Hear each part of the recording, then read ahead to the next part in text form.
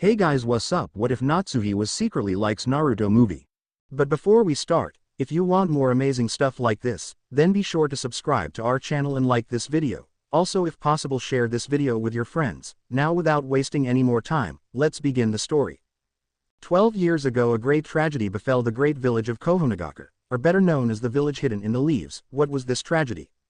Simple. The nine-tailed demon fox suddenly appeared and attacked the village in a rage. However, this came as a shock to some, as they knew that the fox was sealed away in Kushina Uzumaki and that the fox wasn't as evil as everyone thought it was. So for it to suddenly show up and start attacking in a rage was rather suspect and a source of worry for Kushina's condition as well as those that were with her. And worry they should, for shortly after Kushina gave birth to her and her husband Minato Namikaze, otherwise known as the Yellow Flash, and the fourth Hokage's first son Naruto Uzumaki Namikaze, a strange man in an orange spiral mask, appeared and killed everyone else and managed to separate Minato from his wife by taking Naruto hostage. This allowed the man to forcefully remove the kyuubi from Kushina. However, the kyuubi knew what was going to wind up happening due to this and quickly sent a message out to the realm of the summoning foxes to relay what's going on to the monkeys, turtles, dogs, toads and any other summons that Konoha uses in hopes of making things better for Naruto after everything blew over. Not that the kyuubi minded being sealed into the poor boy, as while Minato and Kushina were working on a plan to safely free the kyuubi, as he wasn't a threat to Konoha and was going to go live in the summoning realm and run the Fox clan. That's not to say the kyuubi didn't do his best in fighting against the mind control and tried to break free. He did, but whoever the man was knew exactly how to control a tailed beast effectively. Something that bothered the kyuubi greatly, as only very few people have ever managed to succeed in controlling a tailed beast, let alone him, only Mandra Uchiha being the first to ever fully control him, and he died some years later as the last person to know how to truly control a tailed beast. So how did this person know how to control him was confusing and frustrating. The noble ninja of Konoha knew none of this, as they valiantly defended their home from the mind-controlled fox. By the time Minato got Naruto ready for the regrettable sealing that he was about to do on him, nearly half of the village's forces were wiped out. Of course, the kyuubi used the situation to his advantage to take out Danzo and his root with a massive tailed beast blast. Minato noticed where the kyuubi was aiming and let him fire his attack. To everyone else that didn't know about root or where its base was located, only saw the kyuubi blow out a massive hole into the side of the mountain right next to the Hokage mountain. Danzo didn't know what hit him, as he was vaporized along with his ambitions and schemes. He was not missed. After the kyuubi fired its attack, Minato used the short recharge time to teleport the kyuubi away from the village and to where Naruto was to perform the sealing. Knowing that due to circumstances it would cost him his life, Minato hoped that Kushina would make it so that Naruto wasn't alone in the world. "Forgive my son," Minato told Naruto as he flew through the hand seals needed for the sealing. As soon as he was done, Minato shouted Reaper Death Seal, summoning the Shimigami, or the Death God, who started pulling the kyuubi's soul into Naruto, breaking the control the masked man had on him. "Minato, I wish that things didn't have to come to this," apologized the kyuubi as he was being sucked into Naruto. No, I only wish is that the villagers see Naruto for who he is, and not a monster, for having you sealed into him," said Minato with heavy breaths. "I can't guarantee that he'll stay fully human due to me being sealed into him so soon after he was born," said the kyuubi. "Any child that is born to a Bijuu's female container will have a high amount of their energy in them, but it'll fade away by the time they can walk and talk. However, if that child is around other demons or has that same Bijuu sealed into them, there is a good chance that they'll become a half-demon," explained the kyuubi after seeing Minato's horror-struck face.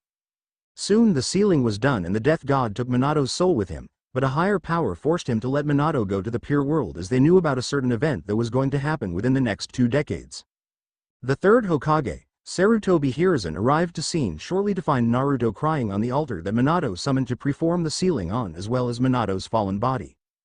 "Hush now, Naruto. Everything will be alright," soothed Sarutobi as he picked up the poor babe. "Anbu, please bring the fourth's body with," said Sarutobi, "and see if you can find out what happened to cause this to happen." "I can't believe he's gone," said Inu, one of the Anbu that was there. "Tell me, have you found Kushina?" asked Sarutobi. "Yes, she's with Jiraiya and Tsunade at the moment," replied Inu. "However, I don't know how well she is currently." "That's good to know. Hopefully she'll pull through," said Sarutobi. "Now let's move out." Hiruzen Sarutobi soon got himself ready for the emergency council meeting, after conferring with the fire dynamo, who just so happened to be in the village during the attack, beforehand to make sure that the council didn't try anything funny like take more power than they should have. "Alright, let's get to business," said Hiruzen as he entered the room carrying a sleeping Naruto in his arms. "Is that the demon container?" asked one of the civilian councillors. "Indeed, he has started." Hiruzen, "Then kill it. And finish what the fourth started, yelled the counselor. All of the civilian and some of the shinobi counselors agreed loudly as well. How Naruto slept through it all, the third had no idea. Silence! Roared Hiruzen as he let out a large amount of his ki out at the council, making them shut up. If I may, Lord Third, just who is the child, and who are his parents? Asked Hiyashi Hyuga, head of the Hyuga clan. His name is Naruto, replied Hiruzen, and he is the son of Minato and Kushina. Where is Kushina? I saw Minato's body on the way in, but didn't see her anywhere, asked Sume Inuzuka, head of the Inuzuka clan. With my apprentice currently, as she is currently in a coma, answered Tsunade, who was worried for both Naruto and Kushina. Any idea when she'll awaken? Asked Sume sadly. No, replied Tsunade. You're not planning on leaving after this, are you? Asked one of the counselors. I am. I only came back for Kushina and make sure Naruto was healthy, answered Tsunade, but I am going to take her with me as I don't trust anyone but me to take care of her. But what about Naruto? Asked Hiruzen. He's going to want his mother when he finds out her condition if she doesn't wake soon. That's a good point, sensei. I guess until he's old enough, have him grow up in the apartment complex that the Uzumaki's own, and when he asks about his parents, tell him that his mother is still alive, but is in a coma at the time, and that is why she's not around, suggested Tsunade. He'll stay for the first year or so, before heading back out to the field, added Jiraiya, just to make sure he's properly taken care of. I am his godfather after all. You better not try to turn him into a pervert, Jiraiya threatened Tsunade. Kushina would kill me, or worse if I did that, exclaimed Jiraiya as he paled just thinking about what she would do to him for turning her son into a pervert. Alright, until Naruto comes of age or Kushina wakes up, Naruto will be raised in the Uzumaki apartments, said Hiruzen. Furthermore, no one is to speak about Naruto having the kyuubi sealed into him or his parentage under penalty of death. We don't want our enemies to know what became of the kyuubi or Minato's enemies trying to kill Naruto for being his son. Also, no harm is to come to Naruto, physical or mental. Doing so will result in severe punishment, warned Hiruzen. Now let's move on to assessing the damages and counting the dead, said Hiruzen. Well, here's your home for the foreseeable future, Naruto, said Jiraiya as he arrived at the Uzumaki apartments. The Uzumaki apartments are two 5-story buildings that are towards the center of Konoha Leaf that were at right angles to each other on a street corner. Both were white with oak wood frames and low walls separating the grounds from the road, with the gate having the Uzumaki swirl over the entrance. The second building was further back, with the entrance of the building lining up to the wall of the main one. When the people who lived in the buildings heard that Naruto was going to live there, almost all of them moved out, saying that they don't want to live with the demon container, much to Jiraiya's ire, though there wasn't anything he could do about it, as he was hoping for Naruto to make friends with the children that lived there. Well, since Naruto owns this place, whatever he wants to do with the extra rooms is up to him, noted Jiraiya. I should probably set up my own room at some point for when I am in town, seeing how my apartment was destroyed in the attack. With all my research, cried Jiraiya as he crumpled to his knees and began anime crying while still holding Naruto in his arms. The last few years since the kyuubi attack have been rather quiet for Konoha. The dead were put to rest, building rebuilt, the Uchihas being blamed for the attack, making them rather annoyed with the rest of the village. Of course, there is still the threat from Kumo and Iwa lurking in the background. In Naruto's case, growing up with Jiraiya so far has been interesting to say the least. Naruto was able to walk and talk by two and was a wild blur of energy that could hide pretty well a kid his age, requiring Jonin to find him. Another thing is that Naruto still doesn't know about the kyuubi, as no one really wants to talk about it around him. During the 3 years, both Jiraiya and Kakashi moved into the Uzumaki apartments main building to keep an eye on Naruto better. Jiraiya on the 4th floor and Kakashi on the 2nd. Thankfully, there weren't threats to Naruto's life in this time, even though every time Jiraiya took Naruto out to play at the park, parents pulled their children away in fear and hate. Naruto, of course, was oblivious to this so far, which was a relief to Jiraiya and Hiruzen, as they weren't ready to tell him why the villagers didn't like him. This didn't mean Naruto didn't have any friends, as Jiraiya did take him to the clans that were on his side to play with their kids. Naruto would feel out of place when he went to the Hyugas, as they were a very strict and proper clan, not that it stopped him from going there most of the time, as he really enjoyed Hinata's company. This leads to current events, as the leader of Kumo has sent a peace treaty as well as his head ninja to sign it. This made the people of Konoha really happy, as this meant that hostilities would end and maybe even something similar to the alliance with Suna. Sadly, the peace treaty was a cover for Kumo to try to kidnap a Hyuga for their special dojutsu, the Byakugan, and create their own clan of powerful dojutsu users. Of course, while the head ninja was in Konoha, he had dinner with all the clans, leaving the Hyugas last so he could kidnap a Hyuga child and leave right away. What he didn't count on was Jiraiya being in town at the time, making the mission all the harder to complete. Now Naruto, don't forget to be on your very best behavior tonight, warned Jiraiya as he led Naruto to the Hyuga's clan compound. Why? Asked Naruto, who was to exited to notice the glares he was getting. Because Kumo's head ninja will be there tonight before he heads back home to his village, answered Jiraiya. You don't think he'll try something, will he? Asked Naruto innocently. There's always a chance that might happen, it's why I am leaving some toads behind to help keep an eye on things, replied Jiraiya. When will get to summon a toad? Asked Naruto. When you graduate from the Ninja Academy, answered Jiraiya. I've told you this before numerous times, Naruto. Welcome, Lord Jiraiya, said Hyuga as Jiraiya and Naruto approached the Hyuga clan compound. Thanks, nodded Jiraiya. Now Naruto, don't go bothering the Kumo nin. The party in honor of the peace treaty soon took place after Jiraiya dropped Naruto off. During that time Naruto spent most of party staying back and hanging out with Hinata and her cousin Neji. The Kumo nin did notice Naruto, but didn't think much of him, being told that Naruto was just one of Hinata's few friends from outside the clan when he asked about him. So Neji, how's your training going? Asked Naruto. I've just started not that long ago, Naruto, but father says I am making great progress, replied Neji. I wish I could learn the gentle fist, whined Naruto. Only those that have the Byakugan can effectively use the gentle fist, said Neji. Alright you three, time for bed, said Hisashi, Neji's father and Hinata's uncle. Ah, but I am not tired, whined Naruto, just before letting out a big yawn. Right off to bed, now, said Hisashi. Neji, stay with them, just in case.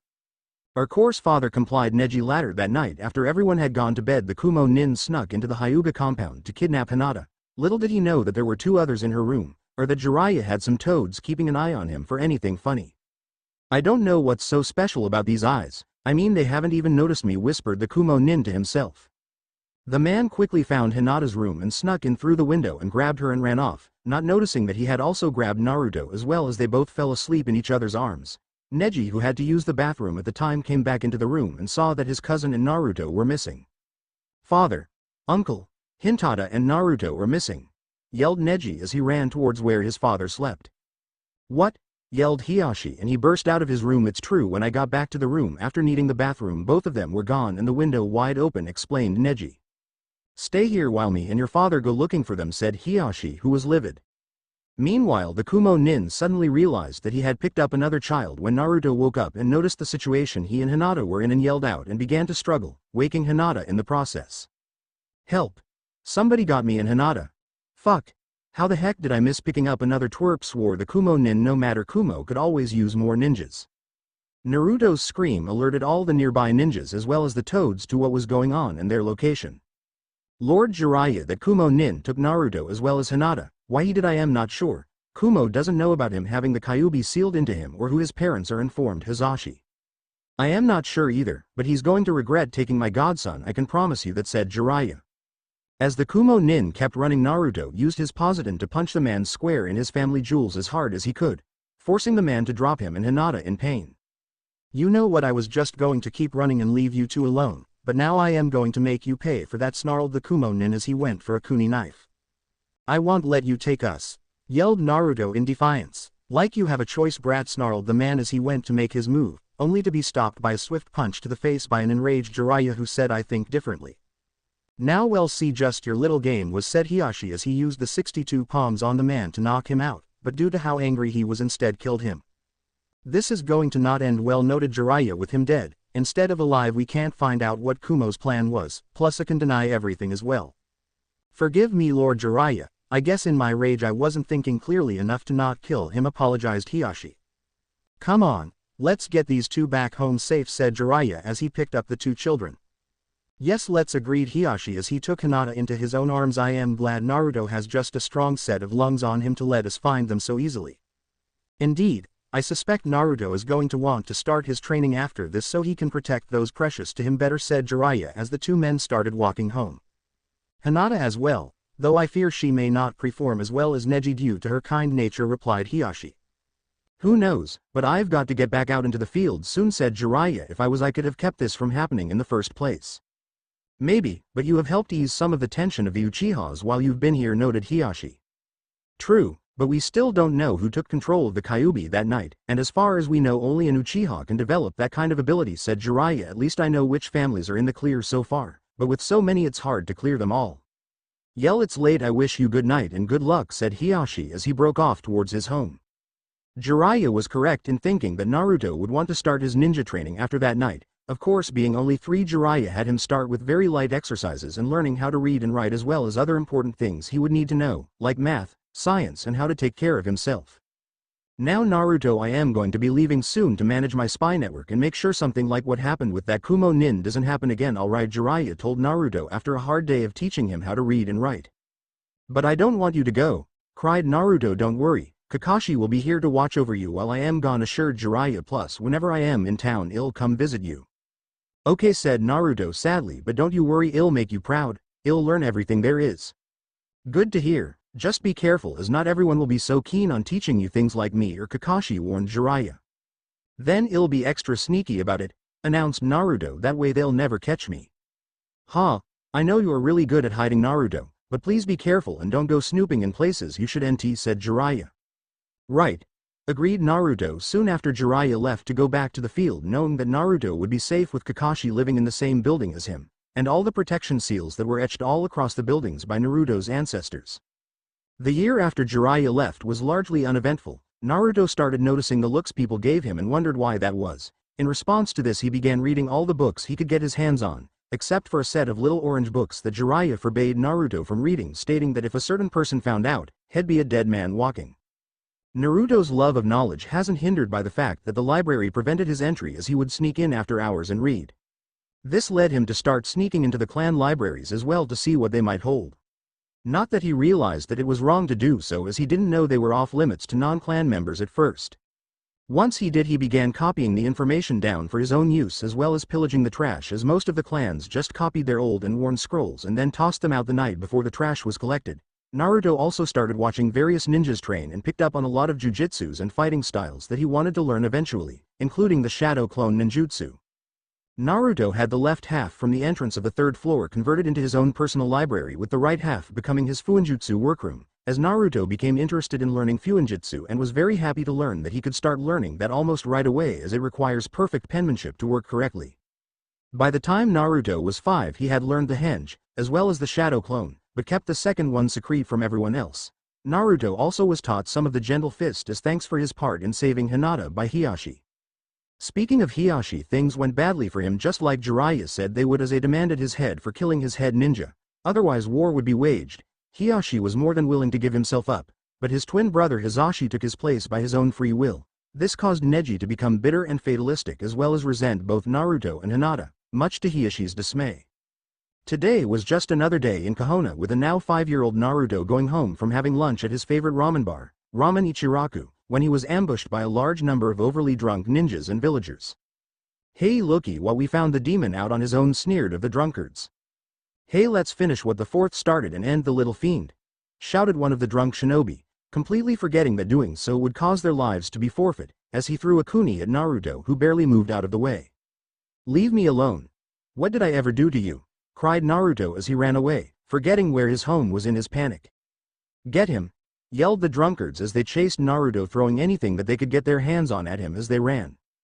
Naruto ran as fast as he could, but couldn't quite avoid getting hit by some of the items being thrown at him. Naruto was soon trapped in a dead-end alley with no way for him to escape. "Now demon, we get our revenge for what you did to us," yelled one of the drunks victoriously as the large group descended upon the hapless Naruto, who barely protected himself from some truly nasty injuries.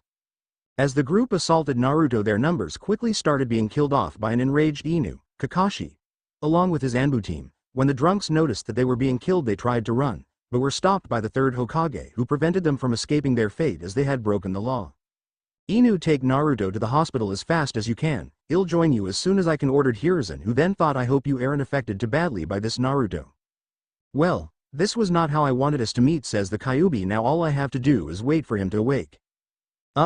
Where am I?" questioned Naruto as he wakes up and sees where he is. "Deep within your own mind," answers a deep voice. Exclaims Naruto in alarm as he turns to face the source of the voice. Kyuubi!" screams Naruto when he sees the Kyuubi behind him in a cage. "Stop screaming so loud, you're giving me a headache," complains the Kyuubi. "How are you even alive? The 4th killed you," demanded Naruto. "Oh come now, did really believe that?" asked Kyuubi critically. "Well no, I've never really did, answered Naruto. I've always had a feeling that it wasn't true, but if that's true, then what happened? I won't go into the full details right now, but I will tell you that shortly after your birth I was ripped out of your mother and forced to attack Konoha, explained the kyuubi. For you see, you're the third person I have been sealed into, the first being the wife of the first Hokage, Mito Uzumaki, who then transferred me into your mother at the end of her life. Sealed into, so that's why the villagers are so mean and why those men attacked me, noted Naruto. It's all your fault. No, corrected the kyuubi, it's the man in the spiraled mask who ripped out of your mother and forced me to attack Konoha. Fault, not mine. Why should I believe you? Snapped Naruto. Honestly, I don't know why you should, and you have every right to be angry with me for all the bad things that have happened to you, admitted the kyuubi. That's up to you. Well, tell me this, did my parents actually love me, or just abandoned me? Asked Naruto. Your parents were thrilled when they found out they were having you, as was I, answered the kyuubi. Sadly, your father died that night. Your mother, on the other hand, fell into a coma and is being taken care of by a distant relative of yours until she wakes back up. If that's the case, then why haven't I been told or seen them before? Demanded Naruto. The person taking care of your mother can't stand to stay in Konoha due to her having some rather bad memories of losing her loved ones to war, and took her with as she didn't trust the medical staff to properly take care of her, answered the kyuubi. She was Jiraiya's teammate Tsunade. Oh, said Naruto in a small voice, as during the entire exchange he didn't detect any lies from the kyuubi, as he was really good at detecting lies and deception. Once you awake, tell the third about meeting me, as he knows that I wasn't in control that night and is trustworthy, explained the kyuubi. Gigi knew all this time, said Naruto in shock. He does, you just never asked him, deadpanned the kyuubi, although I will admit he never gave you any hints to lead you concluding about my true fate.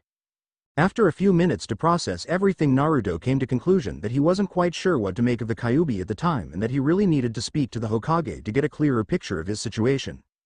Hey, how do I get out of here anyway? Asked Naruto. Simply focus on returning to the waking world, and the same is true for when you wish to return, answered the kyuubi. Thanks, I guess, replied Naruto as he began concentrating on leaving his mindscape. So how is he? Asked Hiruzen once he reached Naruto's room at the hospital.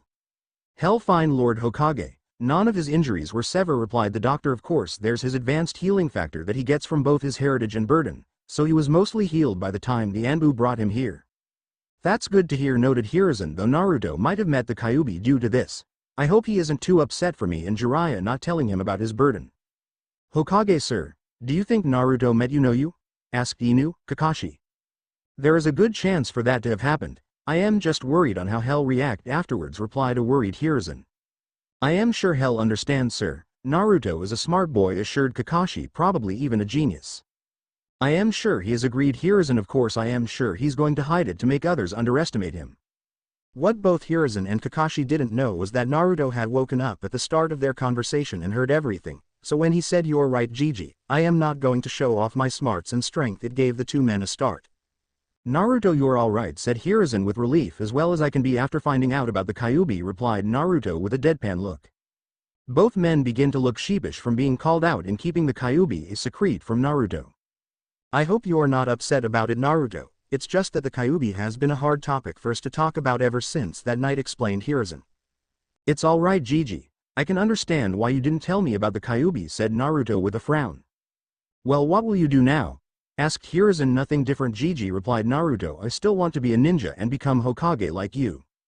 That's good to know, said Hiruzen. Just take it easy for now and wait till you're fully recovered to start training again. Hey Naruto, are there any Judas you know yet? Asked Kakashi. Yeah, I know the henge, replied Naruto happily while keeping back he knows the shadow clone as well. That's impressive for someone your age, but is that all you know? Asked Hiruzen knowingly. I might have figured out how to use something called the shadow clone jutsu not that long ago, but I can only make 2, but get tired from it. Yet the guy the first saw made like 5 at once with no problem. Kakashi was shocked that Naruto figured out how to use a Jonin-level forbidden technique at such a young age. Naruto, you are aware that the shadow clone is a Jonin-level move, right? Asked Kakashi. No, I didn't, replied Naruto with some awe on his face. Yes, and there is something else that the shadow clone does, said Hiruzen. What? Asked Naruto. Shadow clones have the ability to transfer all the knowledge they have gained back to their creator upon dispelling, explained Hiruzen, but I suggest you get your chakra reserves up before you try using that jutsu again. But the more I use it the better I'd get with it and increase my reserves at the same time, argued Naruto. He's right, you know, Lord Hokage, added Kakashi. Alright, you can use it, said Hiruzen, but only under Ines or Kakashi's watch until I say otherwise. Fine, whined Naruto. 4 months later, soon after Naruto got out of the hospital, he got to work on his chakra control and learning the other two academy jutsus, the Kimari and normal clone jutsu, all under the watchful eye of Kakashi. "Hey Kakashi-sensei, do you think you could be my sensei when I become a ninja?" asked Naruto. "I've already put in my request," replied Kakashi. "Now I've got to go take care of one more mission for the Anbu before I become a regular Jonin again." "Just be safe Kakashi-ni," said Naruto. "Don't worry, I will. It's only a rank mission," assured Kakashi. "Hey Kakashi, you teach me a new jutsu when you get back?" asked Naruto. "If you can master the other two academy jutsus by the time I get back," answered Kakashi. "You're on, Kakashi-ni," exclaimed Naruto with excitement. "Well, good luck with that. I'll see you when I get back," said Kakashi as he left, thinking, of course, with the amount of chakra you have, I imagine the regular clone jutsu will be very hard for you to learn. "Alright, let's get started," announced Naruto as he called up 4 shadow clones. He could do up to 12, but that would leave him drained and unable to train. "Alright, you two work on learning the Kimari, and you two work on the regular clone," ordered Naruto, "while I practice with my seals."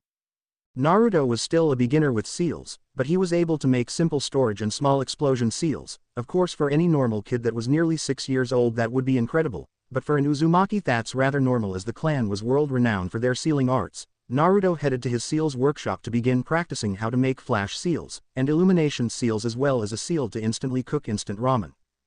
At the end of the day, Naruto dispelled the clones and found that while he was making progress with learning the Kimari, but was getting nowhere with learning the normal clone jutsu, he also figured out how to make light come from a seal, but it was very dim and useless for what he was going for, but held on to the design in case they might come in handy someday. Naruto though did manage to create a seal for cooking purposes, just not as fast as he wanted.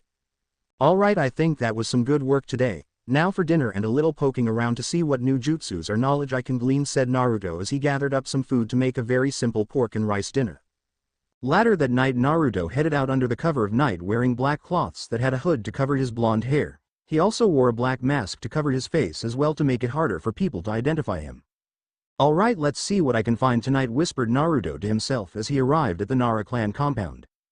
Naruto spent little over an hour snooping around and found quite a few things, as Naras were one of the most lazy clans and tended to leave things out when they felt it to be too troublesome to put stuff away. "What a good haul, a lot of good books and scrolls on the medicine they make, plus 2 technique scrolls," noted Naruto when he got home into his library. "Now let's see which ones they are." "Alright, the Shadow Imitation Jutsu and Shadow Wave Jutsu," read Naruto. "The Shadow Imitation is the very base for all their other clan jutsus, while the Shadow Wave is an offensive one." I didn't take the Naras as the type to use offensive moves. Oh well, they should learn to put things away more often." Little did Naruto know the third Hokage was aware of Naruto's little escapades into the clans, but didn't say anything, as he felt that if a child could sneak into a clan and manage to swipe their jutsus, then he deserved them, as if he was an enemy he could have easily killed some of them. It also showed him just how lax the security of his village had become and needed to be fixed quickly before something bad happens. As you can see, Naruto has already gathered quite a bit of knowledge from some of the other clans already. Hiruzen told Shikaku Nara, the head of the Nara clan, as he showed the man Naruto sneaking around his home with his crystal ball. "This is troublesome. I am sure Naruto will try to teach himself those moves," noted Shikaku. "He most likely will at some point, though he isn't going to show off that he knows them or pass of his gathered knowledge to others," replied Hiruzen. "Man, if a nearly 6-year-old can go around and sneak into various clans just to gain some knowledge off of them and succeed, then our security standards must be dropping," said Shikaku with a sigh.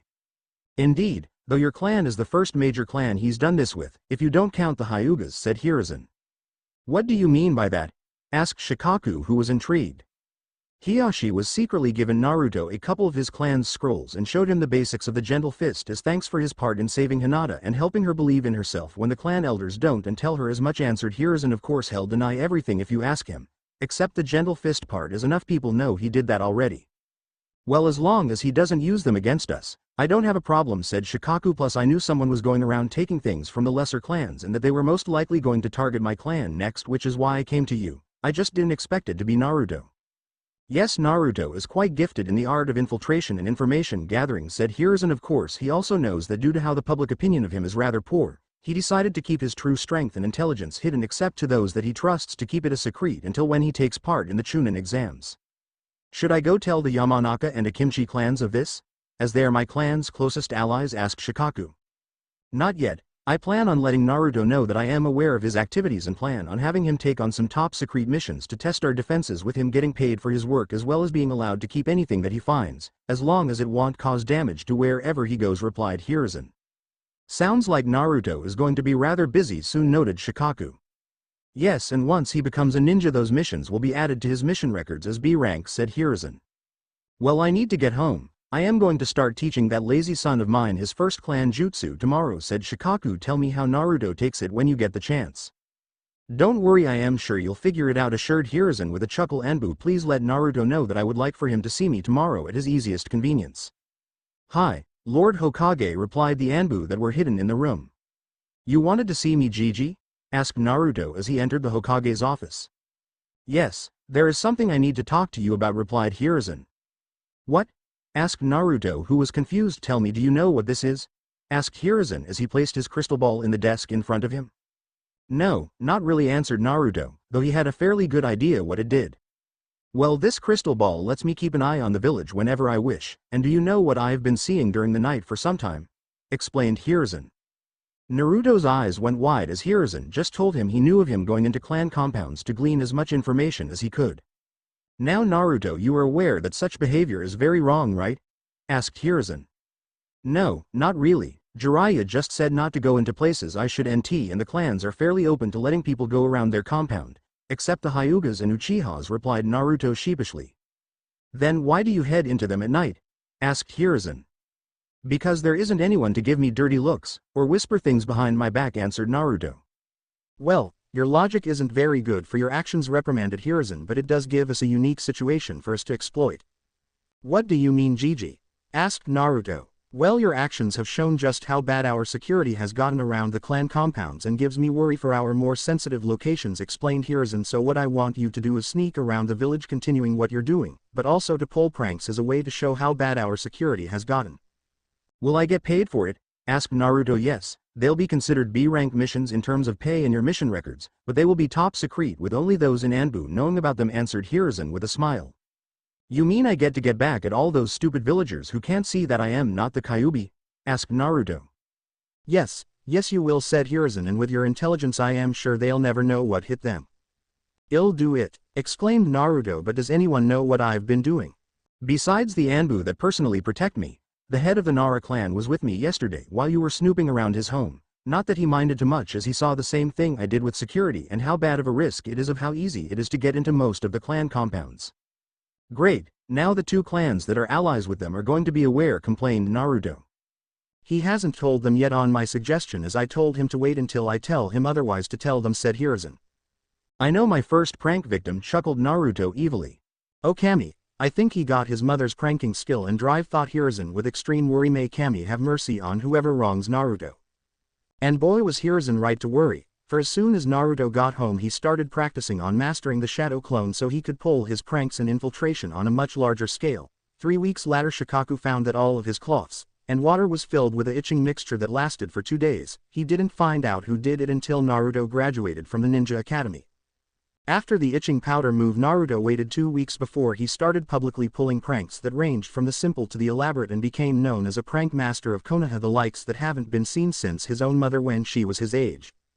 Naruto also started sneaking into various facilities from the T&I department, Anbu headquarters to the hospital and library. He also went to most of the clan compounds and managed to copy off a large amount of their history and jutsu for his own personal library. Naruto even went as far as swiping things from visiting ninjas that were there for the Chunin exams and gained quite a bit off of them, even going so far as to go into the forest of death to loot the dead, waste not, want not, and all that. By the time Naruto was 6 years old and ready to join the Ninja Academy, he had learned and mastered the following jutsus. The Shadow Clone Jutsu, and could make up to 2,500 clones at once, henge up to the point that his transformations became solid. Shadow Imitation Jutsu, though not as well as Inara of the same age. Fireball Jutsu, Great Breakthrough Jutsu, Shadow Wave Jutsu, Kamari, Mind Transfer Technique, and Shadow Kuni, Shuriken Jutsu. Kakashi also returned during this time and wasn't surprised that Naruto didn't learn the normal clone jutsu, but was shocked to learn what the Hokage got Naruto to get into pranks and encouraged his late-night escapades. Naruto was happy to find that Kakashi returned from his mission unharmed, successful, but was sad when he told him that he just couldn't learn the basic clone jutsu yet. Kakashi assured him that he'll get it eventually. Hey Kakashi ni, is there a way to find out my elemental affinity? Asked Naruto after he spent the day getting ready for the start of the academy the next day. You're a little young to be learning elemental manipulation, Naruto, but if you really want to know I can get you some chakra paper so you can find out after school tomorrow, alright? Replied Kakashi. Today was the first day of the Ninja Academy, a rather interesting time for the village as it's one of the loudest as new students try to show off anything they might know, or it could be the noise made by the rush of the new students trying to be the first ones there, who knows. This morning, however, we find Naruto in his king-sized four-poster bed sleeping away as he is currently in his mind talking with the kyuubi as he's come to mostly trust him and has been talking with him for the last few months rather frequently. So excited for school? Asked the kyuubi. Of course, though I am not sure if I should show them anything or not, replied Naruto. I think for now it would be best to not show them anything yet as they don't know what you can do. Plus I am sure the teachers are going to sabotage your schooling anyway. They can advise the kyuubi that way when you do show them you know something it'll come as a surprise. Plus I get to prank them for it in the meantime. I just wish I could learn the stupid regular clones, said Naruto. One of your clan's normal weakness was casting illusions due to their larger chakra reserves at a young age, said the kyuubi. Of course they had a way to counter and break said illusions if any were cast on them. How did they do that? Asked Naruto. Chakra pulse, though they could found a way to use it for other purposes. I'll let you figure it out on your own, answered the kyuubi. Well, I got to go and get ready for school, said Naruto. Going to wear that orange monstrosity? Asked the kyuubi. Yep, but once I get those seals to change the color of cloths and make them last longer, I'll use it for more colder weather, answered Naruto. I could help you with that, you know, I am rather good with fuinjutsu myself, offered the kyuubi. Sorry, but no, I'd rather learn things myself, replied Naruto as he left his mind. When is he going to fully trust me and accept my help? Pondered the kyuubi. It's boring here not being able to see the outside world. Naruto quickly made it to school and met up with the few friends he did have, Hinata Hyuga, Kiba Inuzuka, Shikamaru Nara and Choji Akamichi. Hey guys, excited to start learning how to be awesome ninjas? Asked Naruto as he got close. You bet we are, yelled Kiba. I don't know, it's too troublesome to think about, said Shikamaru lazily. Hey, got your shogi board? Asked Naruto. Hey yeah, figured you'd ask, replied Shikamaru. Shortly after meeting Shikamaru, Naruto found the best way to get his attention was to play board games like shogi and go. Not that Naruto has managed to win against Shikamaru yet, but he's gotten close quite a number of times recently. Hey, who do you think will be top dog? Asked Kiba. Out of us, I'd say Naruto, answered Shikamaru, if we went with true strength, that is. Hehe, let's not let anyone know about me doing that there, Shikamaru, said Naruto. Doing what? Asked Shino Aburame from behind the group. Gah! Screamed Naruto as he leapt into the air. How'd you sneak up on us? I didn't, you just didn't notice me pass by, corrected Shino. So again, what was it you were talking about doing? It's something between friends, said Naruto sheepishly. We might tell you at some point if we decide to trust you with our secret. Like how you've snooped around my home in the middle of the night? Asked Shino. Naruto got a stone-cold look to his face when he heard that. Don't worry, my father explained what you were up to, so I didn't tell anyone. Just please don't do again, said Shino. Thanks, I guess, said Naruto, who had the decency to look embarrassed. Alright, it's time to head inside and start class, called Iuka Yumino, a new teaching assistant, who like most of the village held a poor opinion of Naruto. However, unlike the rest of the staff at the school, Iuka was going to be a professional and try to treat Naruto like any other student. Naruto noticed the look Iuka gave him as he passed by, seeing the dislike in his eyes, but was doing his best to be kind towards him. This made Naruto decided to try to make Iuka let go of his hate and see him for who he was, and if he succeeded, fill him in on his plan for the academy. Alright class, let's get seated for roll call, said the teacher. As the teacher began reading off the list of students, Naruto noticed that his class is filled mostly of clan heirs. Naruto Uzumaki called the teacher, who thought, I can't be the Hokage allowed the demon to join our academy. I hope he is too stupid to even show up or know where the academy even is. Here, said Naruto in a flat tone as he could guess what the man was thinking and began thinking of a good prank to pull on him.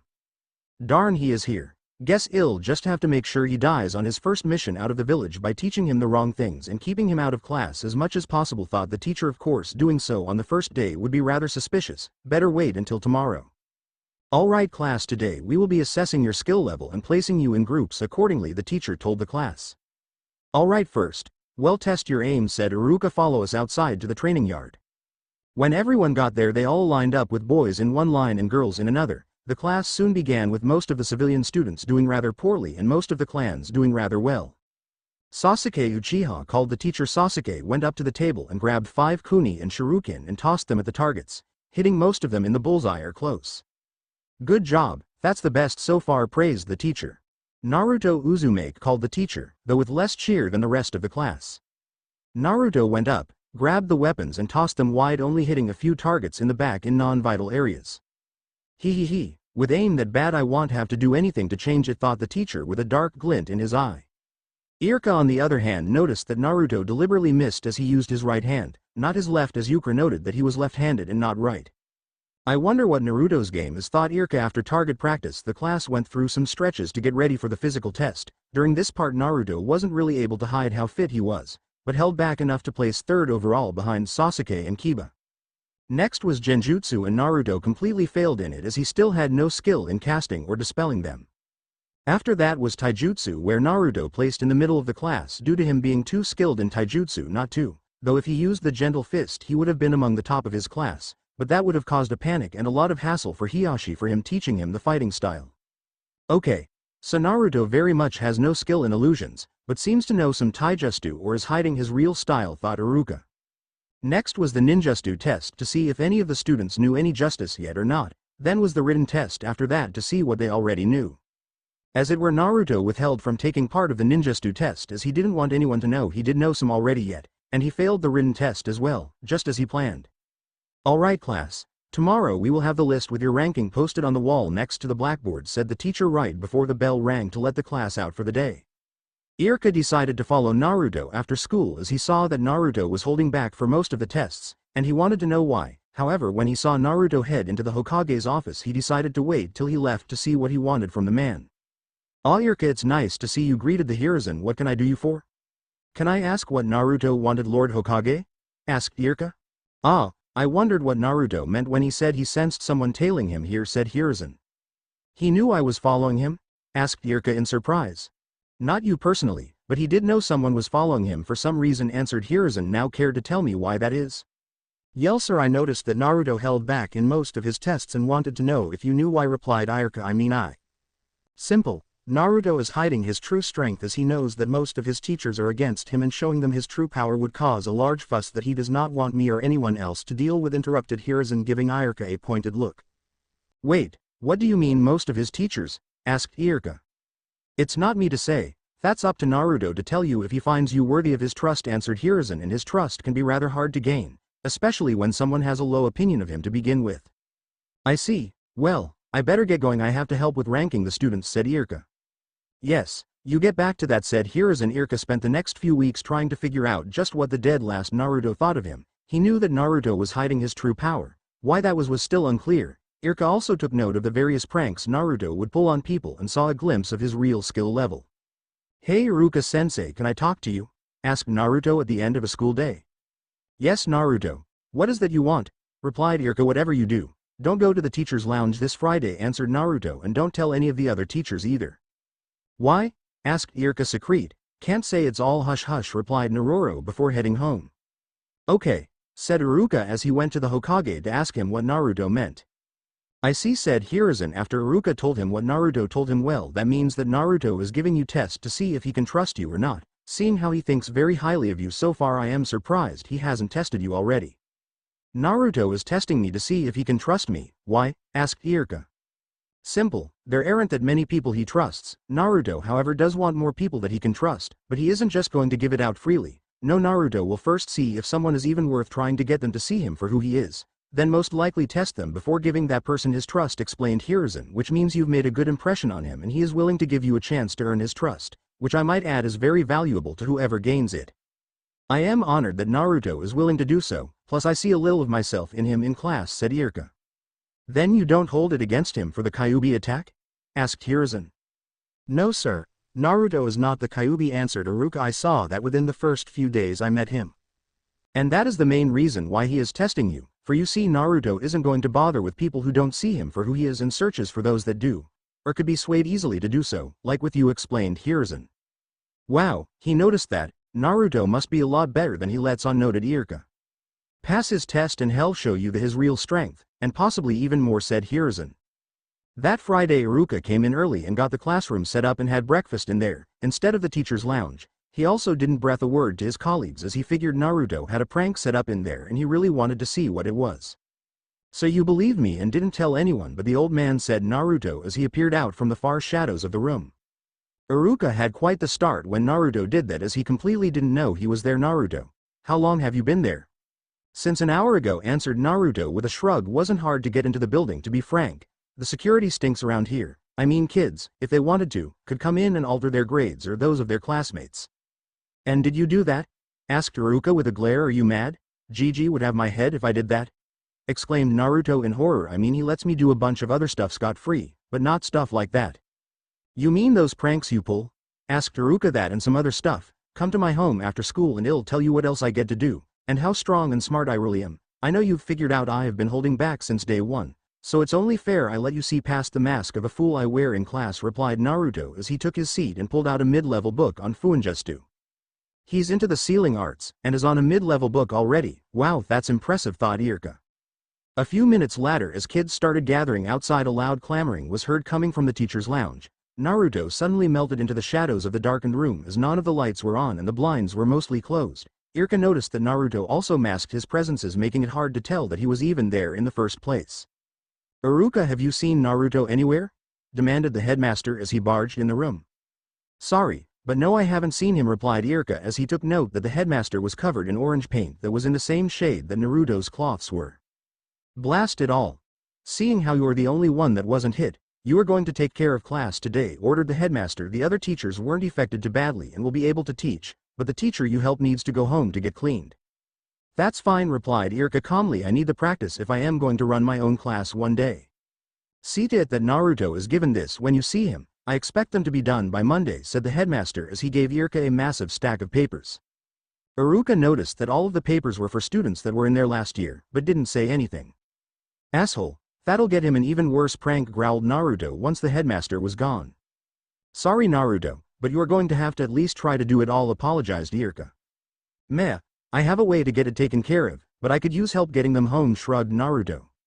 Later that day, Naruto led Iruka to where he lived while both of them carried Naruto's massive pile of homework. "Wow, this area looks better than where I live," noted Iruka. "How is it that you live around here, Naruto?" "You'll see," replied Naruto. Naruto and Iruka soon arrived at the Uzumaki apartments. "Alright. Illbite, how can you afford this place? I heard the prices are obscured here," demanded Iruka. What's the name of this place again?" deadpanned Naruto. "The Uzu. You own this place, don't you?" said Iruka as he facepalmed. "And I bet the prices aren't as bad as I've heard either." "Got that right. The price is average for the area," said Naruto as they entered the main building. "Not a lot of people live here, sadly, mostly Anbu, Kakashi-ni and my godfather who's out of town." "How many people live here in total?" asked Iruka. "Well, this building has mostly been converted into my living or workspace, but that's the left side. On the right, in total about 12 people live here besides me currently, and in the other building, 0, answered Naruto. "Wow, this place is amazing," said Iruka in awe as they entered the foray. "The inside is in a rustic Victorian style, so very grand looking." "Like it. Took me a couple of weeks to do it myself, after learning carpeting and woodworking, which took 2 months to learn," informed Naruto. "How?" asked Iruka in shock. "Shadow clones," answered Naruto as he created 2 as professor and told them, "You two go take those papers and get to work on completing them." "You know the shadow clone Justu?" asked Iruka in shock. "Yep. Saw someone do it when I was around 4 and learned it by the time I was 5, but it would knock me out till I was almost 6, answered Naruto. "How many can you do at once?" asked Iruka. "So far I can make up to 25 before I pass out, but I am getting better," answered Naruto. "I have some working on mastering various skills so that I don't have to go out and buy crap quality stuff at way higher prices, if they'll even sell me anything." "What are you working on currently?" asked Iruka. "Follow me and I'll show you," said Naruto as he led Iruka past the stairs and to the left to a door that said blacksmith workshop and opened it. On the other side, Iruka could see that the entire first floor was converted into a massive work area that had a blacksmith area to one side and woodworking area at the far end, as well as about 10 Naruto clones working about the place. "Wow, I did not expect you to be so versatile in your skill set," noted Iruka.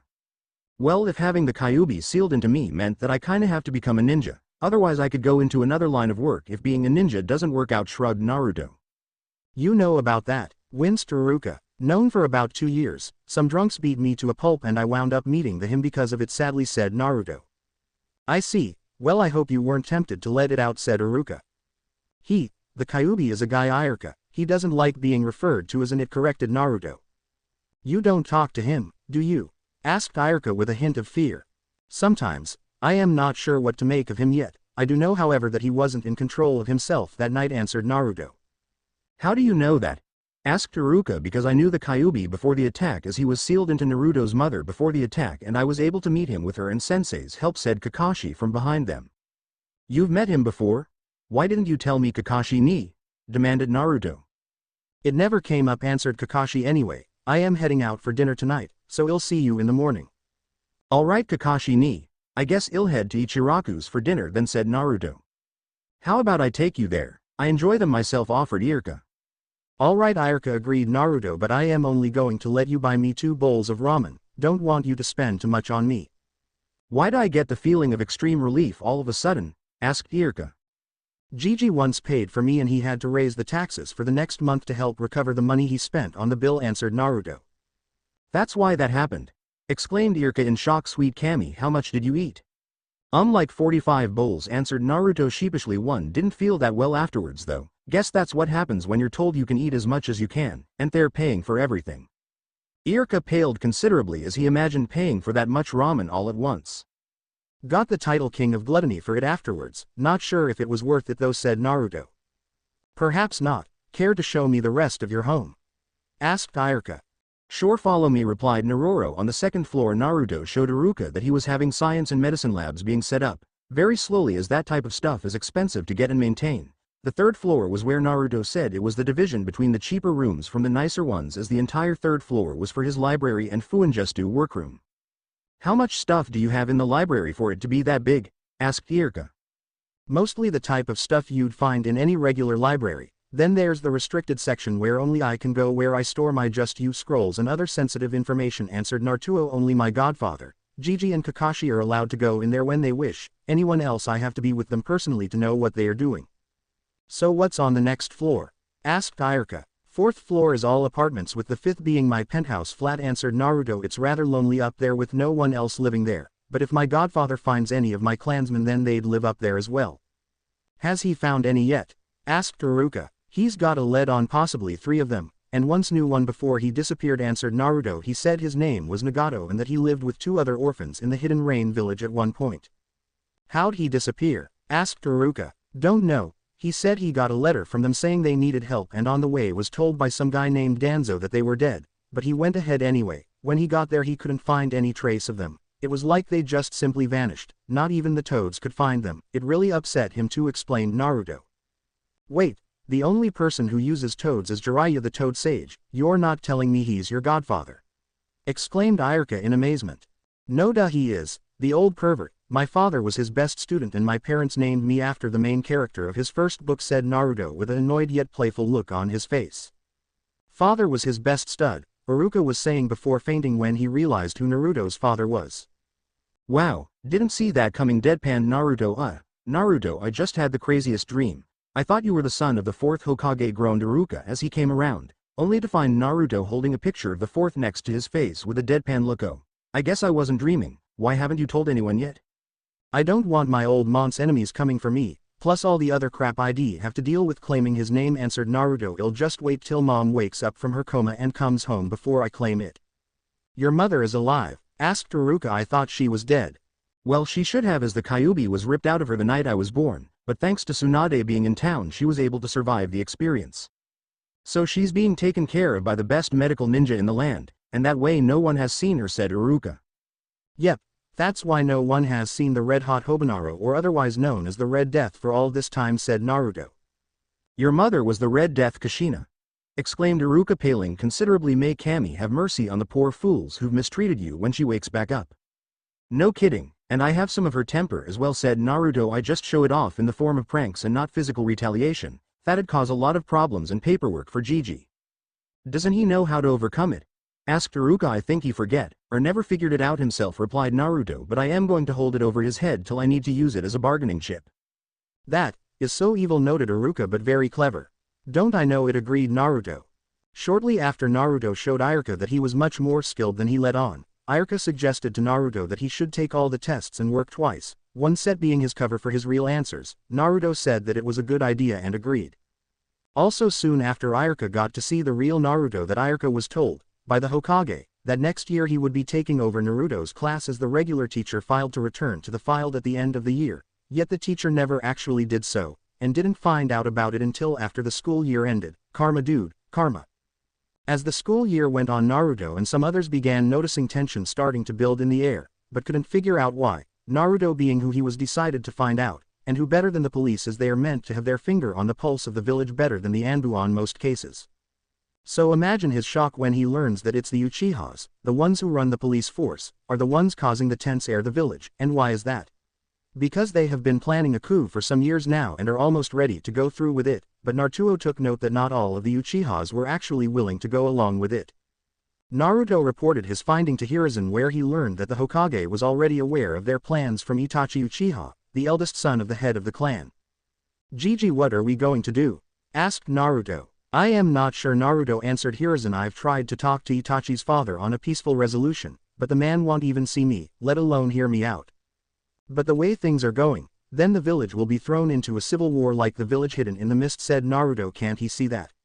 Apparently not. If this keeps us, I may have to have them wiped out for the sake of the village, sighed Hiruzen. But what about those who don't want to go through with the coup? Asked Naruto.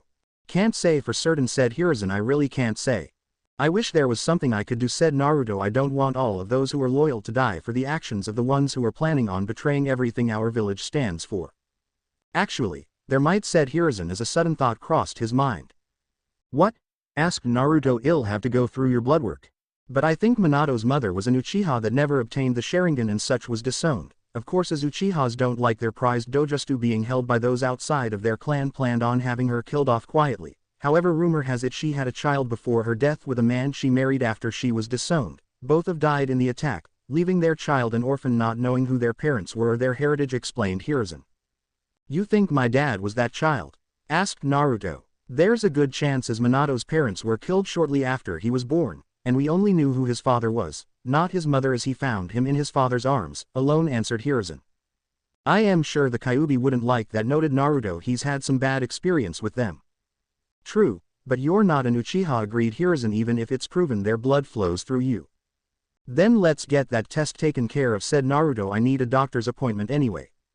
That night after Naruto's doctor's appointment, the Kyuubi called Naruto to speak to him. What is it that you want to talk to me about? Asked Naruto. I heard what you and the old man were talking about, so I took a look at your DNA to see if it was true or not, answered the Kyuubi. And what did you find?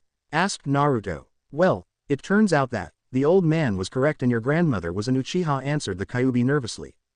So, you'll be able to gain the Sharingan someday? Asked Naruto. Not under the normal course of things, answered the Kyuubi. I could make it so you can get it, but I'd have to alter your DNA to do that. Exactly what is keeping me from gaining the Sharingan normally? Asked Naruto. A mutation in your grandmother made it impossible to unlock the Sharingan under normal means, so while you might carry the Sharingan in your DNA, you yourself won't ever gain it, but I can fix that if you want, answered the Kyuubi. Well, having the Sharingan would be nice. Is there any other bloodlines I have? Replied Naruto. No, but I could give you one, replied the Kyuubi. What kind would that be? Asked Naruto. Well, I could give you Kinsun powers if you want them, answered the Kyuubi. I mean, I am the lord of Kinsuns after all. I'll think about it, replied Naruto, but I have other things to worry about before that. It's best when you are young. It'd hurt like hell otherwise, warned the Kyuubi. I'll keep that in mind, said Naruto as he left his mindscape to head to Dreamland. A few weeks later finds Naruto sneaking into the Uchiha compound with an army of shadow clones and special blood clones that he just recently mastered creating, with the help of seals, so he could make so many in so little time. Alright, you know your mission, get the good Uchihas out, and the location of their best Genjutsu user Shisui so we could take his eyes for ourselves, ordered Naruto. Naruto, why do you want his eyes? Asked the Kyuubi through the mental bond they recently formed with Naruto's consent.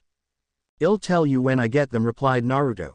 He isn't going to be easy to defeat, you know that, right, said the Kyuubi. Plus I thought he was one of the few Uchihas that weren't for the coup d'etat. I know that, but he has an illness that's going to take his life in a few years. This way I release him from his pain and make sure his eyes are kept safe, replied Naruto. It's not like I want to kill him in cold blood or something.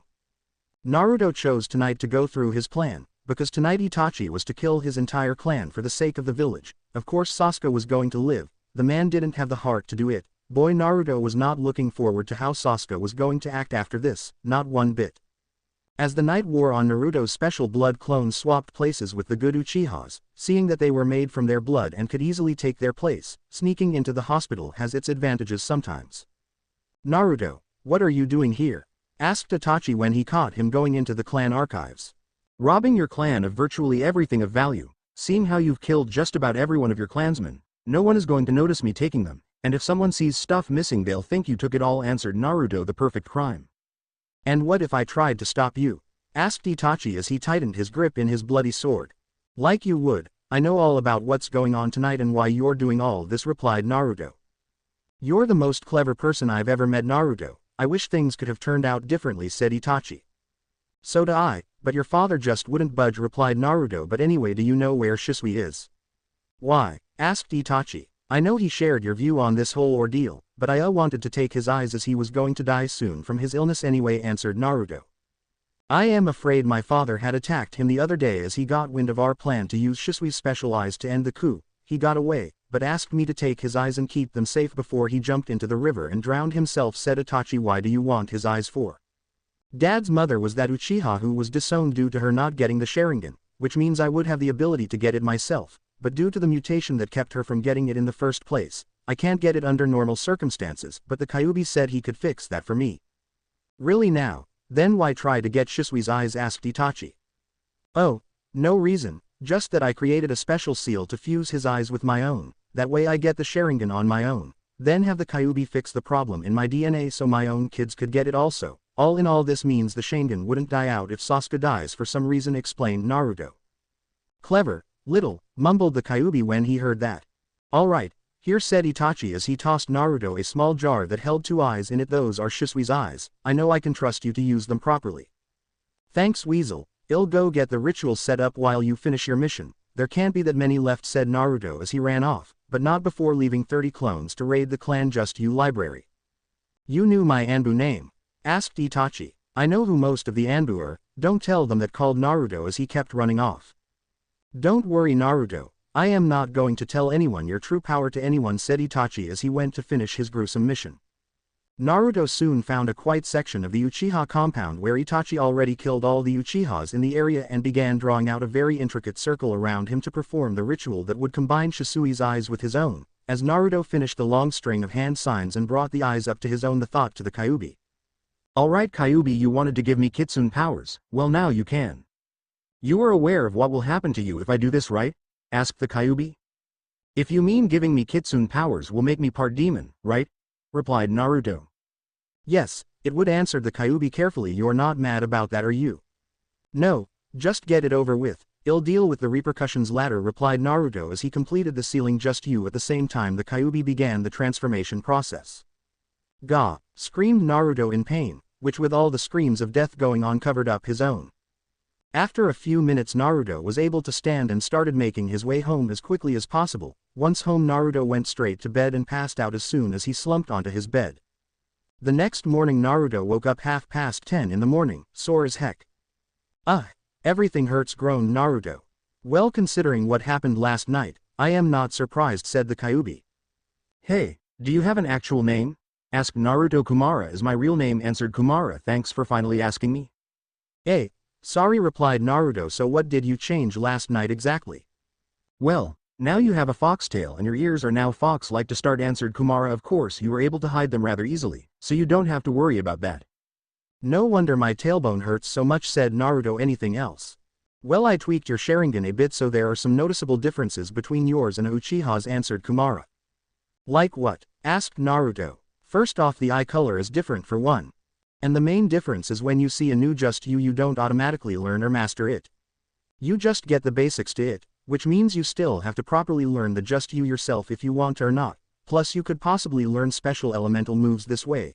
The most important thing is how to unlock the final stage, but that's up to you to figure out," answered Kumara. "Oh, I have a way for you to change others' Sharingans to be like your own in a ritual similar to the one where you absorbed Shisui's." "Alright. That's good to know," said Naruto. "I could use it on those Uchihas I saved." "That you could, but do you know how Uzumakis are meant to look?" replied Kumara. Plus you don't know if they would want or not, I mean you haven't spoken to them yet. Oh crud, you're right, cried Naruto. I better make sure they are safe and sound. Naruto quickly ran to the main room of his flat and found all the adult Uchihas he saved waiting for him. Care to explain what we're doing here? Asked one of the very few adults of the group of 20. I saved you from suffering the same fate as the rest of your traitorous clansmen, answered Naruto. Good God, you mean we'd all be dead if it wasn't for you? Exclaimed the man in horror. Correct, I also have learned who my grandmother was from Gigi in my burden, replied Naruto. Who was she? Asked Makoto Uchiha, Sasuke's mother and best friend to Naruto's own. She was that one Uchiha that never unlocked the Sharingan, but that was due to a mutation in her DNA that I just recently corrected, answered Naruto. I wasn't a fan for what happened to her, but I am glad she was able to have a family, no matter how short it was, said Makoto. But what do you mean recently corrected? The Kyuubi fixed the problem, but in order to do so had to change some things around, answered Naruto. I see, and what exactly would that be? Asked Makoto calmly, even though the other adults flinched. I became a half-demon, answered Naruto as he reviled his new form. Well, that's new, noted Makoto. Hey, when can we go home? Asked one of the other Uchihas. There's a bit of a problem with that, said Naruto as he explained the events of last night to them as well as the special ritual he could perform once he finds his mother. The Uchihas were saddened about how everyone now thinks that they're dead, but at least now they could start anew. Makoto, however, was saddened about how Sasuke thinks she's dead and won't be able to raise him anymore. Gigi should be here later, I am sure we can figure something out, assured Naruto. You're very mature for your age, you know that, noted Makoto. I know, but I think for now everyone should change their appearance so people don't recognize you when you go out in public, replied Naruto. Good idea, agreed the gathered Uchihas, but what do we tell our kids? Let Gigi figure it out, replied Naruto. I don't know how to deal with stuff like that yet. So while everyone waited for the third Hokage Hiruzen to arrive, Naruto spent his time getting used to his new body and also learn a basic Kitsune attack, Foxfire, as well as a low-level Genjutsu, Hell viewing technique, as now being part Kitsune fixed Naruto's problems with creating, breaking illusions, as those are one of the things Kitsunes are known for, just not Kumara, for some odd reason. Around dinner time Hiruzen arrived, as well as Kakashi and Irka, as they wanted to know what was going on. Naruto, while I am glad you saved some lives last night, I don't approve of the method you did so, said Hiruzen once everyone was seated in the main room. Sorry Gigi, but I didn't know what else to do, apologized Naruto. Seeing how you did order for the entire clan's death, I thought it was best to fake the still loyal to the village and go from there. And do you have any ideas on what to do yet? Asked Hiruzen. Well, the Kyuubi told me he knows a special ritual that'll make them part of my clan and change their Sharingans to be like my own, answered Naruto as he activated his unique Sharingan. How do you have a Sharingan, let alone one that's so different? Asked Iruka. His grandmother was once part of our clan, but due to her not obtaining her Sharingan no matter how hard she tried, she was disowned and banished from the clan, answered Makoto. Naruto found out from the Kyuubi that it was due to a mutation that made unlocking it the regular way impossible for her and her descendants. And the Kyuubi fixed that last night, but to do that he had to do a little more, added Naruto. What? Asked Kakashi. It's not that I don't trust him, I am just curious. Let me show you, replied Naruto as he changed into his new form. Well, that's something you don't see every day, noted Hiruzen. So what does this new body allow you to do? Well, now my problems with Genjutsu are gone, plus I now can use Kitsune powers, answered Naruto. The Kyuubi also told me as I grow older I'll gain more tails and become even stronger, but while a new tail comes in my Chakra control will drop considerably until it comes in. Anything else? Asked Irka. Well, I would grow claws and my canines would get longer, but I used Inuzuka just you to make them that way already some time ago, answered Naruto, so that didn't change. Have you learned anything new yet? Asked Kakashi. I learned 2 new abilities, answered Naruto, but can we get back to why we're all here? Yes, we're getting off track, agreed Hiruzen. Now what is this ritual Naruto spoke of? Naruto told us that he could make us part of his clan, but he isn't able to do it until his mother is back, answered Makoto, and until then we should have disguises for when we're out in public. A good plan, though if I am honest I am not sure why she hasn't woken up yet, said Hiruzen. Who knows Gigi, but is there any news on any of surviving members of my clan? Asked Naruto. Actually yes, Jiraiya found 3 of them in a village in grass country and they're now with Tsunade helping her watch over your mother, answered Hiruzen. She's also taken the daughter of the 2 elder Uzumakis as an apprentice due to her aptitude towards the art of healing. That's cool, though I wish they'd visit, replied Naruto.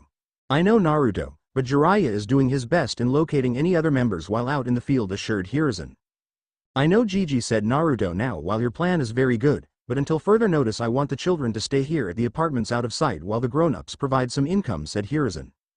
Well, I know how to make weapons and seals, they could sell those, suggested Naruto. That's a good idea, Naruto, and with all the shadow clones you can make, it shouldn't be too hard to keep up, agreed Hiruzen. Thanks, Gigi, but I know I can't do it all on my own, replied Naruto. Plus some of us do know how to forge weapons and other things to help make money, added Makoto. Ah, I see, said Hiruzen. Well then, take care of that. Now I am sure you, Makoto, want to keep an eye on your son, correct? Yes, but I am not sure how to do so, answered Makoto. He thinks I am dead. Well, there are some who are part of your clan that are part of Anbu and stayed away from taking part of the coup, said Hiruzen, and I plan on having them keep an eye on young Sasuke, and seeing how you were once part of Anbu, you could retake your old position and keep watch over him that way. I guess that's better than nothing, said Makoto. I'll do it. Good. Now if it comes to it, well, revile that you're alive and that you just faked your death, said Hiruzen. Well, now that's taken care of, we can eat, said Hiruzen. Now that sounds good, agreed Naruto. Good thing I had some shadow clones start making dinner. What are you making? Asked Kakashi. Mixed rice and pork, answered Naruto. Since the Uchiha massacre, as it came to be known, happened at the end of the school year, it only caused the year to end 2 weeks early. During the summer break, Naruto started making massive strides in his growth, learning a handful of new justice and mastering his Sharingan up to 2 tones in each eye. Naruto also mastered weapon making as well as how to make herbal remedies and antidotes. The justice Naruto learned were the Gale Palm, Water Bullet, Phoenix Fire Flower, Shushin Jutsu, Crystal Ball Jutsu, Earth Style, Underground Projection Fish Technique, Four Legs Technique, Fog Clone Jutsu, Hiding Camouflage Technique, Mind Transfer Jutsu, Projection Technique, and the Escape Jutsu. He didn't master them all, let's make that clear right now, so don't think he did. When the school year began, Naruto and his friends immediately noticed the difference in behavior Sasuke, as well as a lot of girls starting to swoon over him. Behold, the birth of the fangirl, noted Naruto tremble in fear, as they are one of the most vicious creatures you will ever face. Thankfully Hinata isn't like that, right? Said Kiba. No, she's not a fangirl, replied Naruto, but she is a normal preteen girl with a crush on me. We all know that, Naruto, said Shikamaru. Yeah, I know, it's just if I wasn't already good friends with her, I might pretend to like some other girl as part of my mask of foolishness, said Naruto, but as we are friends working on moving past that, I most defiantly am not going to do that. Plus Hinata would pulverize you for doing so, doesn't hurt either, said Choji. Yeah, no kidding, agreed Naruto with a shiver. I just wish she had a better home life. Yeah, we all do, agreed the others. See, after everything that's been going on, Hinata's progress has slowed considerably. Which is worrying for Hiyashi, for now the elders are pushing Hanabi, Hinata's little sister of 2 years, become even stronger than her, to become the clan heir, and Hinata be branded with the caged bird seal. Not that it would work, as Naruto created and placed a protection seal on her to prevent it from being even placed on her. Now if he could figure out how to remove it after it's been applied. Do you think it might have something to do with her nature type? Asked Shikamaru. Maybe. I am not very good with the normal style of the gentle fist and have been working on my own version, so that might be it, replied Naruto, but I've only just recently started work on that, so I am not ready to teach anyone it yet. Well, let's get to school, we're running late as it is, noted Choji. Troublesome, but yeah, you're right, it's not the best way to start the year, agreed Shikamaru.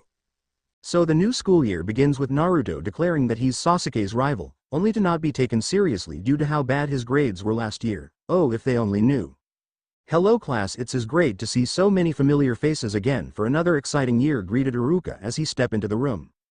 Now just like last year, we're going to do a series of tests to see where you stand among your classmates, continued Iruka. Now according to the rankings from the end of last year, the rookie of the year was Naruto Uzumaki.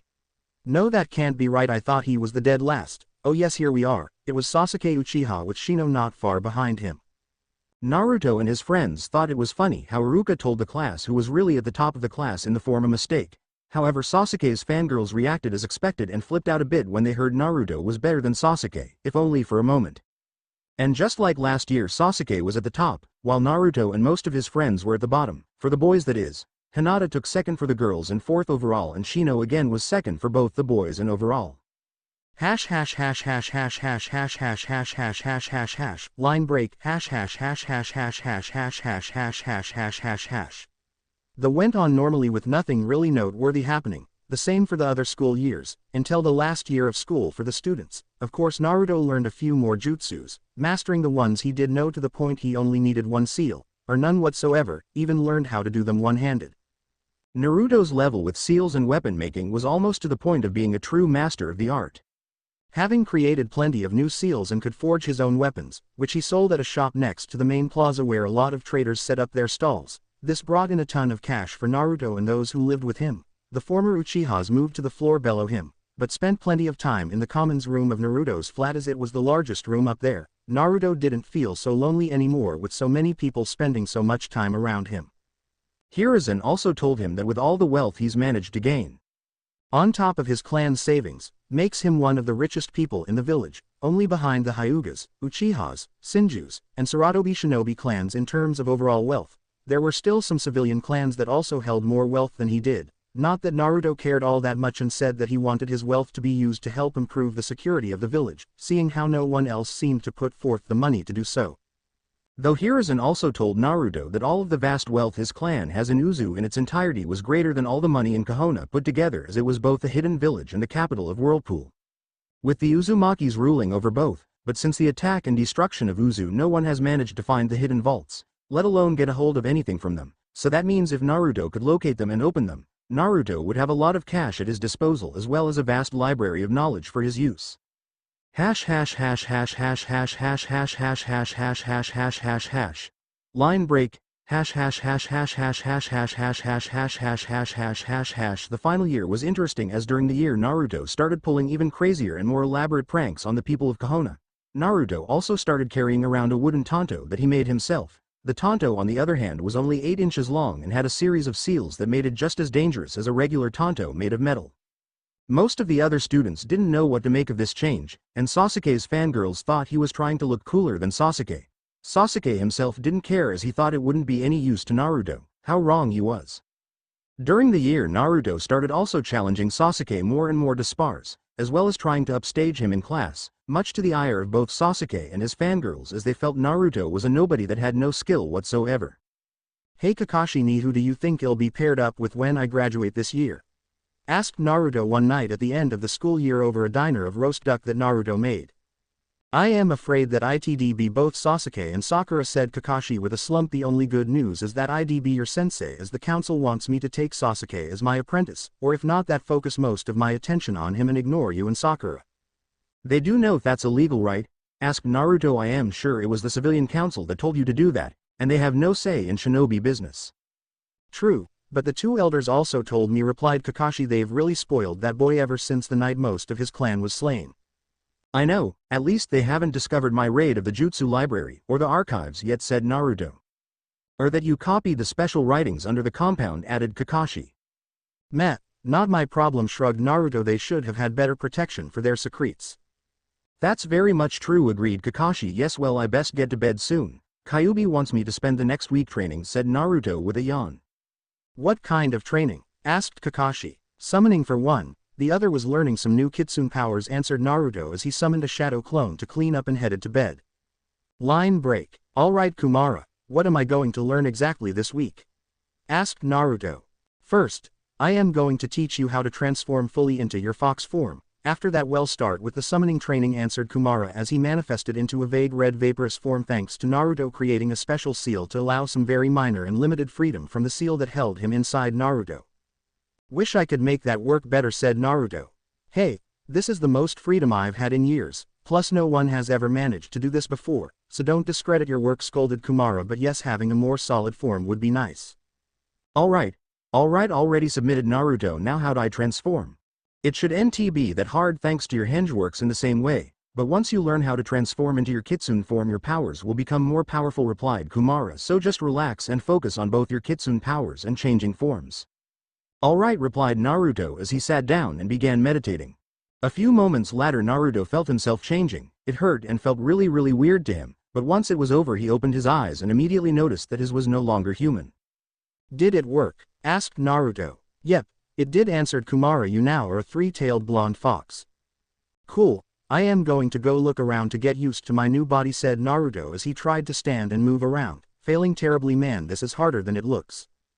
"Take your time, kid. Take your time," said Kumara, who was very proud of Naruto. "Also, until you master your new body you should stay like that so you get used to it faster." "Alright," agreed Naruto, who proceeded to take a nap. It took 4 days, but Naruto managed to learn how to control his new body and how to change back and forth very quickly and painlessly. He also learned how to summon his fox fire in that form as well as hunt for food. That was an interesting experience for Naruto as he never had to hunt before. Alright. Now since you are part kitsune you are allowed to summon full-blooded ones to help you out in various tasks, explained Kumara. What can they do exactly? Asked Naruto, who was currently in his kitsune form. Well, for starters, kitsunes are very good at tracking, spying, assassinations, surprise attacks, delivering messages and the like, answered Kumara. So basically anything related to being sneaky? Asked Naruto.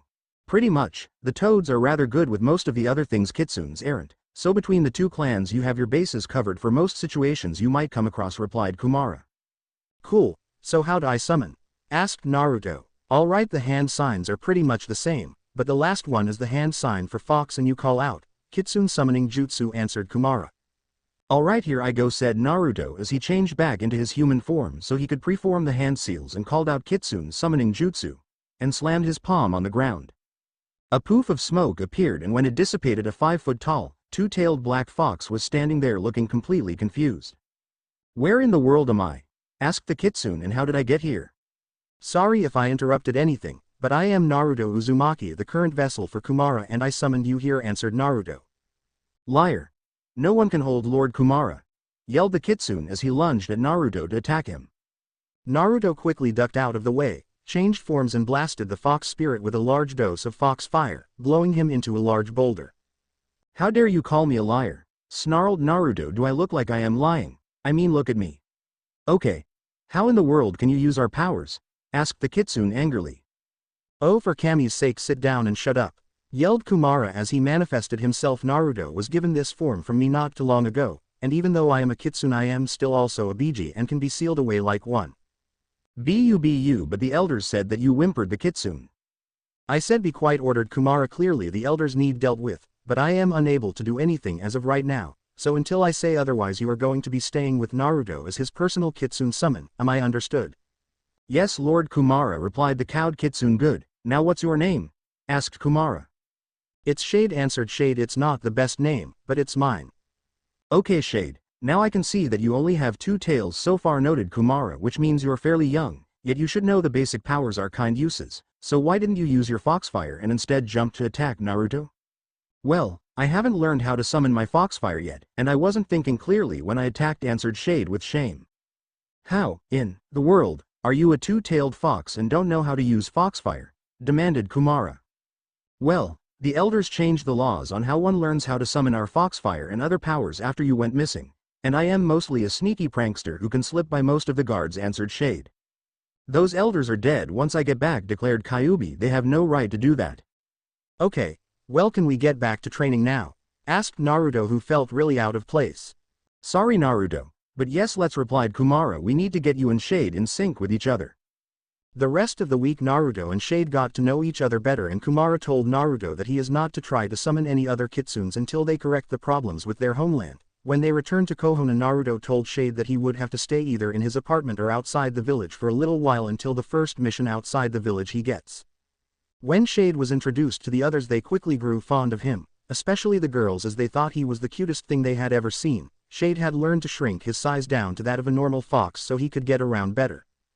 Line break. Soon it was time for the graduation test and everyone was excited for it, until they looked outside and saw the Hokage monument painted in graffiti. They quickly realized who had done it as they heard a bunch of Chunin and Jonin chase after Naruto, who laughed at their attempts to catch him. Lord Hokage, he's gone too far this time, yelled a Chunin as he barged in on Hiruzen while he was in the Sanaga. My eyes. Well, maybe next time you'll think before barging in here, yelled Hiruzen angrily. Now tell me what's going on. It's Naruto, sir. He's painted the Hokage monument, explained the man whose eyes were still smoldering. Why in the world did he do that? Mumbled Hiruzen. I haven't done anything to upset him, have I? Sir, what should we do? Asked the ninja. Just follow normal protocol and bring him to me, if you can catch him, that is, replied Hiruzen. Now leave me, I would like to enjoy the rest of my break, thank you very much. The ninja that were chasing Naruto started dropping like flies after an hour of running and jumping around all over the village. Eventually Naruto tricked them into running past him with a basic hiding technique, but was quickly apprehended by Iruka. Naruto, what do you think you are doing out of class? yelled Iruka as he used his big head jutsu that he developed from having to deal with Naruto's classmates constantly ignoring him. Was Naruto's smart reply, right before he was tied up and taken back to class by irate Iruka. Line break. Alright class. Now due to a certain interruption we will be going over the henge jutsu. Alright, said Iruka after he dropped Naruto into his seat, next to Hinata as it's been since they started school. Escape jutsu, whispered Naruto as he got free of his bindings. The class wasn't happy to go over the henge and made their displeasure well known. Alright, now I want you to come up to the front and transform into the third Hokage when I call your name, said Iruka. Eventually it was Naruto's turn where instead of changing into Hiruzen, he transformed into Jiraiya wearing a toad outfit. How he knew how Jiraiya would look wearing that he'll take to his grave. That's not who I asked you to transform into, but great job anyway, said Iruka. How do you know what Lord Jiraiya looks like? Asked Mizuki, a teaching assistant that the council appointed to Naruto's class to report his progress better. Saw a picture in Gigi's office one time, replied Naruto. I mean, he was his teacher after all, right? Fair enough, replied Mizuki, who thought the demon has to fail for my plan to work. Thankfully he's too stupid to actually pass, so it'll be a piece of cake. Later that day Naruto had to clean off the paint, but as he used water-soluble paint it wasn't that hard, and afterwards Iruka took him out for ramen. Hey Naruto, good luck on the test tomorrow, said Iruka. I know you'll do great. Thanks Iruka-sensei, but I was thinking, replied Naruto happily, that while I am doing the written part, which for some reason is a bigger part of the test than it should be, I'd do poorly in class while I have a clone write down my real answers with Gigi, that way no one can mess with them after the fact. I take it you already brought it up with him? Asked Iruka. Yep, and he agreed to it, answered Naruto. The only thing I am not looking forward to is who my teammates will be. Sasuke and Sakura, right? Asked Iruka. Yeah, then replied Naruto sullenly. It's going to be a pain being around them all the time, but hopefully they come around. No kidding, considering how they act, agreed Iruka. I mean, I know by the time the Chunin exams come around you'll be ready, but I am not sure they'll be. With Kakashi leading us, we just might barely be able to, said Naruto. Well, I am off to get ready for tomorrow. What do you think? Should I wear my new outfit or not? I say wear it when team assignments are given out. It'd give them quite a start, answered Iruka. Also don't forget, just because you mess up on the written part doesn't mean you'll fail. I know you can pass with everything else. I know that, Iruka. Those they can't fudge and make me look bad, replied Naruto as he left the ramen bar. Line break. The next day everyone gathered to take the graduation exam. Some felt ready and that they'll pass no problem. Others were apprehensive about it, but were still willing to take it. As time went on, Naruto showed off that he was indeed slightly more skilled than he let on as he passed everything, but the written portion so far. Now it was time for the ninjutsu portion of the test. Alright, now this year you are to show us the 3 basic academy jutsus, as well as one other one as extra credit, explained Iruka. While Naruto waited for his turn he began wondering why he was feeling off today. He just couldn't understand it. Nothing came to mind to explain what was happening. The reason, mainly it was due to the fact that his 4th tail was coming in that day. The second was because Mizuki placed a genjutsu on him to disrupt his chakra flow to make him more likely to fail. Naruto Uzumaki called Iruka. Alright Naruto, now show us your henge, said Iruka once Naruto was in the back room where the test was to be done in. Henge, called Naruto as he was covered in smoke. When the smoke cleared, there standing in front of Iruka and Mizuki was a very much naked girl with long pigtails. Naruto, what kind of jutsu is that? Demanded Iruka. Gah. The hell? I was going for something completely different, exclaimed Naruto in horror. Henge. Once the smoke cleared they saw that Naruto now looked exactly like Kakashi. Okay, that's a lot better, said Iruka with a sigh of relief as it took a lot of willpower not to be blown back by a nosebleed. I have no idea where that came from, and I am never going to change into that again, said Naruto when he undid his henge. Good idea, now, said Iruka as he pulled a wooden kunai and threw it. Think fast. Naruto quickly swapped places with a picture of Hiruzen from off the wall. Not the first thing I would have picked to change places with, but good enough, said Iruka. Now on to the clone jutsu. Naruto started gathering the correct amount of chakra to perform the jutsu, but as soon as he called out clone jutsu, he felt a rush of chakra go into the move, causing a large amount of smoke. What in the world just happened? Thought Naruto when the smoke cleared. There laying on the ground to his right was a pale dead clone. I know I can do this, so what the heck is going on? Thought Naruto. Strange. I wonder what went wrong, thought Iruka. I know for a fact that Naruto can do this easily. Ha, my plan worked. Now to put the final pieces into place and get rid of the demon once and for all, thought Mizuki. Well Naruto, I am afraid that you fail, said Iruka carefully. Can I try one more time? Asked Naruto. I guess, replied Iruka. Sadly, Naruto still failed to make a proper clone, but now Naruto was beginning to figure out what was going on. Sorry, but you still fail, apologized Iruka. Wait, Iruka, he did make a clone, surely he can pass, said Mizuki. Both Naruto and Iruka gave him an odd look, Naruto more discreetly as he was pretending to look hopeful. Both of them also wondered what Mizuki's game was, as they both knew that he didn't like Naruto at all. Once school was let out, all the parents congratulated their kids on passing, and also spoke poorly and were glad that Naruto failed. Speaking of Naruto, he was on the tire swing off on his own with his friends looking at him with worry and some confusion. Same went for their parents, as they all knew that Naruto should have passed. As everyone was beginning to leave, Mizuki came over to Naruto to comfort him and put his hand on his shoulder. Naruto, Iruka was just looking out for you, you know, assured Mizuki. He just was looking out for you. The heck is he getting at? Does he not know Iruka lives at the same place I do, or what? Thought Naruto. But seeing how he wanted you to pass, he agreed to let me tell you a secret way to pass, added Mizuki. Okay, that's a lie, thought Naruto. The only way to become a genin besides passing the test is a field promotion, but that's not secret. How, Mizuki? Asked Naruto with false hope. Simple. What you need to do is sneak into the Hokage's tower and take the forbidden scroll and take it to a location that I'll have to come find, learn a jutsu from it and then wait for me to arrive, then you pass, answered Mizuki, thinking this is too easy. He's planning on setting me up as the fall guy. Well then, thought Naruto, joke's on him, I have no plan on letting him get away with it. Okay Mizuki, I'll do it, said Naruto. Line break. Getting into the Hokage's tower was painfully easy and getting the scroll was just as easy, though Naruto told Hiruzen, Iruka and Kakashi what was going on beforehand. Hiruzen wasn't happy with Mizuki's plan and told Naruto that he'll have to go all out when the time comes to deal with the traitor and that it was going to be put down as a high B rank mission.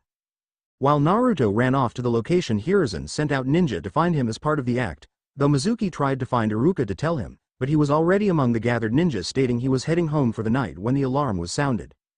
Line break. Naruto arrived at a small clearing a mile out of the village and opened the scroll. Let's see if I can learn anything from this, said Naruto. The first thing is the shadow clone, but I already know that, let's see what else there is.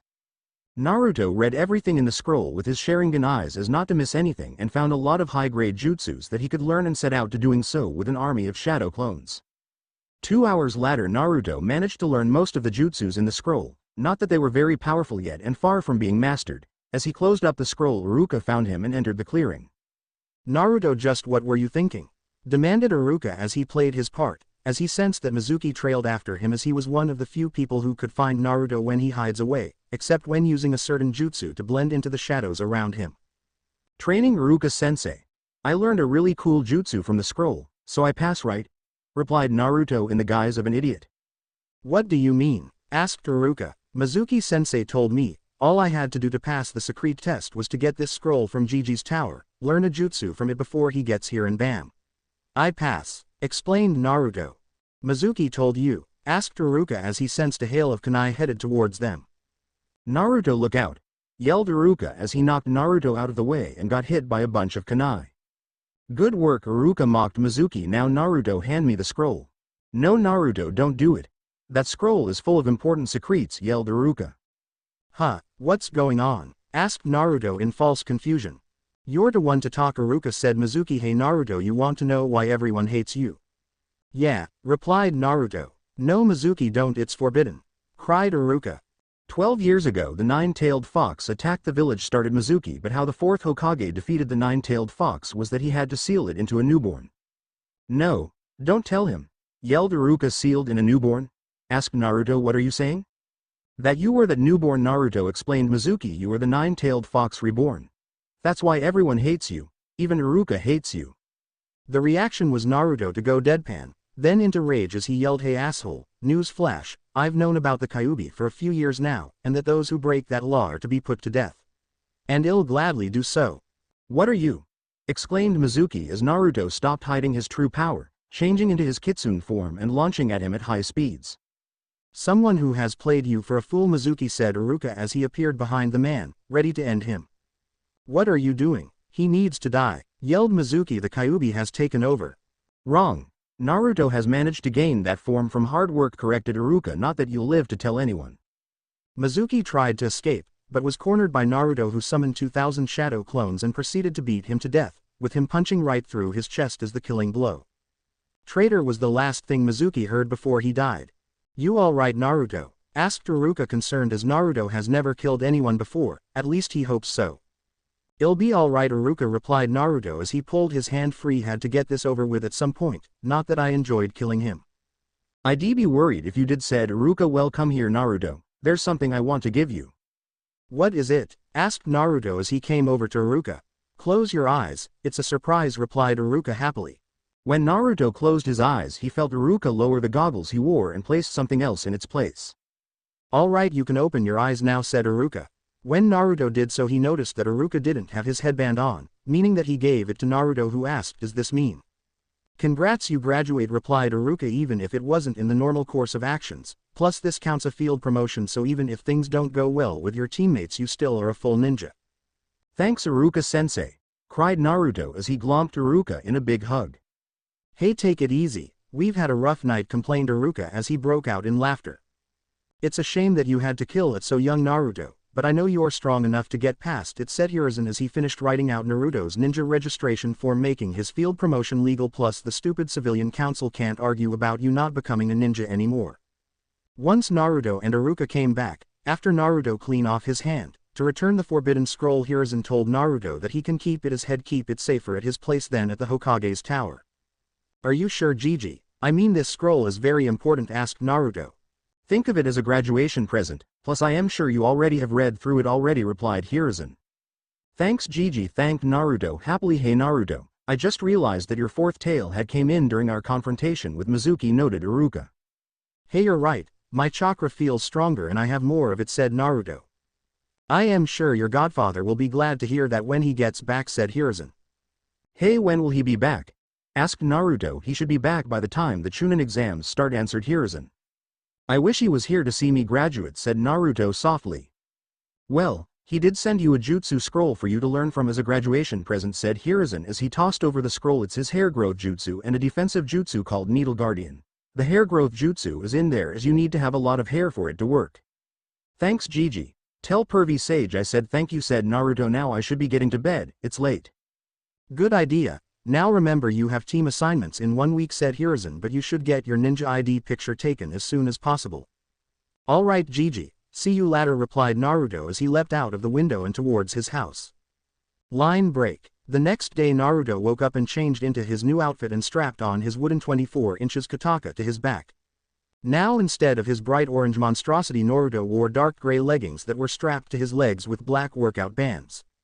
A dark gray kimono with orange highlights and a long black cloak with a white Uzumaki swirl on the upper back that went over his katana. He was also wearing black ninja boots that had shin guards built in and slim gauntlets to protect his hands. Naruto had his black tool pouch strapped to the side of his legs and on his belt that had plenty of space for his scrolls. All in all Naruto looked fairly imposing.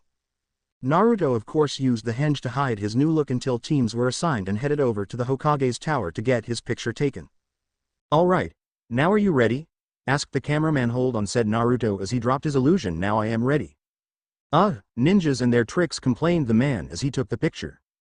Nice photo Naruto, I take it this is how you're going to look once teams are handed out, said Hiruzen after Naruto gave him his ID picture. Yep sure is replied Naruto now on ward to working on my little project. I can't wait to see it once it's complete replied Hiruzen. Just then the door suddenly opened up and a young boy came rushing and holding a shuriken yelling haha. Now I'll defeat you, before tripping over his overly long scarf and falling flat on his face. Naruto gave a questioning look at Hiruzen who replied that's my grandson Konohamaru, this is his 5th attempt today. It's only 7 in the morning, geez what's up with him? Pondered Naruto. Hey who tripped me? Demanded Konohamaru who then pointed at Naruto it was who wasn't it? What who me? Replied Naruto as he came over and picked him up and said listen here, if I wanted to trip you you'd never know it was me. Honorable grandson where are you? Called out a voice from the hall. Konohamaru flinched at the voice as he didn't like Ebisu, which Naruto noticed and decided to help the poor kid out a bit by whispering to him if you can find me by the end of the day it'll help you out way better than that closest pervert before vanishing from sight. Konohamaru quickly ran after Naruto as he wanted his help, and he's heard that he's incredibly skilled for someone his age from his grandfather and uncle. I swore he was in here said Ebisu as he entered the room. Oh, he was, but he's gone after Naruto for some reason, said Here's and now if you don't mind me I am going to grab a bite to eat seeing how I missed breakfast. I can't let that demon influence his honorable grandson. It'd be a disaster, thought Ebisu as he ran off to find Konohamaru before he found Naruto. It took Konohamaru until lunch to find Naruto as he was eating at Ichiraku's for lunch. Have you been here this entire time? Asked Konohamaru, who was worn out from looking for Naruto. No, I was at home working on a special project. If you had asked your grandfather where I lived you might have found me sooner, answered Naruto. Oh, but did you mean you'd help me? Asked Konohamaru.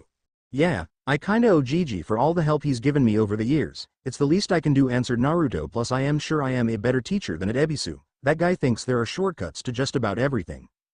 I know, he keeps spouting on about how he's my shortcut to becoming Hokage, agreed Konohamaru. Hokage, huh? Why do you want to do that? Asked Naruto.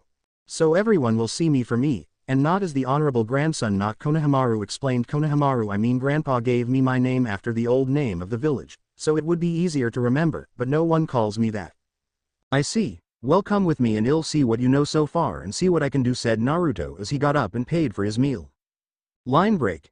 Naruto brought Konohamaru to one of the training grounds and asked him to show him what he knew. To say he was impressed would be the biggest lie in the village.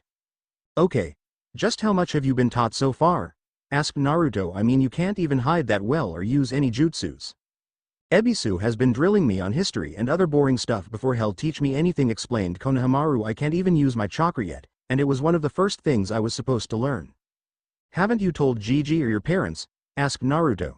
No, answered Konohamaru. Well then I know what I am going to teach you, said Naruto, and after that I'll teach you a cool chakra control trick, so it becomes easier to use. Thanks, said Konohamaru, who was glad to be taught something useful.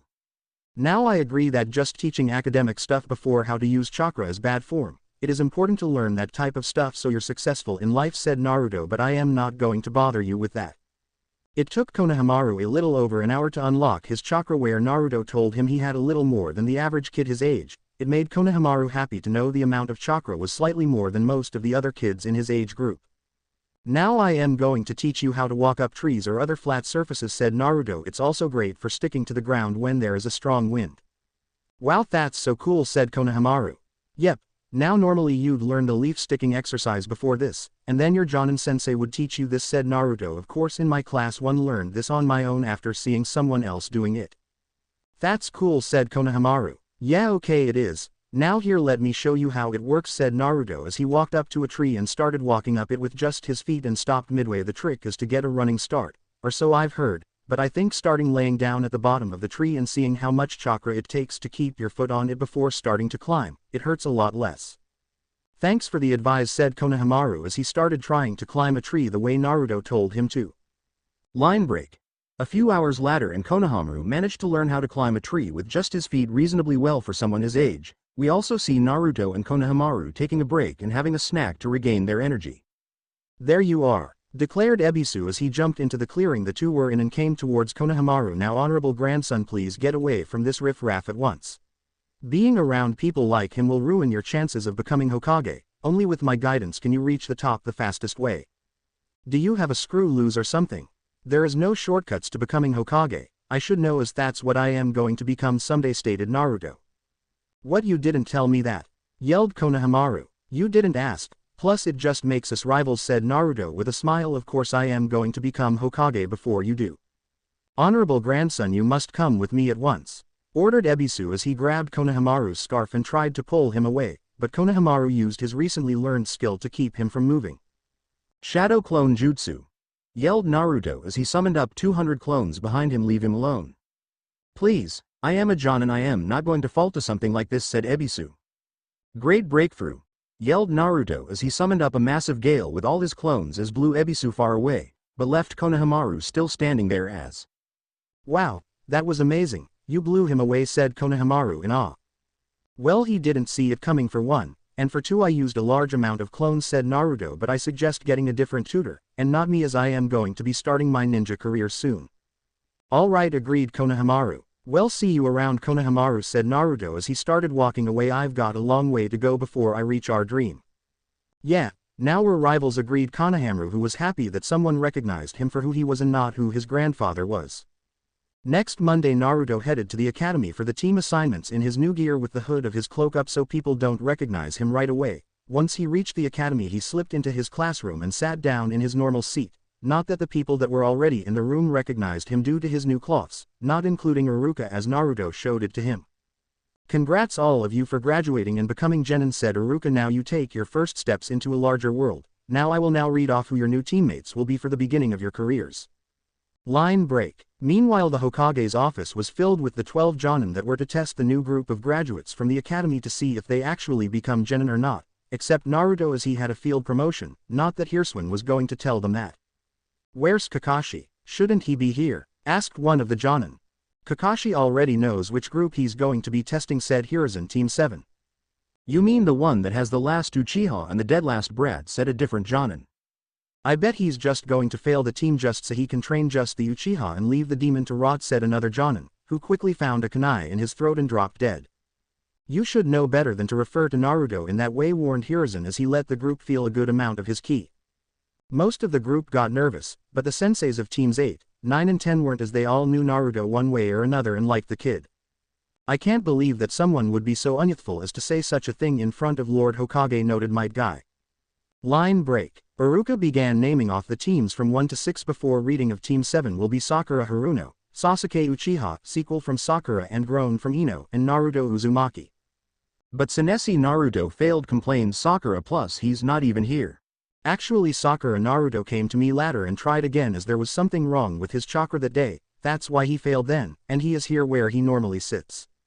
The entire room looked over to where Naruto would sit and saw Naruto in his new outfit just sitting there. What? I am not that hard to miss, am I? Baka. Stop trying to act all cool like Sasuke, yelled Sakura. Why would I do that? Asked Naruto. I don't want a rod stuck up my rear end.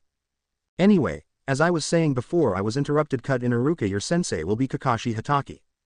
Cool, we get a former Anbu captain as team leader, noted Naruto, knowing it would get attention but not telling them about his tendency to turn up late on most occasions. Sasuke liked hearing that his was going to be taught by a former Anbu as hell become stronger faster so he can kill his older brother. Yeah, like that's going to happen. Iruka then continued on listing off teams 8, 10, 11 and 12, 9 was still in circulation under Might Guy, then he told them that they'll be picked up by their senseis after lunch. By any chance do you two want to come with me for lunch? Naruto asked his new teammates. I mean, we're supposed to be teammates after all. No way. You're just trying to take me out on a date or something, replied Sakura, who was repulsed by such a thought. Like heck I'd ask you on a date, snapped Naruto. Everyone knows me and Hinata like each other, so I am not going to waste my time on you. No was all Sasuke said as he got up to leave. Now don't get him wrong, if Sakura or any of his fangirls were going to be there he was going to stay away, otherwise he might have agreed, just to see what Naruto's game was. Naruto left to go get lunch at Ichiraku's, but not before inviting his friends along, and Ino as she was part of Shikamaru and Choji's team. Blah. Ramen, seriously, what about my figure? Wailed Ino. They've been working on a diet line of ramen for some time, they just need some willing people to taste it, countered Naruto. Plus this place is the best in all of Konoha. Oh, said Ino in surprise. I didn't know that. Hey Naruto, where's your teammates? Asked Kiba.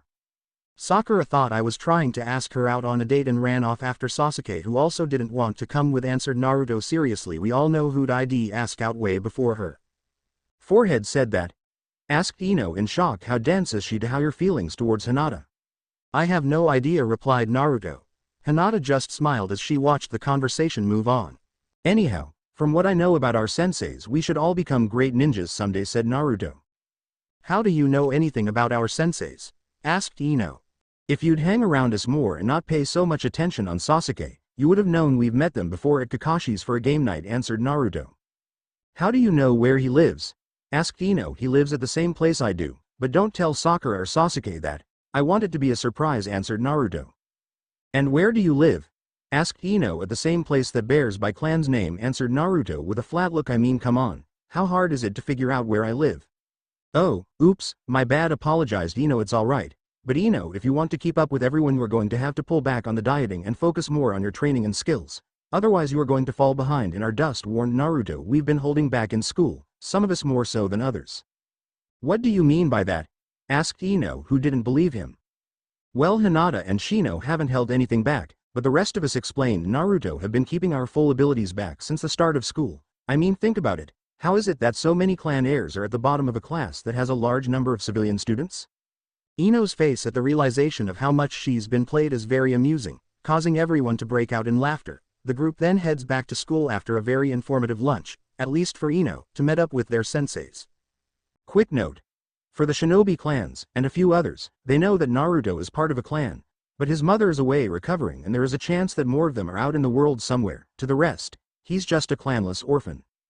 Once everyone got back to school, they sat down and waited for their senseis to arrive. Naruto, knowing Kakashi's habit of being late, had a clone go fetch a good book to read while he waits, without any of his friends noticing him make the clone and said clone handing him a book. Soon after everyone was back in the classroom, all the senseis except Kakashi arrived and picked up their teams to give them their final test. You two better get comfortable. Kakashi isn't going to be here for a while, warned Naruto as he pulled out his book and began reading it. Since when do you read? Asked Sasuke when he saw the book. I have never seen you willingly pick up a book. Sure, if they are school books, otherwise I like to read most kinds of books, replied Naruto. Alright, what book is it? Asked Sasuke. Probably that perverted series Ika, said Sakura, who was upset Sasuke was talking to Naruto and not her. Once those words left her mouth, she was hit with the full brunt of Naruto's ki, which dropped the temperature of the room by 20 degrees as he said, "You dare accuse me of being a pervert and reading smut when you have that sicking altar to Sasuke and do some rather disgusting things that I am not even going to repeat." Sakura was paralyzed by Naruto's ki and mortified by his accusations and barely managed to say, "You have no professor of any of that." Exactly how bad is it? Asked Sasuke as he figured that his fangirls did something like that. You don't want to know, really you don't, said Naruto with a shudder. Just tell me, said Sasuke, I can handle it. Fine, here, see for yourself, said Naruto as he handed Sasuke a folder. Sasuke took a quick peek and quickly closed it and had a look of absolute horror on his face. See, she's by far the worst fangirl ever, whispered Naruto. Not even Ino, who's the second worst fangirl of yours, is nearly this bad. How in the world did you even get those pictures? Asked Sasuke. Oh, theirs isn't anywhere in the village I haven't been in, replied Naruto. Now please leave me to my book. You still haven't told me what book it is, said Sasuke. It's a book on medical jutsu and procedures, answered Naruto, not looking at becoming a medical ninja or anything, but it's a good idea to have some skill. Think I might be able to use those kind of jutsus? Asked Sasuke. They require very good chakra control, so I am not sure how well you could use them, replied Naruto. After that no one said anything, though Sakura gave Naruto dirty looks. It wasn't until 3 o'clock that Kakashi arrived at the room. My first impression of you, said Kakashi when he entered, causing Sasuke and Sakura to look up at him. Two of you are boring. Huh, said Sakura stupidly. Grunted Sasuke. Anyway, be up on the roof in 5 minutes, said Kakashi as he shushined away. Naruto also shushined away, much to Sasuke and Sakura's surprise. The two of them arrived on the roof shortly after Naruto and Kakashi, who were having a very engaging conversation about seals. Oh, you're here, said Kakashi as the two came over, ending the conversation with Naruto. Now take a seat and then we can introduce ourselves. What do you want us to say? Asked Sakura as Sasuke sat down on opposite sides of Naruto. Seriously, how did she get her spot as the top Kiniki? Thought Kakashi, who answered, you know your name, likes, dislikes, hobbies, dreams, that sort of stuff. Can you show us? Asked Sakura. The others gave her a blank look in response. I mean, seriously, how smart is she really? Alright, fine. My name is Kakashi Hatake. I like teamwork and those close to me. What I don't like are traitors and those who break their word. As for my hobbies, you're all too young to understand it. As for my dream, well, it is to make my fallen comrades proud of me and pass on their will of fire to the next generation for them. Now you Pinky. Who, me? My name is Sakura Haruno. What I like, looks over to Sasuke and squeals, I dislike Naruto and Ino Pig. My hobbies are, squeals again, my dream is, squeals once again at a higher pitch, was Sakura's response. Good grief, this is really bad. I am not sure how I am going to correct this behavior. Thought Kakashi, who said, alright Mr. Dark and Brooding, your turn.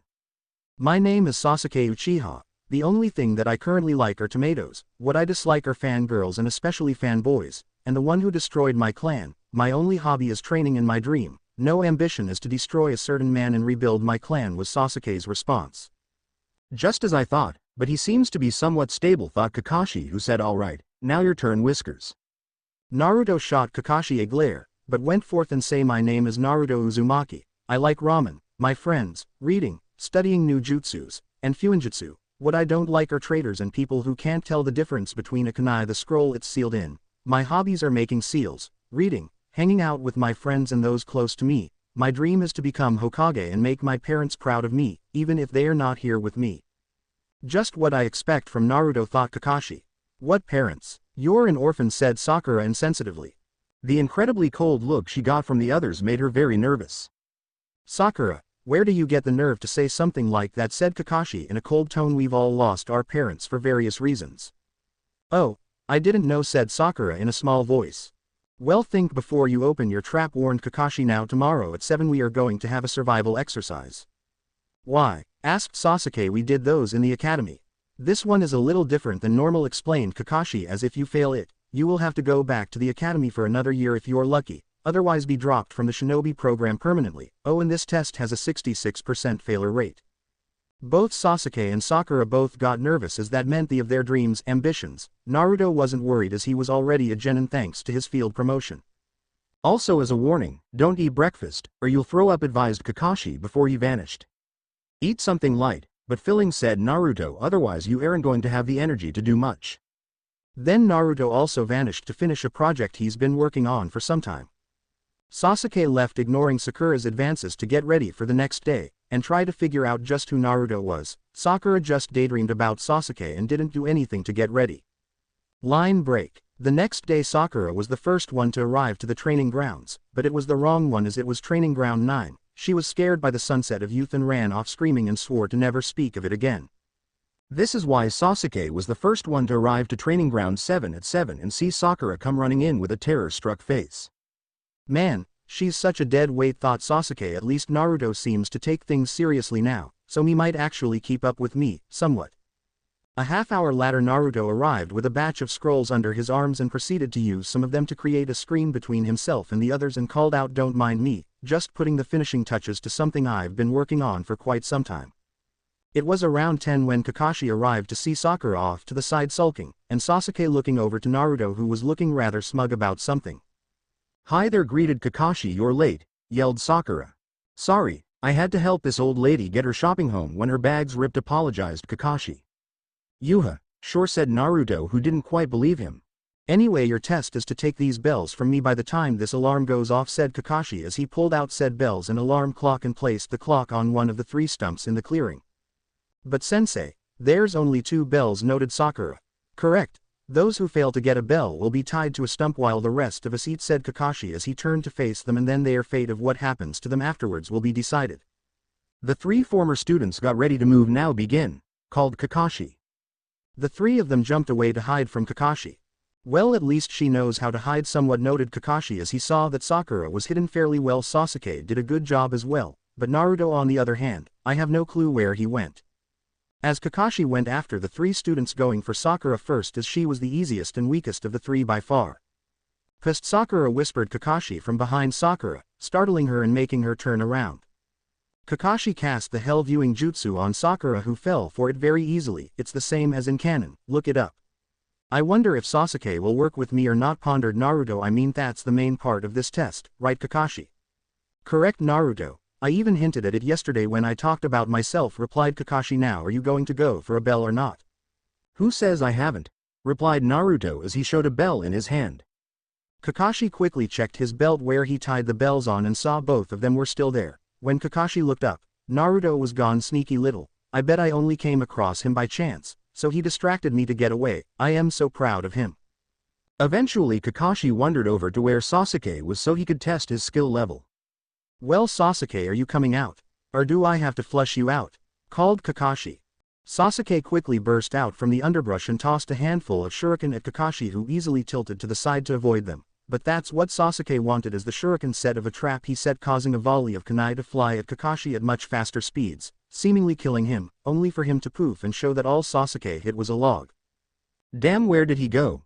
pondered Sasuke as he looked around, not forward, behind, to the side or up. "Then that means..." Sasuke quickly jumped up, barely out of the grasp of Kakashi, who had gone underground. "Huh, I was hoping to get you with that," noted Kakashi. "Guess you're a little better than I thought." "I'll show you just how strong I am," shouted Sasuke as he began forming hand seals. There's little chance of him being able to pull that jutsu off, but just in case, thought Kakashi.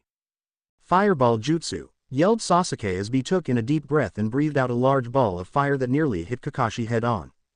Impressive, but I've seen better, said Kakashi out from behind Sasuke before knocking him out with a quick chop to the neck. Now let's see what Naruto's going to do to try to pass.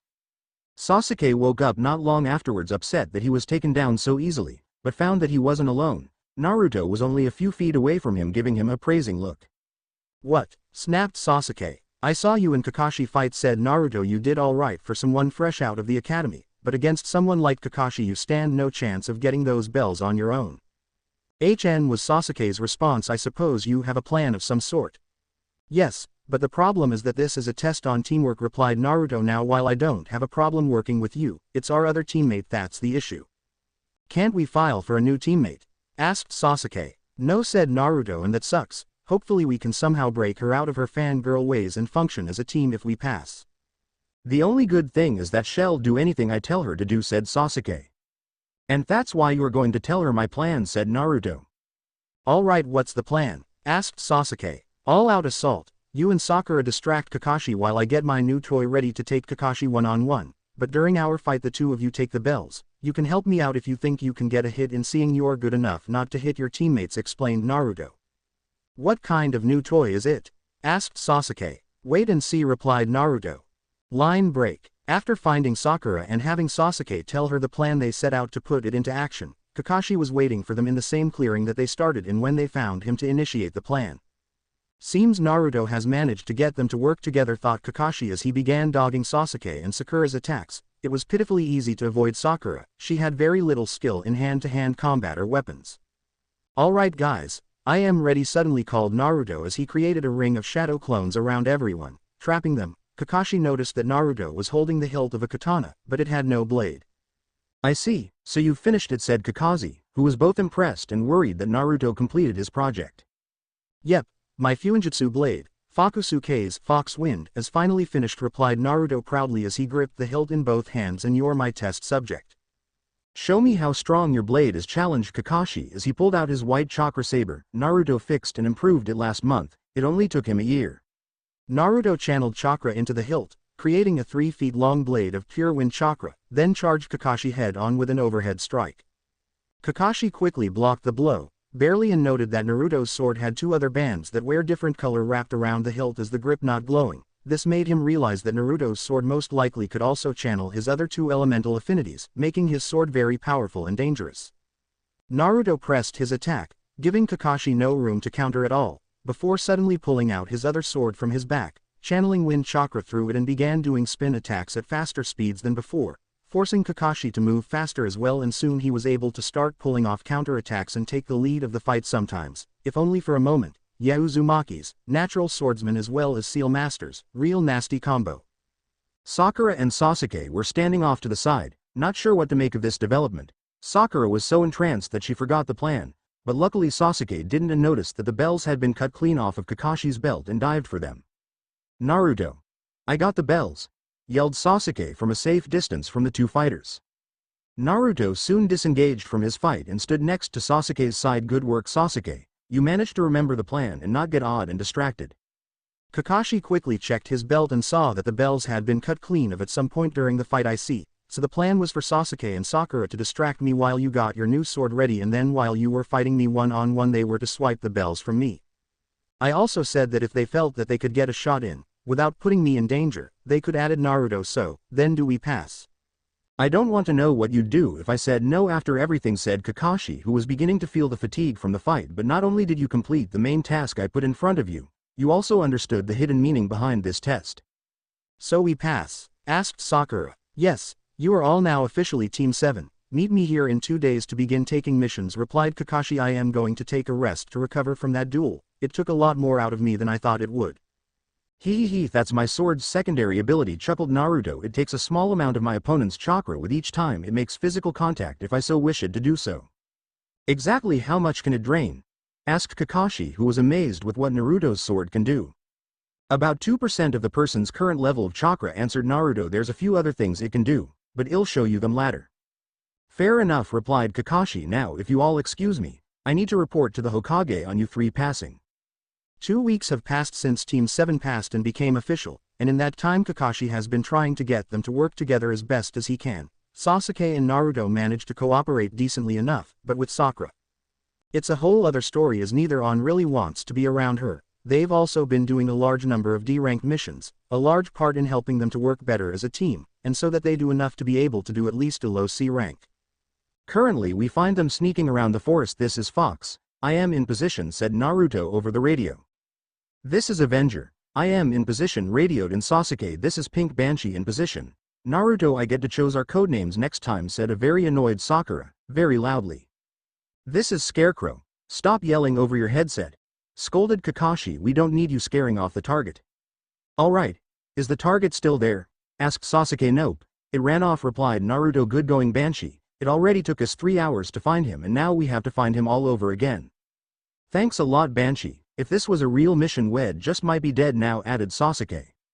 Sorry, apologized Sakura in a small voice. It took them another 3 hours to find their target again and proceed to try to catch them, but each time they just barely missed grabbing it. That was until Naruto called out, alright Tora, I concede, come here and I'll give you a headband. You're clearly a ninja if you can avoid us for so long. And just like that, Tora the cat jumped out of the bushes and into Naruto's arms, where he proceeded to put a special headband that he had made after having to find the cat 4 times already with the same level of difficulty. I can't believe that worked, said Sasuke in shock. Now if only we can get him to stop running away all the time. I don't know, it's great experience for going after more dangerous targets, replied Naruto. Sasuke and Sakura gave him a look like he was delirious. Let's just return the cat, said Kakashi. Line break. Why is my Tora wearing a ninja headband? Asked the Fire Dynamo's wife. Was the only way to catch him, answered Naruto. Plus I do think he's descended from ninja cats, that's why he escapes so much. Well, he is descended from a long line of nin cats, but I thought he was so cute as just had to have him when he was a kitten, said the Dynamo's wife. Maybe if he got some training it might make him stick around more, even if you can't see him all the time, suggested Naruto. I am not an animal expert, so you might want to double check first. I never thought that might be why my sweet Tora runs off, said the Dynamo's wife. Hiruzen, give this chap and his a 10% bonus. Will do, replied Hiruzen as the lady walked out. Nice job, you may have solved an issue that's been ongoing for some time, said Hiruzen. I agree, added Kakashi, but tell me, sir, are there any other missions we can do? Might as well, so more as there is still daylight out. From the looks on Naruto's face, I can tell he's gotten a little tired of the same old D ranks, am I correct? Replied Hiruzen. Naruto, you know C ranks have some risks to them, right? Asked Iruka as he was in the missions room helping out. Yeah, I know, but come on, can't we at least do an easy one? Answered Naruto. I am sure we'll be fine. What do you think, Kakashi? Asked Hiruzen. I think a quick and simple C rank isn't asking too much, plus it'll be good experience for ladder missions that take us out of the village, answered Kakashi. Alright, then bring him in, Iruka said. Hiruzen. Iruka left to go bring the man in, during which Team 7 pondered what kind of man it was. I wonder if he's some kind of prince or wealthy merchant, fantasized Sakura with stars in her eyes. Are you kidding? I bet it's someone who needs a little bit of extra help or something, said Naruto. I mean, this is just a low C rank, whoever it is doesn't have that much money or standing. Iruka let in a man who was clearly drunk and looked like he led a life of hard work into the room. Not going to describe him, it's been done plenty of times, plus if you've watched the show or read the manga, you know who I am talking about. They're supposed to protect me? Asked Tanza. The pink one looks like shed drop on the drop of a hat. Hey, yelled Sakura. I am a ninja, barely, said the others in the room under their breath. What was that?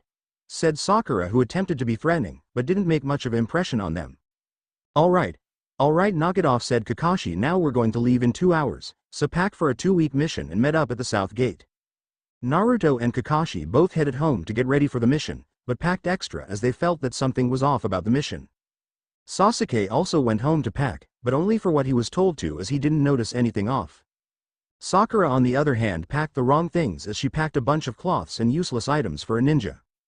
Once everyone met up they all noticed that Sakura had way more than she needed. What did you all pack? Asked Naruto with worry. Yes, that's a lot of bags you have there, added Kakashi, who didn't like how many bags she had. But you said to pack everything you need, said Sakura. Yes, and by that I mean food, water, camping gear, weapons and a few changes of cloths, said Kakashi, and from what I can see you packed far too many cloths and not enough of the rest of the things you actually need. I don't even see a tent among your things. But began Sakura, if you thought you were going to get to bunk with Sasuke, forget it. Protocol forbids ninjas that aren't married or in a relationship are not allowed to sleep with each other. Cut in Kakashi. We don't want any accidents while out on a mission now, do we? Be lucky that I packed an extra set for you, said Naruto as he fished out a scroll. I figured that you might do something like this. And where is it? Asked Sakura. I don't see you or Kakashi having any bags. Storage scrolls, answered Naruto. Can't you see both me and Kakashi have extra scrolls on us? Wish I thought of that, noted Sasuke. Any chance you have extra? Seeing how I know how to make them, I'll make you some later, replied Naruto, but I ain't doing it for free. You should, yelled Sakura. If you know how to make stuff, then you should make anything Sasuke-kun wants with no charge.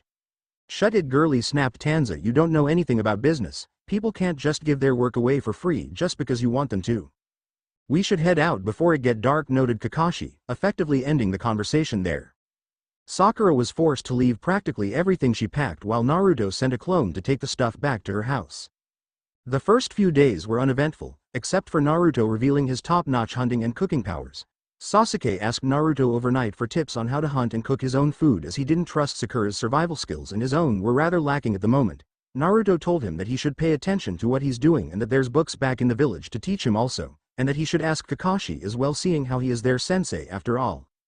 It wasn't until the fourth day that Naruto and Kakashi noticed something wrong. There was a puddle up ahead off to the side of the road, yet it hasn't rained in weeks and it's a rather warm day out. They both had the same thought, enemy ninjas, and got ready for when they attack. As the group passed the puddle, the two hidden ninjas came out and using their bladed chain wrapped Kakashi up, and when they pulled it tight, seemingly sliced him up, causing Sakura to freak and Sasuke to freeze slightly. One down, said one of the ninjas as they ran at Naruto and Sasuke. Two down, the other said as they got close to Naruto. Naruto, however, quickly pulled out his katana and sliced the chain in two, separating the two ninjas from each other. Sasuke, you take the one on the right, I'll deal with the guy on the left, said Naruto as he got into a battle-ready stance. Got it, replied Sasuke as he engaged his target in hand-to-hand, avoiding the poison claw the ninja had on his left arm. Naruto also quickly engaged his target, expertly avoiding his blows and swipes thanks to his Sharingan that he was hiding with a basic genjutsu. The two sides fought hard for a few minutes, with Sasuke having some trouble as the enemy were more skilled than him. Naruto, on the other hand, found an opening, and as his opponent came up from behind him, swiftly turned around and thrusted his sword right into the guy's chest, killing him instantly, making him Naruto's second kill. Kakashi chose that moment to appear and knock the other guy out, ending the fight. Kakashi-sensei. How? I thought they killed you, asked Sakura, who was shocked to see him still alive. I used a genjutsu-laced substitution, Sakura explained Kakashi, and I could have taken them out at any time. I just wanted to see how you all would react. And I have to say you all responded the way I thought you would. Minus Naruto killing his opponent, that I didn't expect. You killed someone, exclaimed Sakura in horror. We all will have to kill at some point, Sakura replied Naruto as he cleaned his blade. It's part of the life we chose. Sakura paled terribly after hearing this. How you holding up there, Naruto? Asked Sasuke, who was stunned that Naruto managed to kill and didn't seem overly affected by it.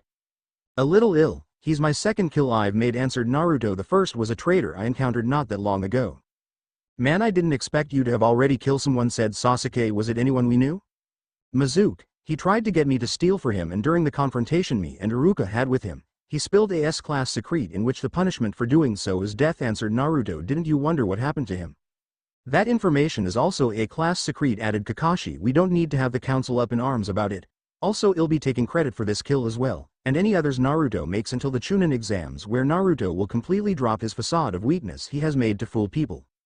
Naruto knew Sakura would talk about what she heard, so he subtly placed a seal that would remove that information from her by the end of the day. He didn't bother with Sasuke as he could trust him with the information. Kakashi, after tying the remaining ninja up, left to interrogate him to find out why they attacked them. Sasuke, on the other hand, took Naruto to the side and asked, tell me, just how much have you been holding back? From what Kakashi and Gigi have told me, I am very high genin to mid-level Chunin, answered Naruto, but that's just from my skills. I am still just a fresh genin in terms of experience. Damn, so you were the real rookie of the year, replied Sasuke.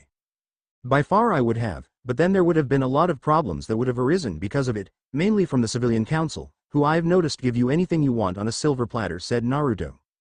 I know they do, but while it can work wonders for me, said Sasuke, I honestly don't like it that they do, as it makes things way too easy for me, and I enjoy a challenge. Yeah, well, if you want I can tell you where you and Sakura are in terms of strength, said Naruto. Sure, go ahead, I'd like an honest opinion for once, replied Sasuke. For you Sasuke ID put you around mid-genin level, while Sakura is low academy. Very low, answered Naruto. What I don't get is how she even passed in the first place with how bad she is overall, let alone taking the top Kaneki spot. Her mother is on the civilian council, explained Sasuke. I think her mother is a gold digger and is trying to gain access to my clan's funds to live a better lifestyle, or something along those lines. Honestly, I wouldn't be surprised if that was true, said Naruto, and I can see that Sakura could become a decent ninja someday, if she set her priorities straight, but I don't see that happening anytime soon, unfortunately. If she lives long enough to do that, noted Sasuke. She isn't going to die on my watch, said Naruto. She's our teammate and like or not we have to look out for each other. Alright, but I am not going on a date with her, said Sasuke. Line break. Kakashi soon returned from his interrogation and asked, alright Tanza, is there something you'd like to tell us? Like why ninjas were sent after you? You know of Gato? Asked Tanza, who looked rather uncomfortable with the looks he was getting from Kakashi and Naruto. You mean Gato of Gato Industries? One of the richest men in the world? Asked Kakashi. What about him? While it is true that he runs a shipping company, it's a front for all of his illegal black market dealings, answered Tanza. He set his sights on Wave a little over a year ago and since then taken complete control of the economy, and my bridge is the only thing that can break his control over us. Given the change in parameters, and the fact you lied about what this mission entails, said Kakashi, we are well in our rights to take you back to Konoha and have you get better protection. But we barely afforded hiring you, exclaimed Tanza, and from what I've seen most of your students can handle it. While Naruto and Sasuke are a cut above the rest, I still can't put them willing in harm's way, replied Kakashi. However, knowing Naruto as well as I do, I know he'll want to keep going despite the risks, so you're in luck. We'll take you home and protect you until the bridge is complete, but in exchange you'll be paying us back overtime once your country is back on its feet. I can live with that, said Tanza, and I can't thank you enough for still willing to help me after I lied. Now I am going to send word for both backup and for someone to come bring this guy in, said Kakashi. Who are they anyway? Asked Sasuke. The demon brothers, Chunin level missing nin from the hidden mist, answered Kakashi. They have quite the bounty on their heads as well. How much? Asked Naruto. Average B ranked bounty, answered Kakashi with a shrug, but let's get moving, it's already noon. The group quickly moved on and arrived at the border of Fire and Wave, where they were to take a boat across the water shortly before sunset. Let's get across as quickly as possible and get you home, said Kakashi. The group soon made their way across and got to see just how large and impressive a bridge Tanza was building. Wow, look at it, it's so big, whispered Naruto in awe. I told you I was a super bridge builder, replied Tanza with pride. I can build just about anything I put my mind to, so long as I have the workers and supplies to do so. Well, keep that in mind in case we need your expertise in the future, said Kakashi. Hey Tanza, just how much mist appears around this time? Asked Naruto, cause something feels a little off. This is about the normal amount of mist for the area and time of day, so I am not sure what you are getting at, replied Tanza with some hints of worry in his voice. Keep alert, there might be more enemies up ahead, warned Kakashi. The group then moved carefully, trying to sense any dangers in the area. Suddenly Naruto pulled out a kunai and tossed it into the bushes. When they checked, they saw a snow-white bunny right under the knife, scarred half to death. Naruto. What was that for? Yelled Sakura as she picked up the rabbit and tried to comfort it. You nearly killed a poor innocent creature. Will you be quiet? We're trying to be stealthy here, scolded Kakashi in a harsh whisper. Naruto suddenly heard the sound of something heavy spinning their way and yelled, hit the dirt. Everyone quickly dived to the ground as a large buster-like sword flew over their heads and lodged itself into a nearby tree. A man with cow print pants and wrappings over his mouth landed on the hilt of the blade. Well, if it isn't Kakashi of the Sharingan, no wonder the demon brothers failed, said the man. I am going to have to ask you to step aside from the old man. I have a contract to complete. Zabuza, one of the former 7 swordsmen of the mist, said Kakashi as everyone got into defensive positions. Stay back, you 3, he's way out of your league. I am not going to ask again. Step away from the old man, warned Zabuza. Sorry, but our mission is to protect Tanza, said Kakashi as he got ready for the fight that was about to accrue, by raising his headband that was covering his Sharingan eye. The Sharingan already. I am honored. Now looks like I am going to have to kill you all before I kill the old man, said Zabuza as he jumped off his blade, took it by its hilt, pulled out of the tree in one move and jumped back next to the nearby lake. Then he performed a quick series of hand seals that caused the mist to thicken once they were done. Naruto, that's the hitting in the mist jutsu, noted Kumara. With your affinity to water, you should be able to learn and master it fairly easily, and keep your Sharingan active so you can learn more water jutsus from him. Already one step ahead of you, replied Naruto as he had activated his Sharingan when he saw the sword coming at them. Zabuza from within the mist unleashed his ki and using the projection jutsu called out the 7 different vital points on the body. Sorry, don't remember them all. The atmosphere was a little too much for Sasuke, who thought as he pulled out a kunai, this is just too much, I am gonna have to. Sasuke, calm down, assured Kakashi as he turned back to face them. I am not going to let my comrades die. I wouldn't be so sure about that, declared Zabuza, who suddenly appeared between the group ready to cleave them all in two.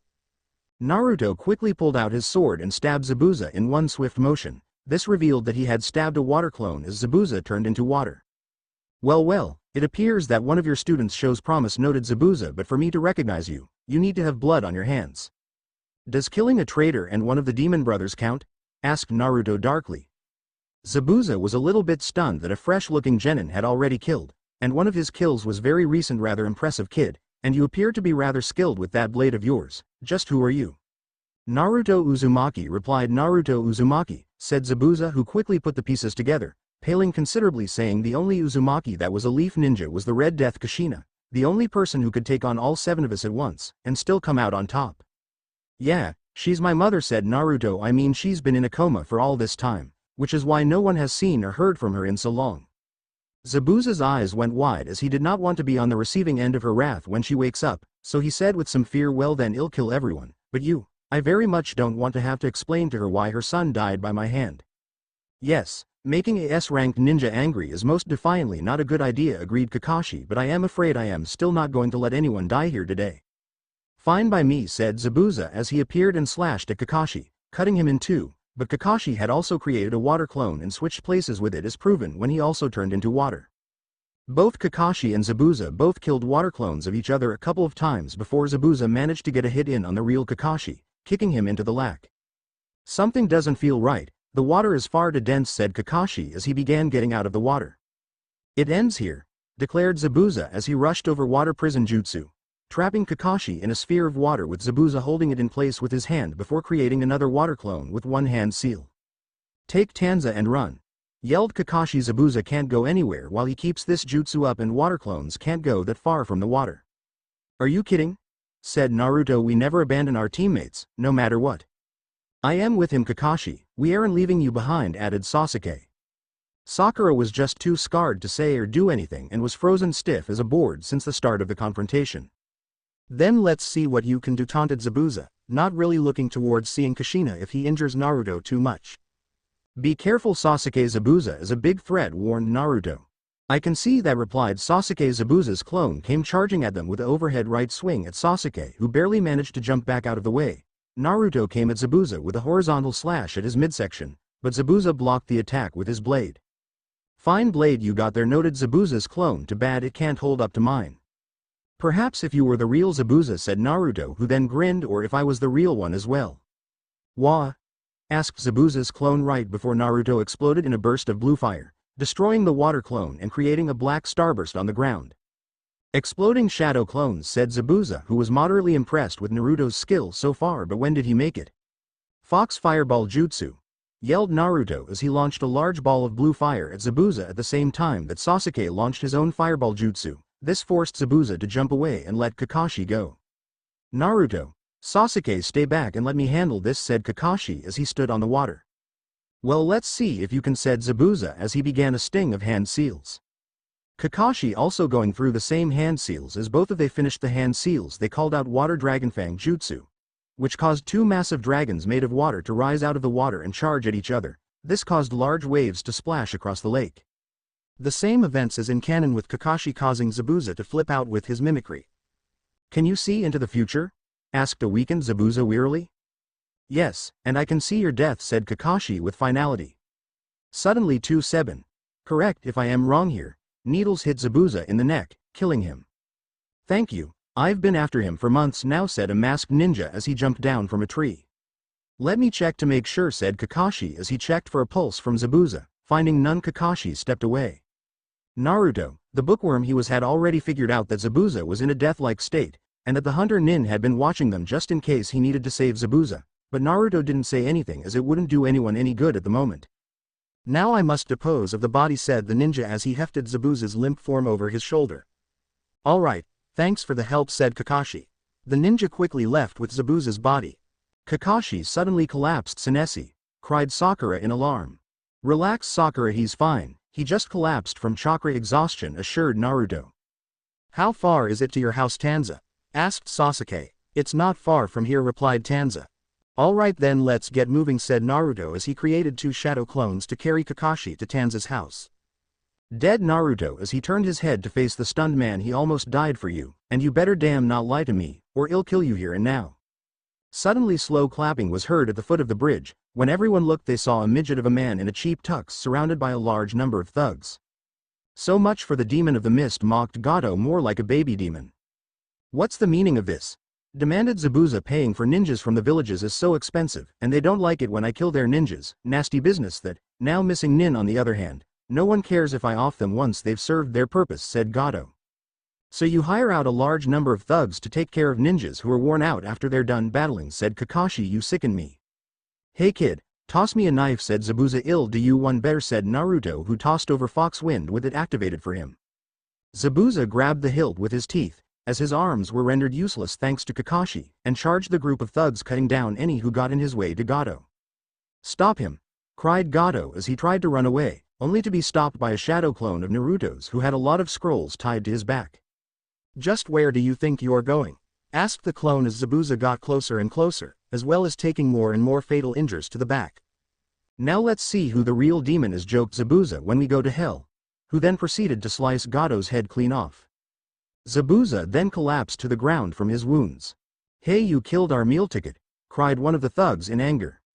Leave now if you want to live, threatened Naruto as he summoned more foxfire around him. A good deal of the thugs fled in terror, but the rest of the idiots stood their ground, only to be turned to ash when Naruto used his Kitsune style foxfire vortex on them. Bring me to Haku please, asked Zabuza as he was dying. Zabuza. Why? Begged Haku, who was crying his eyes out. What am I to do now? Haku. Listen to me, said Zabuza. While it was true I once only saw you as nothing but a tool, I've come to see you as my own son.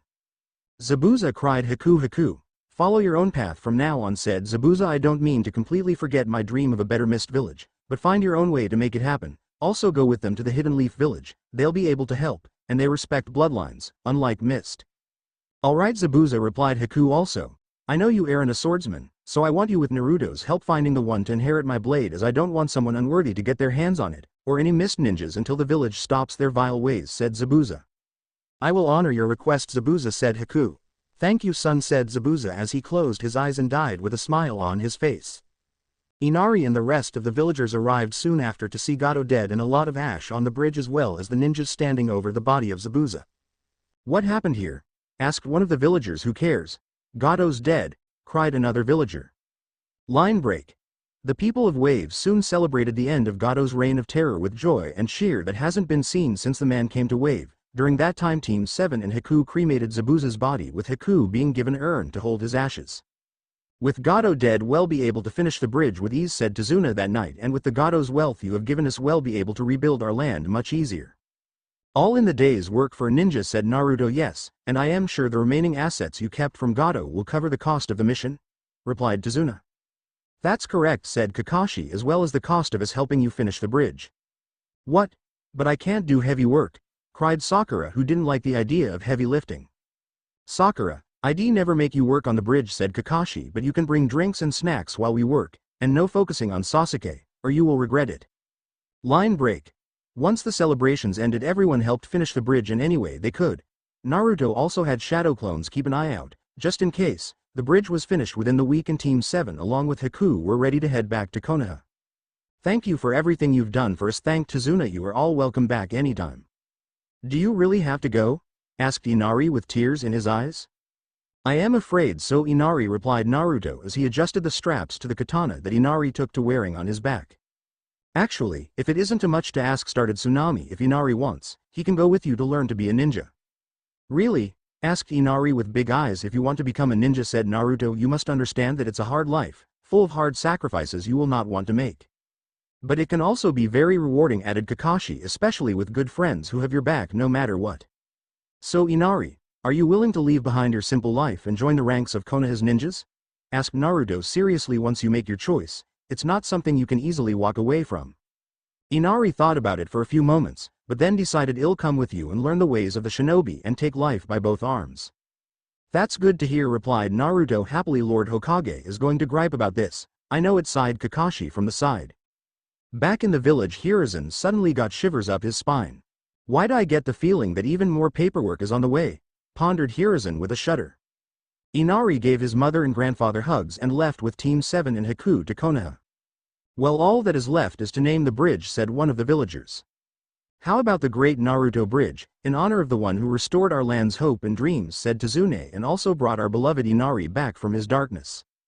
Everyone agreed with the name, and soon a plaque was made and placed on the two ends of the bridge. Line break.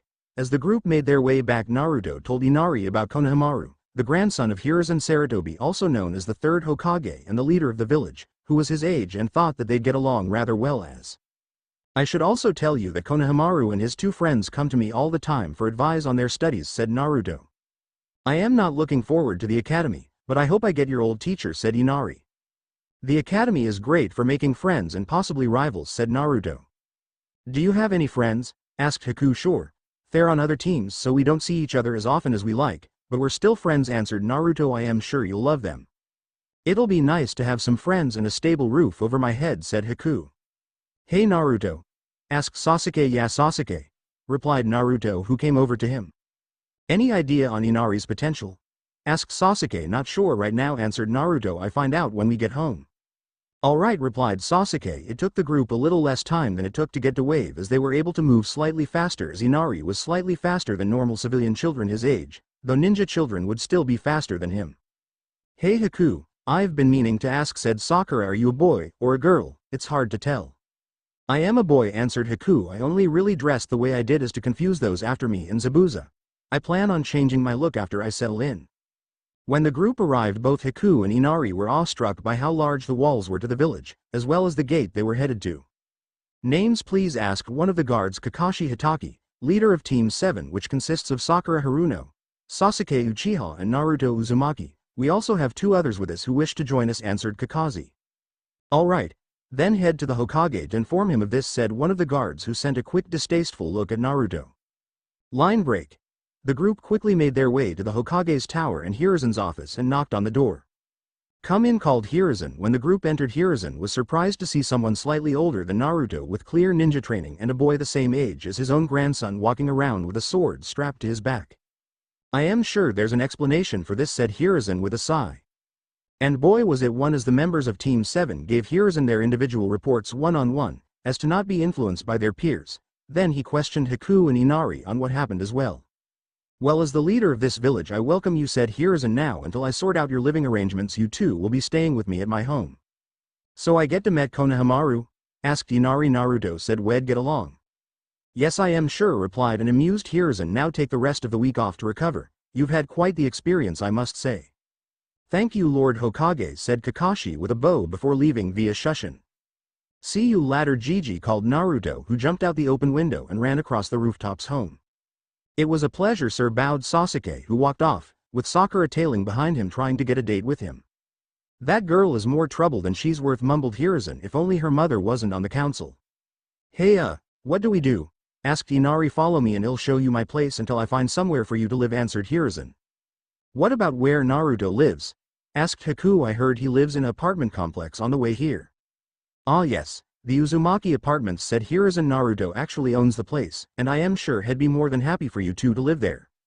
Wow, he owns his own place, said Inari in awe. It is indeed. In fact, he even took control over Gato's shipping business, and while gave most of it to the village, kept a small portion of it to sell his own products further abroad, as well bring in more materials to make those products, said Hiruzen, as well as having an easier way to cross the ocean if he ever needs to. The next week, Team 7 came to the mission room for their missions for the day, most likely rank D ones after what happened on their first rank C. Morning, Gigi. What's it going to be today? Asked Naruto as they came over. I have 2 rank D missions for you today, answered Hiruzen. I need you to help move in 2 new residents of the village into their new homes and give them a proper tour. You're talking about Haku and Inari, right? Asked Naruto. Correct, answered Hiruzen. This is where they will be moving to, as well as some money to furnish their homes, as well as food and other things they might need. Well, let's go pick them up and take them to see where they will live, said Kakashi as he took the 2 mission scrolls. Then we'll do the shopping and tour afterwards. Any idea where they'll be staying at? Ask Sakura, it's in the scroll, said Hiruzen, and don't worry, I already informed the owner of where they'll be staying of their arrival today. Naruto, as the owner of the Uzumaki apartments, was indeed informed about Haku and Inari moving in and was happy about it, not that he showed it as not to let Sakura and Sasuke know, yet. Team 7 went over to the Sarutobi clan compound to pick up Haku and Inari so they can take them to where they're going to live. Hey Naruto, said Inari as the group came up to the gate to the compound. I see you got a new outfit, noted Naruto as Inari was now wearing newer cloths that weren't as loose as his old ones and his sword was proudly strapped to his back still. Ah, it's good to see you again, greeted Haku as he came over. I take it you're the ones to help us settle in?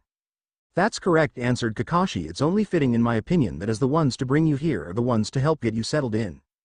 So Inari, how do you like Konoha so far? Asked Naruto. It's been great so far, answered Inari. Alright, now let's see where we're going, said Kakashi as he opened the scrolls to find the addresses of where the two will be living. Well, this makes it much easier. What does sensei? Asked Sakura. Both Haku and Inari are moving into the same place, answered Kakashi as he closed the scrolls. Alright, let's head on over there. The group headed over to the part of the village where the Uzumaki apartments were, which again was a nice part of the village.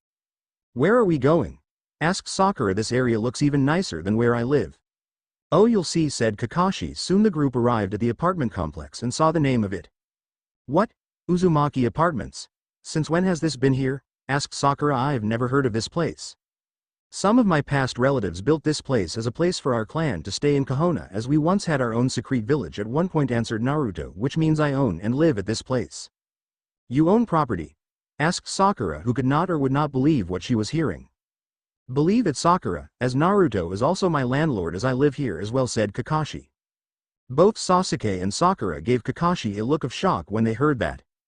A bunch of Anbu live here as well. But that's about it, said Naruto with a shrug. No one else willingly lives here as I own the place, so there's plenty of room for more people to move in. I have to say, Naruto, it's just as nice as my clan's compound, said Sasuke, who was impressed with how well the place looked. Well, Naruto, as you're the owner, care to take us where Haku and Inari's apartments? Asked Kakashi. Sure, it's on there on the 4th floor, replied Naruto as he led them into the main building. Hey, who lives in the other building? Asked Inari. It's empty at the moment, answered Naruto, so it's just storage at the moment. Anyone planning on moving in anytime soon? Asked Sasuke. I heard Kiba has been thinking about moving here at some point, but besides that no, answered Naruto. As the group headed up to the 4th floor, Sakura and Sasuke noticed that the entire 3rd floor was closed off. 3rd floor is my library and where I make my seals, explained Naruto when he saw their faces. Oh hey Iruka. Sasuke and Sakura both looked up the stairs and lo and behold, Iruka was headed up the stairs with a bag of groceries. Oh hey Naruto, Sakura, Sasuke, it's see you're helping some people move in, as see, replied Iruka. Sure Iruka-sensei, replied Naruto. Well, don't let me hold you up, said Iruka as he continued up the stairs. Who was that? Asked Inari. Our old teacher Iruka, he's the best teacher at the academy by far, answered Naruto. You think he'd be my teacher? Asked Inari. I am not sure. I hope so, replied Naruto. Since when did Iruka live here? Asked Sakura. Sometime after we started at the academy, answered Naruto. Come on, we're almost there. Naruto led them to 2 adjacent apartments on the 4th floor. Alright, the one on the left is yours, Haku, and the one on the right is for you, Inari. The inside of the 2 apartments were just the basic layout, but had the latest appliances installed. Well, here's the key to your apartment, said Naruto as he gave Inari and Haku their key. Now let's fill your places up with what you need. Where's the best place to get furniture? Asked Haku. I have a wood shop on the 1st floor, so any wooden furniture you need I can have my shadow clones make it anyway you want it to look, answered Naruto, still working on learning how to make fabrics and electronics, so we'll have to go out and get that stuff. Naruto, electronics are very hard to make, said Kakashi, not to mention expensive. I was only joking about the electronic part, Kakashi, said Naruto. I am not planning on learning that for a while. Well, let's see what you can make while we go out and finish the mission, said Kakashi. Line break. By the end of the day, both Haku and Inari were settled into their new apartments with brand new furniture and clothing. Mission complete, said Kakashi. Let's head back to the Hokage and turn them in. Right, agreed Team 7. After they turned in the missions, Team 7 headed back to Naruto's place. When they arrived, Sasuke asked if they could see the library. Why? Asked Naruto. I was just wondering if you had any jutsu scrolls one could borrow, replied Sasuke. That part is closed off, said Naruto as he let them into the library, but if you tell me what you're looking for I could fetch it for you. Sasuke and Sakura noticed that Naruto had a large amount of books and scrolls on various subjects, and in the back were two solid oak doors with various seals going across them and a sign that said, "Restricted, keep out," above them. "So Sasuke, what kind of jutsu are you looking for?" asked Naruto. "A clone jutsu I can use, as well as some more fire jutsus," answered Sasuke. "Let me check real quick," said Naruto as he entered into the restricted section of his library. Sakura, however, kept the door from closing all the way and went in after Naruto for some reason. "Sakura, what are you doing?" demanded Sasuke as he went after her in a panic. Kakashi, being there with them, also followed in after Sakura to stop her, also worried about what will happen. "What? How is there stuff on all the clans?" pondered Sakura when she noticed the different sections as she tried looking for Naruto. Sasuke also saw this, but didn't focus on them as he knew he should be in this section. "Sakura, what are you doing in here?" demanded Naruto as he stood in the open area of the restricted section of his library that was in the far back when she finally found him. "Where did you get all this information?" asked Sakura. "This looks like stuff right out of the different clan libraries." "And how do you figure that?" asked Naruto. "You have symbols for each clan marked in different sections in here," answered Sakura. "Even Sasuke's clan." Sasuke did see that there was a large amount of scrolls on a shelf that did have his clan's symbol at the top, and when he looked at one, saw that there was indeed information right out of his clan library. "You want the truth?" asked Naruto. "Fine. Gigi called me out a few years ago after I stole my way into the Nara clan compound and gathered anything that they left lying around. When he did, he told me that I am allowed to go into anywhere in the village and obtain any information, or something that catches my eye. And the reason that is because Naruto's ability to sneak into anywhere in the village shows extreme security risks and holes in the village," added Kakashi. "So pretty much anything Naruto wants he can have, within reason, as a reward for him showing us those weakness." "So you managed to get all this over the course of a couple of years, with the help of those shadow clones you use so much," said Sasuke. "Correct," replied Naruto. "For the most part I'd copy anything I found." "Hey Naruto, when did you get the stuff from my clan?" asked Sasuke. "Shortly after your clan was killed off," answered Naruto. "It was the last clan I went into, but I am not sure how much was left in there after the attack." "I see," said Sasuke. "Well, could you help me see what is left and recover what was lost?" "Make it a mission and I'll do it," said Naruto. "I don't work for free." "Wasn't going to ask you to do it for free," said Sasuke. "Just how much would it cost me?" "That's up to Gigi," said Naruto, "but now I do have those scrolls you wanted." "Good to hear," said Sasuke as he was given those scrolls. "You should give Sasuke everything you have in here, he's more deserving of it," demanded Sakura. "No I don't, Sakura. If Naruto can sneak into clan compounds and swipe their things," countered Sasuke, "then he can keep them, no matter what they are." Sakura stormed off in a huff from being pretty much told off. "Now that she's gone, care to tell me how you have something that looks so much like my Sharingan?" asked Sasuke. "You're going to have to take a seat, cuz it's a long story," said Naruto. Sasuke sat down and was told by both Naruto and Kakashi the reasons behind Naruto having a different type of Sharingan.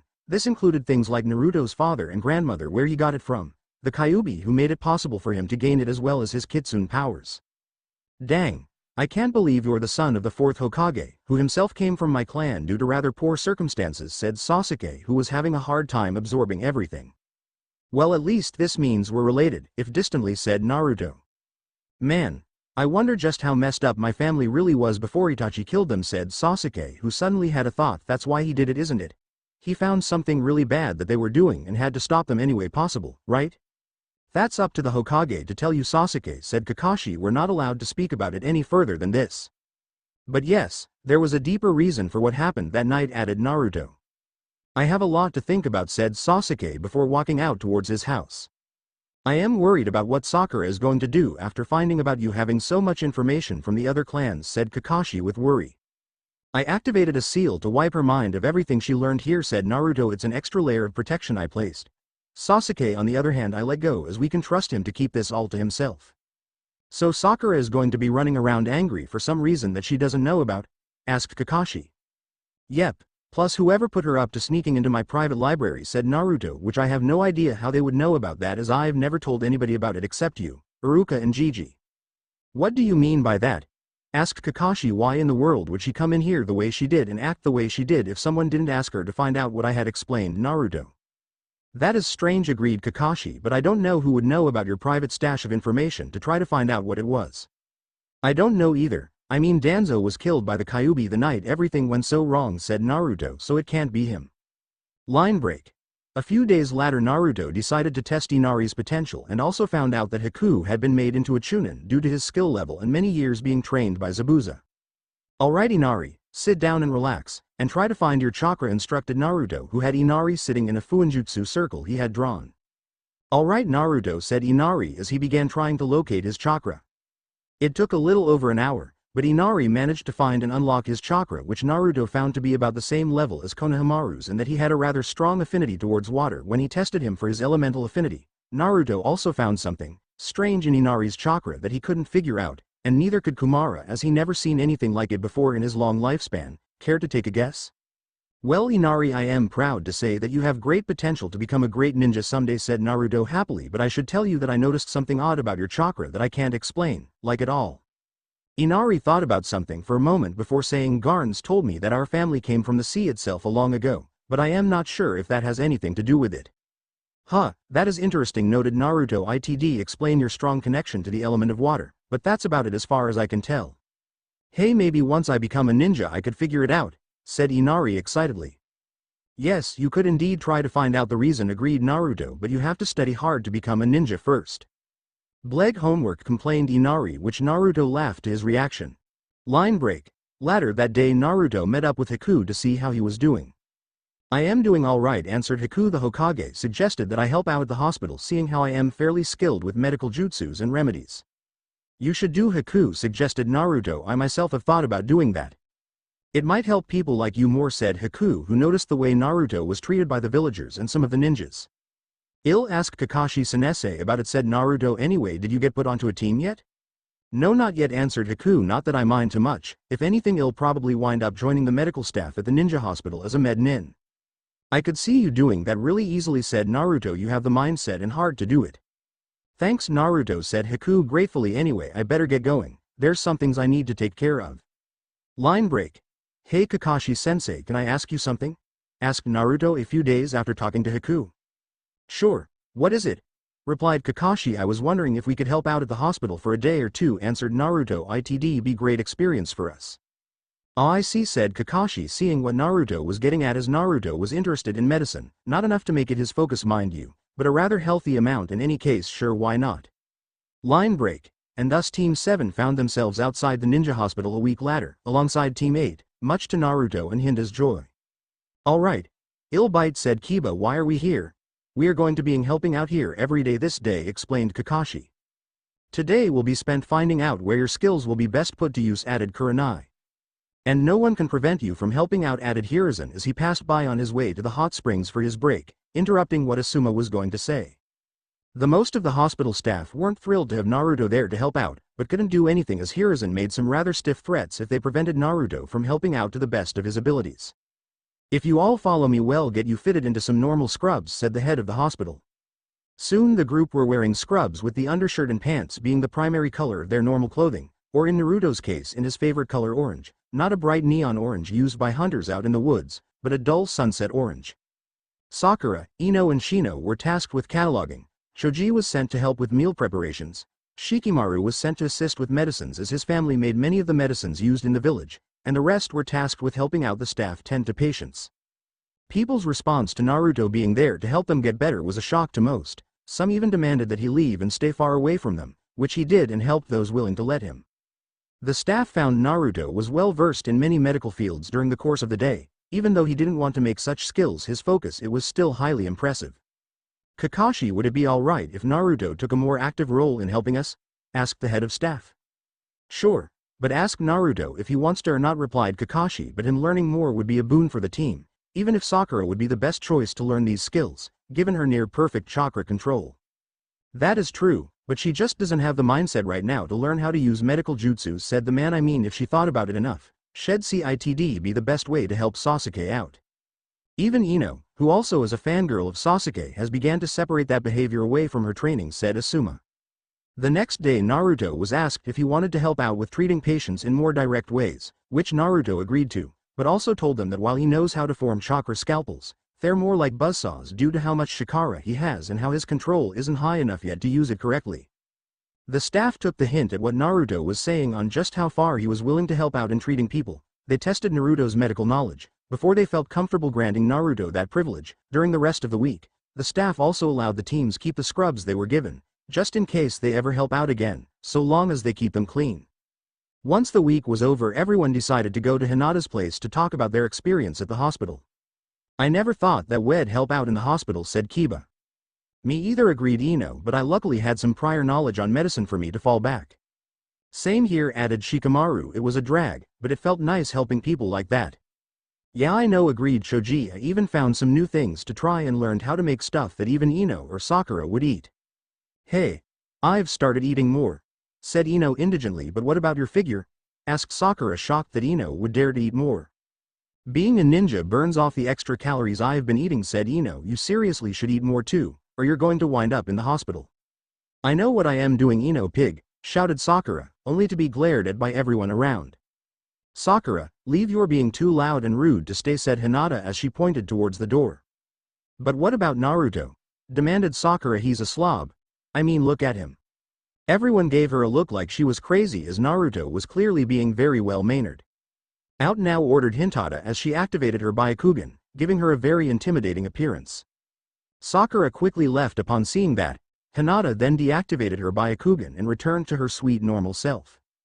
"I never thought I'd see that," noted Sasuke, who was amazed with how scary Hinata was just now. "She can be even scarier," said Naruto with a shudder. "Trust me." Hinata gave Naruto an amusing smile. "Let's forget this and get back to what we were talking about," suggested Shikamaru. "Right," everyone agreed. "So what all did you do?" Ino asked Hinata, Sasuke and Naruto. "I mostly helped with the elderly and children," answered Hinata. "Just basic things really," answered Sasuke. "I will say that while I appreciate medical jutsu, I just feel that it doesn't suit me. I know first aid, but that's going to be about it." "I did pretty much the same thing," said Naruto, even though he got to help the staff prep for surgery on the last day, which was interesting to say the least, but didn't want to say anything about it. "Well, I decided to learn some medical jutsu so I can help Arkimaru and my teammates if they get hurt really badly," announced Kiba. "It was really fun learning all the stuff we did."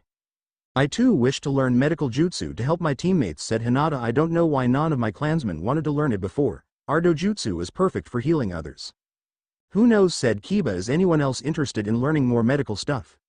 "I might learn some more," said Ino. "It's too troublesome to learn," said Shikamaru, "but I am willing to learn a few."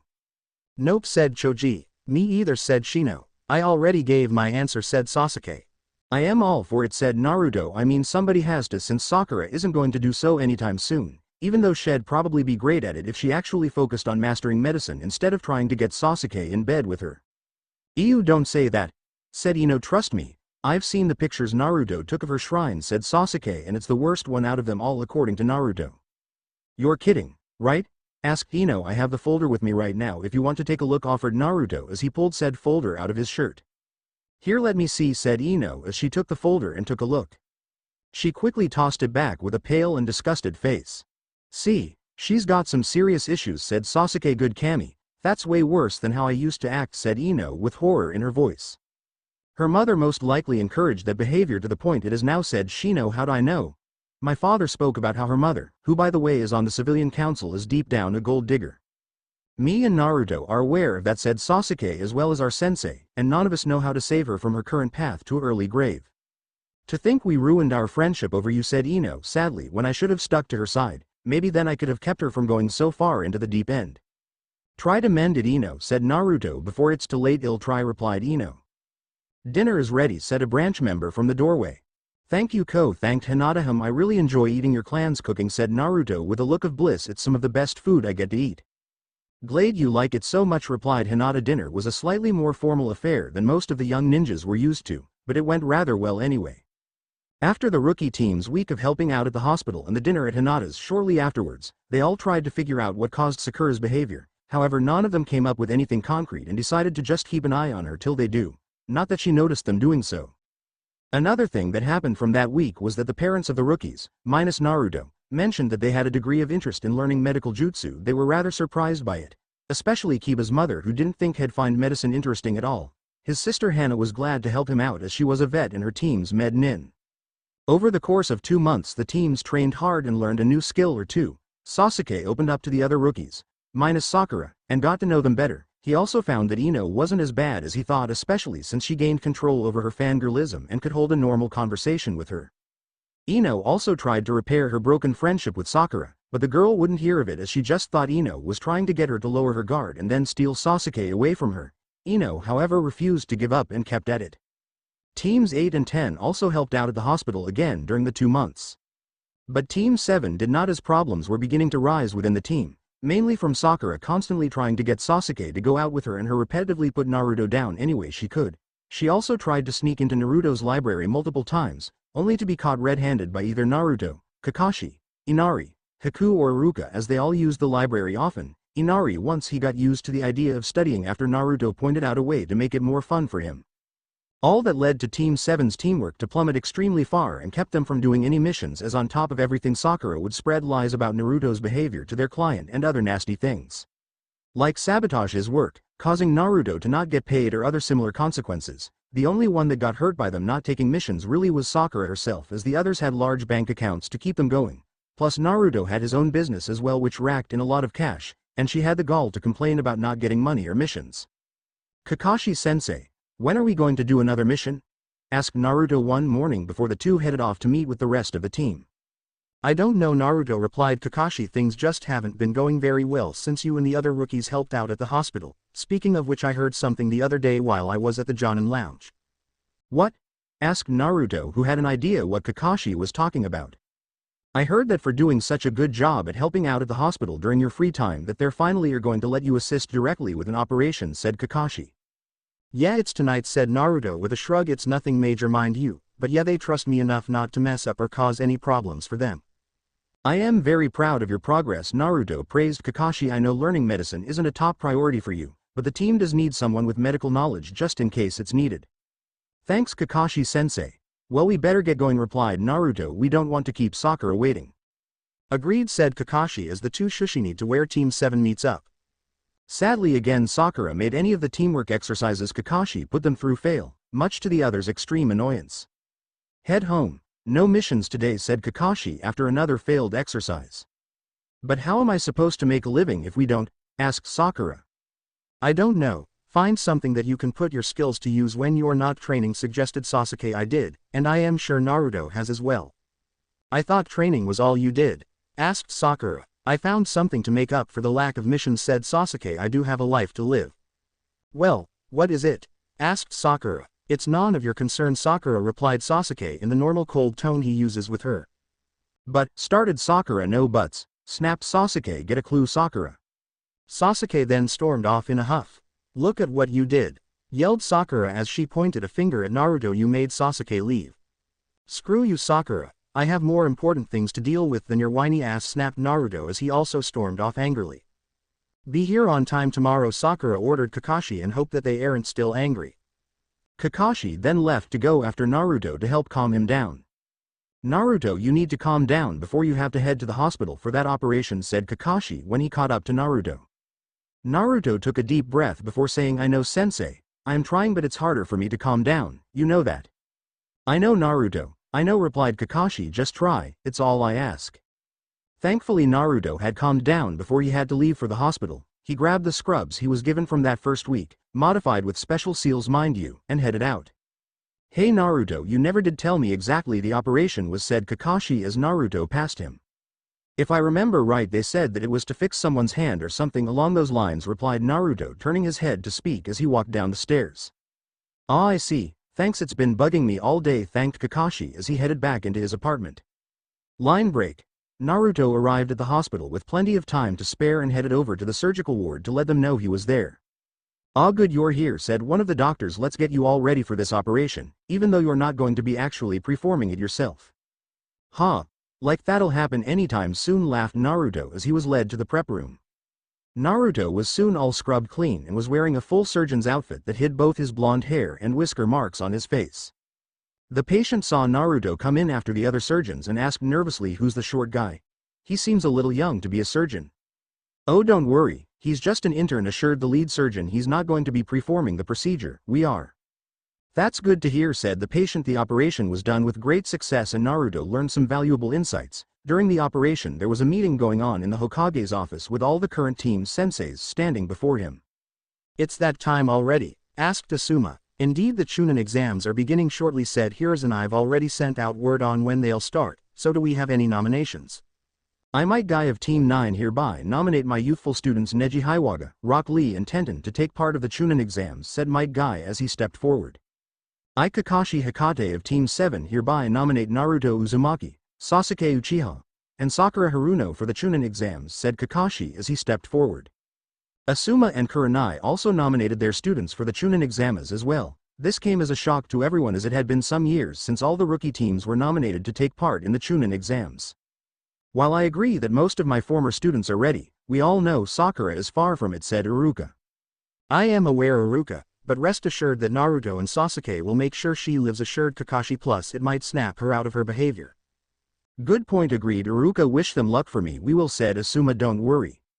The next day before the team meeting, Naruto was wandering around enjoying the scenery when he came across Konohamaru trying to sneak up on him with his friends Udon and Moegi, as well as Inari, who were all hiding behind special cloaks that made them blend in with the wooden fence they were standing next to.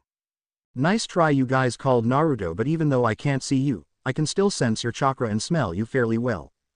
Aw man. But hey, at least you couldn't see us, complained Konohamaru. You've improved a lot the last time I saw you, that I can't deny, said Naruto with pride. Hey Naruto, can you play ninja with us? Asked Moegi. A ninja playing ninja? That's stupid, mocked Sakura as she walked by. You clearly don't understand the point of it, said Naruto with annoyance. Hey, is she even a girl? Whispered Udon to Moegi. I mean, she's so flat, and that forehead, you could put an ad there.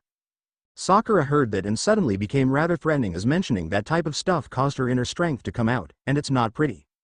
Run, ordered Naruto when he sees Sakura become enraged. But argued Konohamaru until he saw the danger they were in. Get back here, you little twerps, roared Sakura as she chased after Konohamaru and his friends. Naruto quickly followed them to make sure they aren't injured too badly. Suddenly Naruto heard what sounded like someone crashing into someone hard. Hey, watch where you are going, you little punk, yelled a voice that Naruto didn't recognize, making him move faster.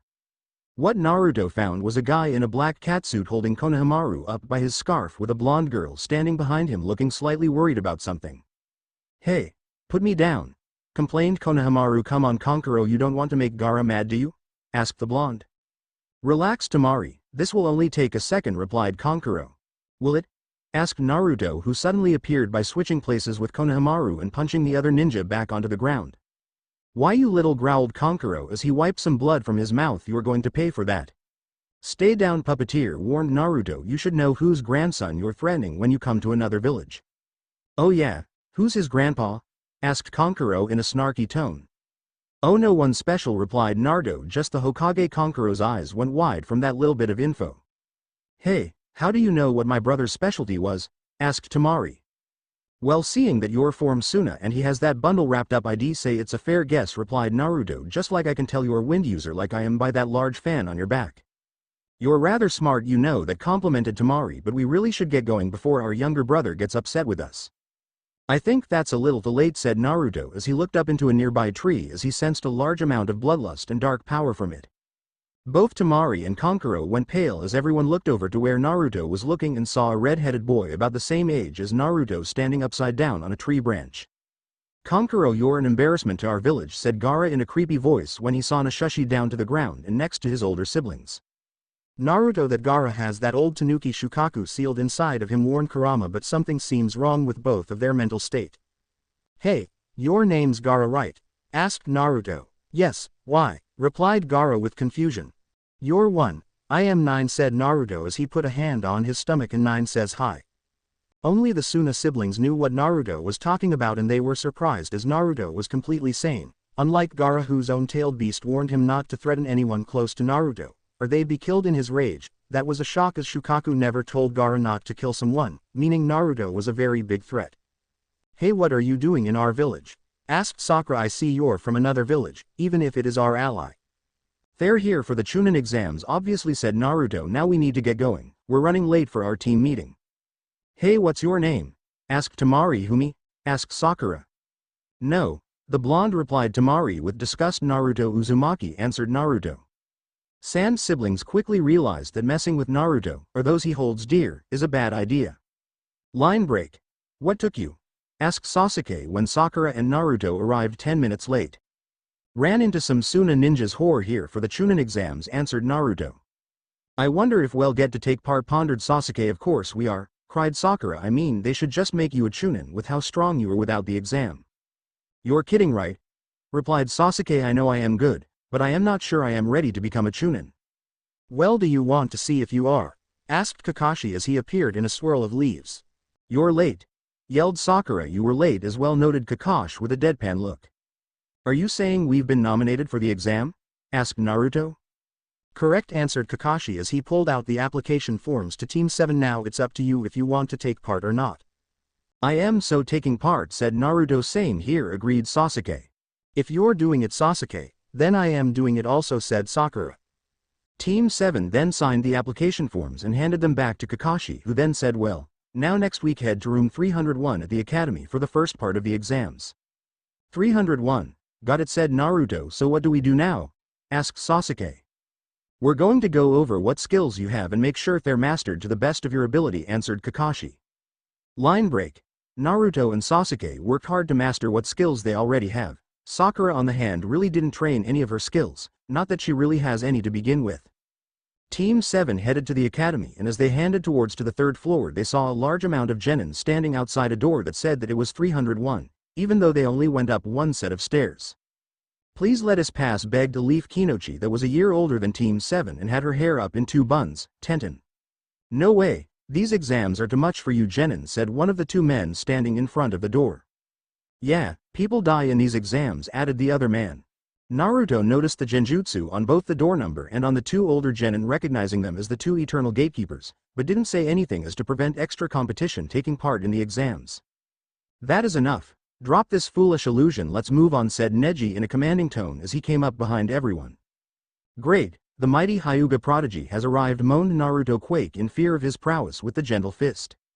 Neji glared hard at Naruto before moving on. Naruto's comment drew the attention of the rest of the group before them, especially Lee, who saw Sakura and immediately asked her out on a date. Ew, no. You're a creep, yelled Sakura in revulsion. Lee, she's not worth it, said Naruto. She's far too focused on getting laid by Sasuke to go out with anyone else. Sasuke's look of absolute horror from that comment was one to remember. Naruto never suggest that ever again. Sorry, apologized Naruto sheepishly. Anyway, let's get up to the real first test. As the 3 of them headed towards the stairs, Lee suddenly appeared and called out, Sasuke Uchiha, I would like to test myself against your Sharingan. What do you think, Naruto? Asked Sasuke. Considering I know Lee and how strong he is, replied Naruto, I say it'd be worth using your Sharingan to pick up some new taijutsu moves, but you'd still most likely lose. How can you say that? Yelled Sakura. Sasuke can defeat anyone, no matter what. Everyone gave her a look like she was crazy or mentally ill, which isn't too far off from what the problem truly is with her. Alright. Lee was it, said Sasuke as he activated his Sharingan. I agree to a quick friendly spar, but let's not go too far seeing how we have a test to take shortly. Alright, let's fan the flames of our youth, shouted Lee as he got into his Goken stance. Ooh, the strong fist. Careful, Sasuke, otherwise you're going to be sore after this, warned Naruto. Indeed, if you aren't careful my youthful blows would indeed leave you reeling, agreed Lee. Sasuke was suddenly not so confident, but proceeded with the spare anyway. He lost, badly thought, gained some new taijutsu moves out of it. As soon as the spar was over, Might Guy appeared to wish Lee good luck, and wound up doing the dreaded sunset of youth. Luckily for Sasuke, Naruto turned him away, while Sakura bore witness to it once again, causing her to scream so loud that it broke all the glass within a 2-mile radius, and severely hurt those with sensitive hearings' ears. This included Naruto, who was right next to her and had collapsed to the ground due to the pain. My ears, cried Naruto as he held his ears in extreme pain. My poor sensitive ears. Kakashi appeared suddenly and used the mystical palm jutsu to heal Naruto's ears and told Sakura, watch how loud you are, especially when your teammates and allies have a strong sense of hearing. Sorry sensei, apologized Sakura. Just get going, said Kakashi as he helped Naruto stand. Now Guy, let's go make a little bet. Kakashi led Guy away as the Team 7 headed into the room where the test was to take place. Upon entering the room they were hit by a large amount of killer intent from the other participants, which caused Sasuke to pause and Sakura to start shivering, however. You call that killer intent? Asked Naruto, who was unfazed. Let me show you how to unleash killer intent. Suddenly the room was filled with Naruto's full killer intent, which due to both containing Kurama and being part Kitsune made it incredibly potent, Almost immediately over 3/4 of the room bolted out the windows that were on the opposite wall to the entrance, as they could not stand up to such killing intent. Gaara, who loved to leak his killer intent, was paralyzed with extreme fear, seeing how killer intent comes from one's own power, so the more one can produce, the stronger that person was, and every instinct was screaming at him to run as far away from Naruto as possible. Naruto then reeled in his killer intent, just as the rest of the Rookie 9 entered the room. "What happened?" asked Ino when she saw the far window broken down and the room was mostly empty. "Did you not feel that killer intent?" asked Shino, who was still recovering from just sensing it. "Yeah, I did. Who was that anyway?" replied Ino. "Naruto Uzumaki," answered Gaara from where he was standing by the wall with fear in his voice. Mother does not want to provoke him at all, which has never happened before. "Is Sakura going to be okay?" asked Kiba with concern, seeing how said girl was passed out on the floor, in her own filth, seeing that she soiled herself really bad when Naruto unleashed his ki. Meanwhile, the proctor of the test, Ibiki, was trying to figure out what to do, seeing how so many had ran in terror when Naruto unleashed his ki that even unnerved even him, and he's the head of the T&I department for Kami's sake. "Just proceed as normal," said Hiruzen. "There are still a good number left to take the test. It's just under the canon amount as reference. Most of the people who left were the ones that were outside the door in the second floor due to them failing to see through the genjutsu." "Alright," replied Ibiki, "but I am sure my entrance isn't going to have the same effect this time." "Back to the Rookie 9, mind if I cut in?" asked a silver-haired leaf ninja as he came over. Naruto immediately picked up the smell of snakes and medical supplies off the ninja, as well as the fact that he was really a Jonin-leveled ninja, not a genin. This set off many red flags for Naruto, as whoever this wasn't a real leaf shinobi. Who are you?" asked Kiba. "Forgive me, my name is Kabuto Yakushi," introduced Kabuto. "Isn't your father the head of the hospital?" asked Ino. "Why yes he is," replied Kabuto, "but I am not here to talk about me, I am here to help you all, seeing how you are new to this." "Oh, and how is that?" asked Naruto suspiciously. "My nin info cards," explained Kabuto as he pulled out a large deck of cards. "They're like what our grades were put on in school, so we don't try to alter them," noted Hinata. "Precisely," said Kabuto. "I have information on everyone here." "Show me," said Sasuke. "Alright, let me see," said Kabuto as he pulled a random card. "Let's see, Naruto Uzumaki." Naruto focused right on Kabuto, as a good amount of his information is classified, so if Kabuto knows any of it, then he's indeed a spy and will be dealt accordingly. "Let's see, says here that he was the dead last of this year with very poor skills in everything, but somehow jumped in power and skill far beyond the Rookie of the Year Sasuke's level almost immediately. Doesn't know many jutsus, though the shadow clone is interesting as that requires a large amount of chakra to use. His parents are unknown, but it is rumored that his mother is still alive in a coma, under the care of a distant relative, inherited a place known as Uzumaki Apartments and is his place of residence. The final thing is that Naruto is the most disliked person in the village, even more so than Anko Midarashi. Read off Kabuto. "Who's Anko?" asked Ino. "Kakashi told me she used to be the student of Orochimaru," explained Naruto, "so you can imagine people's response when that snake betrayed us." "I take it was bad?" asked Ino. "Very much," replied Naruto. "From what I've heard, she lives in a crummy rundown shack in the red light district, and pays far more rent than it's worth for it."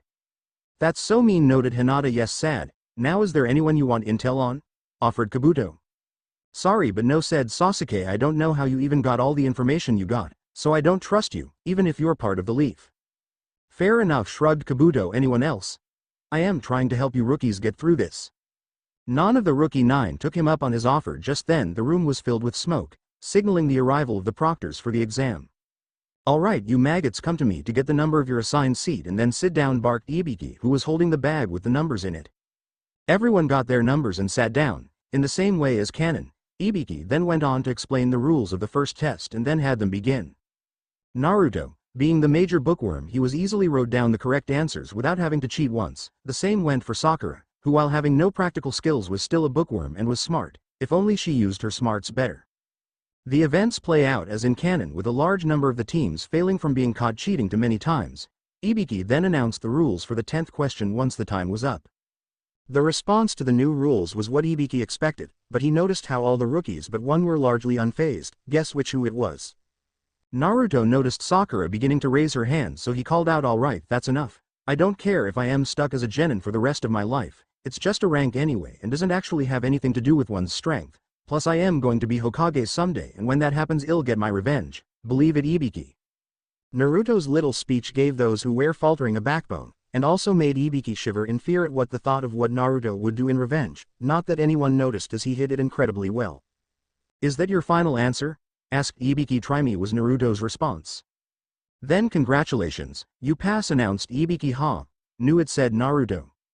Ibiki explained what the purpose of the first test and the 10th question were to those still in the room. Anko then walked in from the large hole in the wall that was still there from earlier, grumbling about how her grand entrance was ruined by a bunch of cowards who couldn't stand a little key. She'd deny the fact that it even scared her, and she hung around Orochimaru for years for Kami's sake. Huh, considering how many teams were here for the exams at the start, I'd say it's quite the drop-off, noted Anko. Who are you?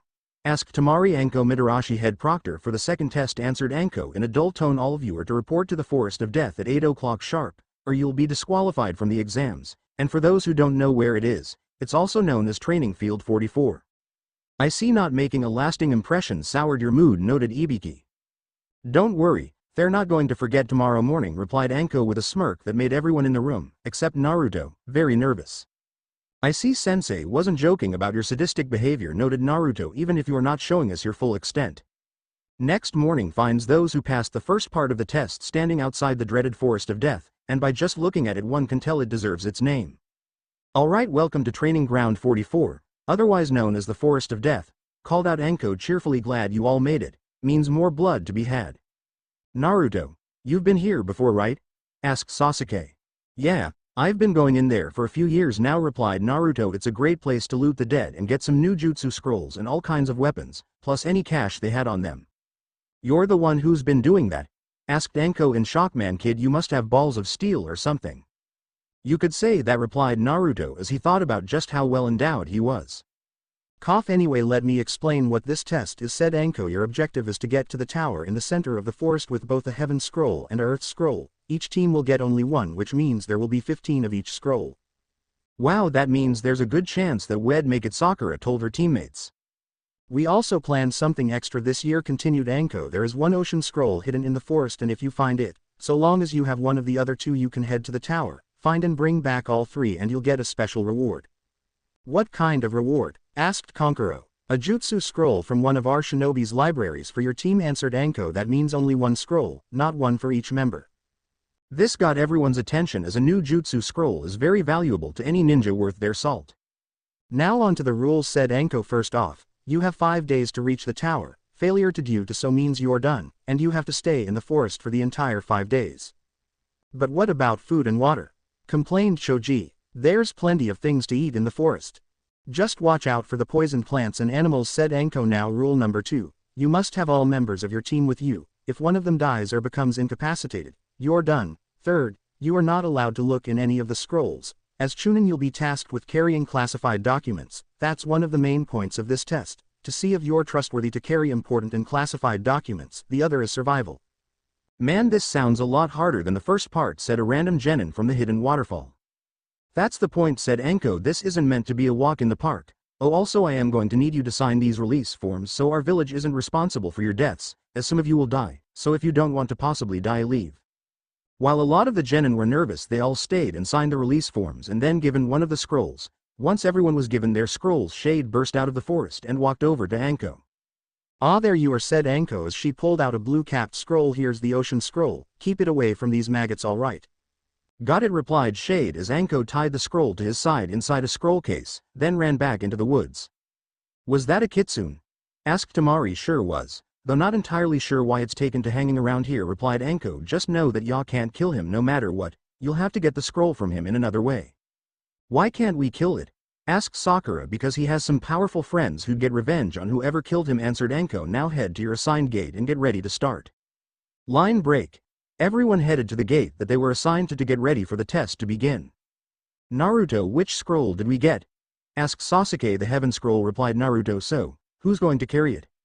Sasuke should have it, said Sakura. You keep it, Naruto. I trust you to keep it safer than I can, said Sak. Fair enough, replied Naruto as he sealed the scroll into a storage seal tattoo on his left arm. I should get one of those, noted Sak. Maybe after we get to the tower, said Naruto. It takes some time to make them. Alright, called Anko over the speakers. Get ready. Get set, go. The gates opened and everyone ran into the forest to hunt down the other teams as well as Shade as he had the ocean scroll. Team 7 was running along when Naruto suddenly said that he had to go to the bathroom.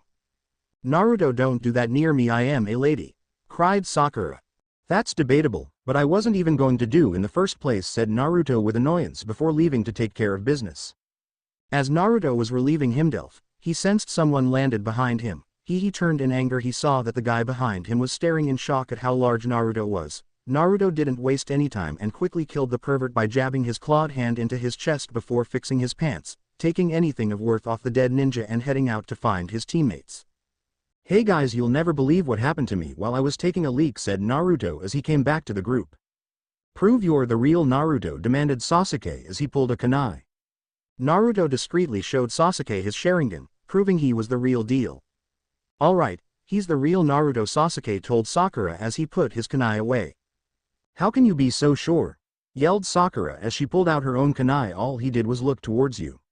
"I have the Sharingan for one, which allows me to see through a hinge," said Sasuke, and second, no one can replicate the look in Naruto's eyes when he's serious. "If you're sure," said Sakura as she put her kunai away. Suddenly a massive gust blew at them, sending them all flying. Naruto tried to hold his ground and stay with the others, but as he was caught off guard, was blown away from them. "Damn it, and I am a wind type, I should know when one is being used near me," complained Naruto, who then sensed that something was eyeing him. What he saw was a very large snake looking down at him as if he was prey. "Don't even think about it," warned Naruto. Either the snake didn't hear him, or didn't care as it lunged at him at high speeds. However, Naruto quickly changed into his true form. It's where his tails and ears are shown. It's not when he changes completely into a fox, and blasted the snake with a high dose of foxfire, completely incinerating it.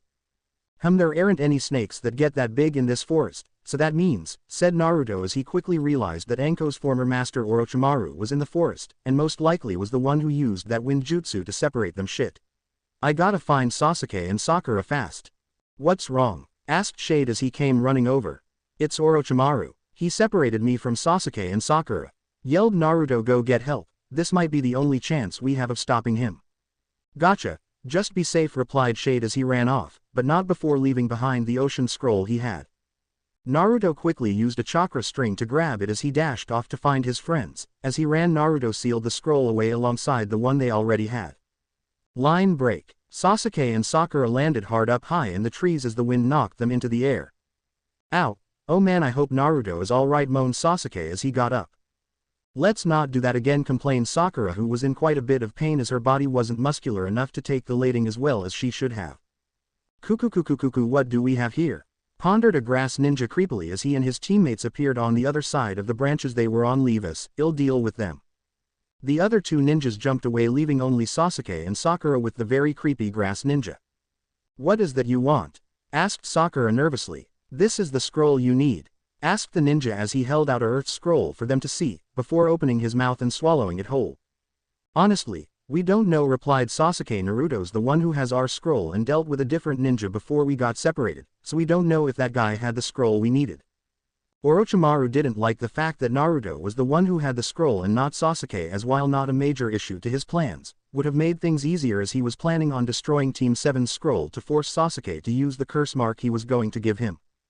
"I didn't think you'd be foolish enough to give something so important to such a buffoon, but no matter," said Orochimaru. "We shall fight to the death for the scroll I have." Orochimaru then unleashed his ki upon Sasuke and Sakura, but the effect wasn't what he expected. Sakura passed out entirely while Sasuke only seemed mildly phased. "Naruto's ki is far worse than this," said Sasuke. "He proved that yesterday. It made a massive amount of teams to go running before the first test as they just couldn't handle how potent it was." Orochimaru blinked owlishly for a few moments as he processed what he just heard. A fresh rookie genin was able to make stronger ki than he was not something the man was going to believe.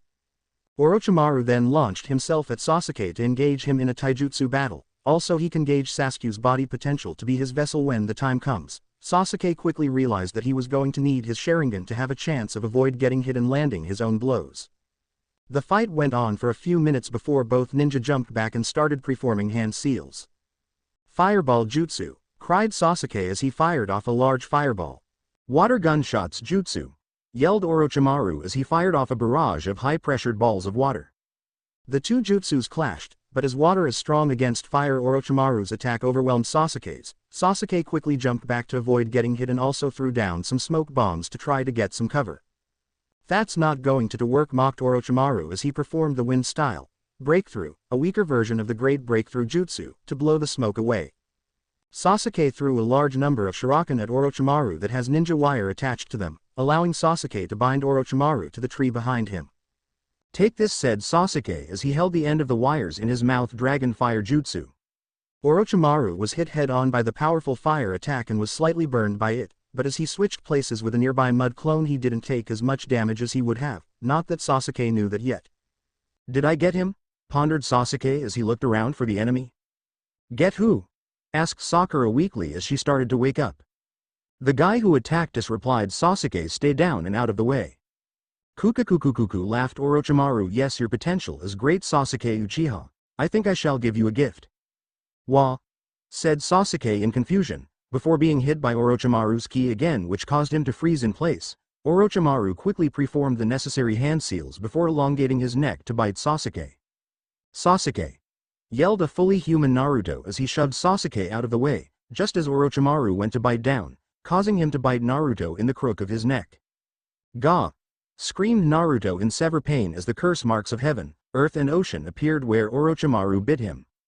Orochimaru, however, was hit by a massive dose to Naruto's demonic energy, which made him very nauseous, but he still managed to bite the stunned Sasuke before fleeing to throw up and recover. That boy isn't normal, noted Orochimaru, but with those curse seals on him, he'll be able to find out why when he comes to me. Both Naruto and Sasuke collapsed in pain due to the curse marks placed on them.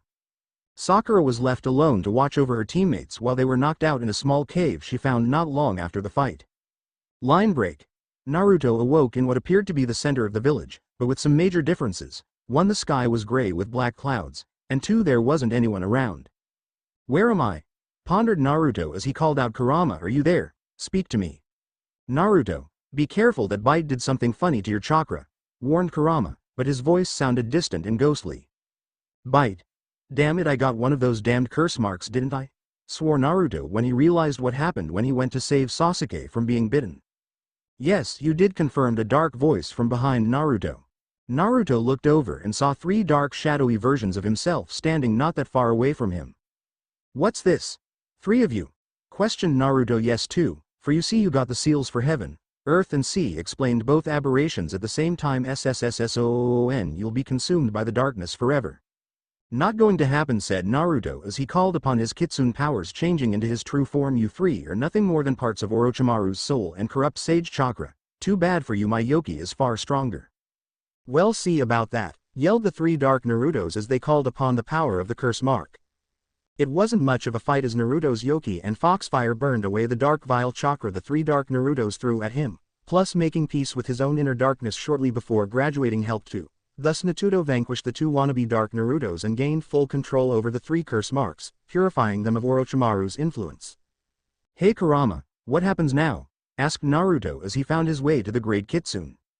In all honesty, not much, answered Kurama. The powers that the curse mark would have given you, you already had gained when you became part kitsune. Also congrats on gaining your 5th tail. Huh?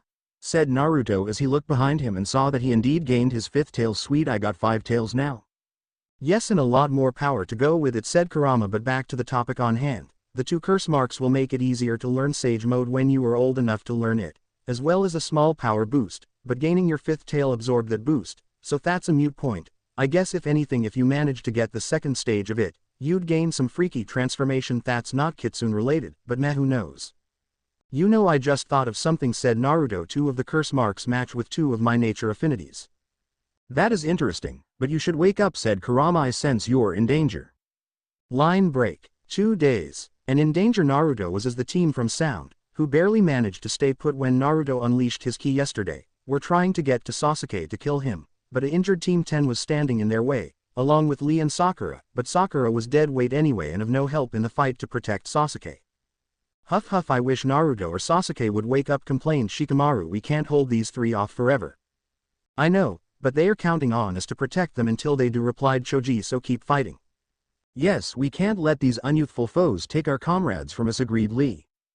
Just die already, yelled Rin as she tossed more senbon at them. Zaku fired off another blast of slicing sound waves at the group, knocking them all to the ground before calling out, it's time to end this little game, supersonic air slice. firing off a far more powerful version of the slicing sound waves at them, dealing a massive amount of damage to them. Just then a powerful dark aura is felt as Sasuke wakes up and comes out of the cave partially covered by the curse mark, asking his friends in a dark tone who did this to do. I did. Brags Zaku. What are you going to do about it? This answered Sasuke as he suddenly appeared behind Zaku, grabbing hold of his arms and began pulling them backwards. Gah! Cried Zaku in pain. You seem attached to these arms of yours, said Sasuke darkly. How about we fix that? And began pulling even harder, trying to rip them off. Zaku began crying out even more, when suddenly an even more powerful dark aura erupted as Naruto awoke, covered in 3 different markings as he came out of the cave, saying in a calm tone, Sasuke, that is enough, this isn't you. Who says? Demanded Sasuke. You have this amazing power to write, relish in it and crush our enemies into oblivion with me. I think not, said Naruto as he moved incredibly fast and knocked Sasuke out, which caused the curse mark to recede. Please don't kill us, begged Dosu, just take our scroll and let us go. Fine, toss it over and get out of my sight, snapped Naruto. Dosu quickly complied and left with his 2 teammates as fast as they could. Naruto then sent out a pulse of Yoki to remove the remaining influence Orochimaru might have had still. This caused the dark aura around him to turn dark red and the markings to merge into a large tattoo around where the 3 curse marks are located that reached down to just past his left elbow, and covered his entire left shoulder, pectoral, not that anyone noticed yet as it was under his clothing where no one could see it. You okay, Naruto? Asked Shikamaru with worry. You had similar markings on you as well in that dark aura, before that dark red appeared and replaced it. Yeah, I am fine, replied Naruto as he recalled the aura. Those markings force those who are cursed by them to face their inner darkness, only it's empowered by the curse mark and much harder to defeat. I take it you won? Asked Choji. I made peace with my inner darkness before I was cursed, so what appeared to try to take control over me was hopelessly overpowered, especially due to a particular set of circumstances that gave me another source of power to call upon to help get rid of that foul darkness. Any idea type of energy that darkness was? Asked Shikamaru. It'd help in finding a way to counter it. You know how Lord Jiraiya is known as the Toad Sage? Asked Naruto. Yeah, replied Shikamaru. Well, it's not just because he can summon toads. No, it's because the toads taught him how to harness Naruto chakra through sage mode, explained Naruto. That's the type of energy the curse marks use, but twist and corrupt it into something dark and foul. Man, I hope Sasuke can either get rid of the curse mark or gain control over it, said Choji. How did you 2 get them in the first place? Asked Ino. We were attacked by Orochimaru, and I shoved Sasuke out of the way when he tried to bite him the first time, answered Naruto. Only that's how he places the curse mark on someone, so that's how I got it, and he must have bitten Sasuke after I passed out. If Orochimaru is around, then we really need to get out of this forest, said Shikamaru with panic in his voice. He's already gone, said Naruto. I may not have sensed him when he attacked us, but now that I know what his chakra signature is, he can't hide from me anymore. How far can you sense someone? Asked Ino. If I stood in the middle of the village, I could sense someone up to the gates easily and know who exactly it is, answered Naruto. Past that, it gets harder to tell the difference between the different chakra signatures. That's impressive, noted Choji. Yes, but we should get moving, said Shikamaru.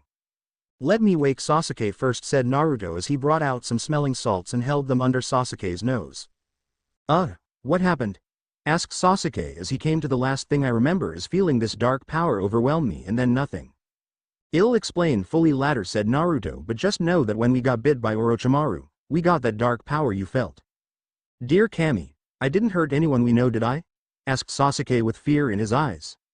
No, but you almost ripped someone's arms off, answered Lee, who everyone seemed to forget was still there. It was a very unyouthful thing to see, but even more so to hear how you got it.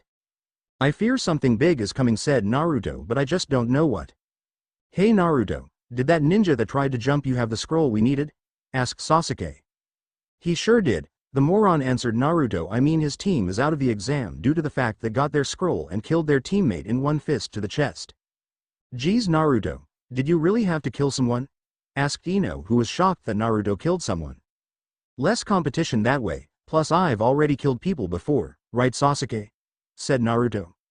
Yeah, all those bandits that had stayed on the bridge were burned to ashes with that blue foxfire of yours, confirmed Sasuke. It was one of the most impressive things I've ever seen. Foxfire? What's that? Asked Ino. Think of it as a bloodline ability, except it's not, answered Naruto. I can summon it using that other energy I have along with my chakra. Can I see it? Asked Ino. Maybe when we get to the tower, which we should be doing right now, answered Naruto. Everyone then stopped the conversation, grabbed Sakura and headed out to the tower. Team 7 and 10 soon arrived at the tower in the middle of the forest with time still left for them to rest and recover, but first they had to actually go inside. "Hey Naruto, are you and Sasuke going to be alright with those curse marks?" asked Ino as they entered the foray. "It'll be alright, but I am going to have to put a special seal on Sasuke to help him keep his under control," answered Nato. "I was going to give him a storage seal tattoo when we got here, so he'll do that also." "Well, we should head in at a different door, just in case," said Shikamaru. "Alright, and thanks for helping us stay alive," replied Naruto. "Anytime," replied Shikamaru. Even if it's troublesome. Team 7 entered the tower and saw a large worn scroll with a riddle on it. "What does this mean?" asked Sakura. "If I am reading this right, we need to open the scrolls now," said Sasuke. "Alright," said Naruto as he brought out the 3 scrolls he had. "Hey, you got the ocean scroll," noted Sakura. "Yep. Now we each will get a new jutsu scroll to learn from," said Naruto as he laid out the 3 scrolls and opened them so that they cross each other. A large plume of smoke started coming from the 3 scrolls, signaling a summoning of some sort. When the smoke cleared, Team 7 saw Iruka standing there with a smile on his face. "Congrats on making it," praised Iruka. "Thanks, but we need to talk to Gigi right away," replied Naruto with as much seriousness as he could muster. Iruka noted the tone of Naruto's voice and immediately brought them to the Hokage. "What is it that's so important that you needed to see me right away?" asked Hiruzen when Team 7 entered the office he was in at the tower. "It's Orochimaru," said Naruto. "He attacked us in the forest. I am not sure what he was after, but both me and Sasuke got bit by him." Hiruzen's face turned grim at the news as he knew what that entailed. "Anko informed me that she encountered Orochimaru in the forest as he tried to leave, but was unable to do anything, plus that Kitsune that's been seen a lot recently also mentioned something similar, but it wasn't until he told Anko that someone believed him." "Geez, everyone knows Orochimaru isn't something to joke about," said Sasuke. "If they had believed him, we might have not been bitten the way we were." "I'd like to take a look if you don't mind," said Hiruzen. Both Sasuke and Naruto pulled off their shirts to show Hiruzen their curse marks. This is when the massive difference with Naruto's 3 curse marks became known. "Whoa, what the heck happened to my left arm and shoulder?" asked Naruto as he looked over the large black intricate tattoo that was there. "I only got bit in the crook of my neck. This should not have happened." "Perhaps it has something to do with your unique circumstances," suggested Hiruzen as he also looked over Naruto's curse-marked left shoulder and arm. "Hey Kumara, any ideas on how this happened?" asked Naruto through the psychic bond they had. "I think it happened when you sent that pulse of Yoki out in the forest. What this means I have no idea," replied Kurama. "So, what do we do about these?" asked Sasuke. "No one has been able to remove them yet, not even Jiraiya," said Hiruzen. "The best thing we can do for you is place a protection seal over the curse mark to restrict its influence." Sasuke. "What about Naruto?" asked Sasuke. "You know why I don't need it, plus I already took control over my curse mark," replied Naruto. "Just know that one of the best things to do to prevent yourself from succumbing to the curse mark is to make peace with your inner darkness like I did." "Naruto, I am not sure I can," said Sasuke with a high degree of worry and fear on his face. "There's a lot of darkness I am holding back, and with this curse mark feeding off it, I don't know how long I can keep it in check." "Stay strong, Sasuke. You have friends who are here to help you overcome it," assured Naruto. "And as we both have curse marks, I am going to find a way to get rid of them." "Well, for now get some rest. With how many teams that we believe are going to make it, there's going to be an extra round before the final test." "Oh, the preliminaries, right?" asked Naruto. "Correct. I'll explain it more when the time comes," replied Hiruzen. "But for now I am going to contact Jiraiya and see just when he'll be here so he can take a better look at those curse marks." "Alright. See you soon, Gigi," replied Naruto as Team 7 headed to their quarters while they stayed at the tower. "There's no need to contact me, Sensei," said Jiraiya as he appeared from out of the shadows with a look of rage on his face. "I heard everything and I am just glad Naruto overpowered those 3 curse marks on him. Yes, it is indeed impressive, but given his status as a half-demon I am not surprised," said Hiruzen. "I am more worried about Sasuke and why Orochimaru wants him. I am sure he wants the Sharingan as it would allow him to learn all the jutsus he wants," said Jiraiya. "I'll help Naruto seal it off as best I can, but I make no promises it'll work 100%. "Care to tell me what you are going to teach Naruto during the 1-month waiting period?" asked Hiruzen as to change the subject. "Well, I think he'll be able to summon toads easily now, so that's the first thing," answered Jiraiya. "After that I am going to check his level with seals and see just how powerful he is when he uses his full power. Just be careful, we don't want any villagers calling for his blood," warned Hiruzen. "Oh, don't worry about that," assured Jiraiya. "I plan on taking him to the Mount Myoboku to test him." "Oh, I am sure he'll be thrilled about that," noted Hiruzen. "Yes, well, I better go let Naruto I am here before he comes looking for me when he notices that I am around," said Jiraiya. Yes, you should, agreed Hiruzen with a laugh. Line break. Naruto soon after leaving Hiruzen picked up Jiraiya's chakra signature and figured that the man was going to come see him very soon, but didn't say anything about it yet. Alright Sasuke, I am going to go find a place where I can properly seal off that curse mark, said Naruto. Please don't leave me with Sakura, begged Sasuke. The other rookies are here as well, so just go find them, said Naruto. I'll come get you when I am ready. Alright, said Sasuke as he headed out to find the other rookies. Naruto headed down into the basement area of the tower to find a large enough room to perform the sealing ritual needed to help Sasuke keep his curse mark at bay. This looks like a good place to do the sealing, noted Naruto as he looked into a large empty room. And you can come out, Gramps. I know you're in here. Come now, is that any way to talk to your godfather? Asked Jiraiya as he stepped out of the shadows. No, but it's been a while and I've had a rather bad experience thanks to that snake, replied Naruto. I'd like to take a look if you don't mind, asked Jiraiya. Alright, complied Naruto as he again took his shirt off to show Jiraiya his curse-marked shoulder and arm. Whistles, dang, this is far more advanced than the one on Enko, noted Jiraiya, but it appears as though you got 3 of those curse marks and they have merged to form this large tattoo you got now. Yeah, I got the curse marks of heaven, earth and ocean when that snake bit me. Sasuke only got the heaven one, said Naruto. What does Kurama say? Asked Jiraiya. That due to Naruto being part kitsune, the negative effects of the curse mark aren't going to affect him, said Kurama as he manifested himself in a semi-solid form that was just under half of Naruto's height. Well, I see you've made progress on that seal that'll let Kurama interact with the outside world, noted Jiraiya with pride. Just how far have you gotten since the last I saw you? I am not sure, just under master I think, replied Naruto with a shrug. Anything else I should know? Asked Jiraiya. Started helping out at the hospital not that long ago, answered Naruto, but due to problems caused by Sakura, I haven't been able to do so as much as I'd like. Performed any operations yet? Asked Jiraiya, knowing full well how much medical knowledge Naruto had. Close, I get to help out directly with the actual surgeons in the operating room, but haven't gotten to perform one myself yet, answered Naruto. We should track down Tsunade so she can test just how good you really are, and so you can finally see your mother, said Jiraiya. That'd be nice, said Naruto with a hurt look on his face. Any leads on where she is?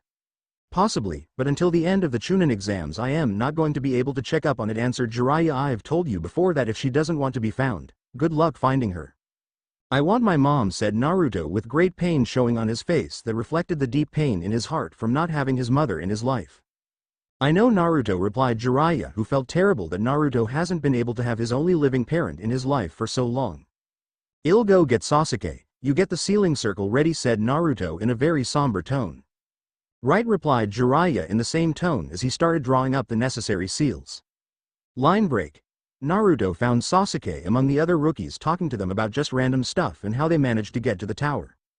I can't believe you and Naruto got bitten by that snake, said Kiba angrily. I mean, you two are the strongest out of all of us rookies. Indeed, losing the 2 of you to Orochimaru would be a great loss for the village, agreed Shino. Naruto is setting up a spatial seal to help protect me from his influence, said Sasuke, plus Naruto already overcame his, so nothing to worry about there. Alright Sasuke, it's time, said Naruto, making his presence known. Can we watch? Asked Ino. Vow to not breath a word to anyone, then you can watch, answered Naruto, but not you, Sakura. I don't trust you to keep a secret between us. Hey, Ino can't either, complained Sakura loudly. I might like to gossip, but even I know when something is to be kept under wraps, retorted Ino. This is a ninja village after all, keeping secrets is kinda part of the job description. See you when we're done, Sakura, said Naruto as he led his friends down to the large room Jiraiya was preparing. Just so you all know, my godfather is here getting the room ready, said Naruto. So we finally get to meet your mysterious godfather? Asked Sasuke.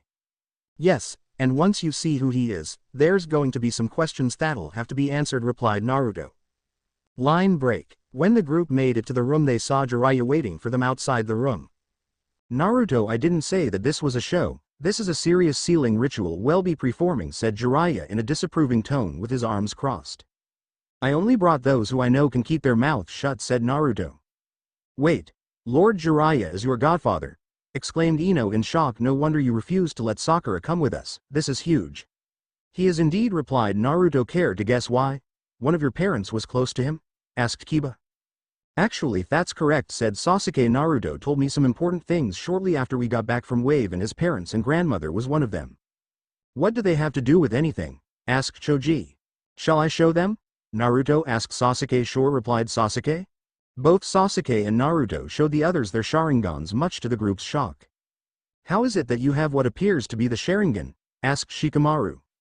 Naruto and Jiraiya both explained to the group the full story behind Naruto's Sharingan and his family, as well as Naruto being half Kitsune and having Kurama sealed into him.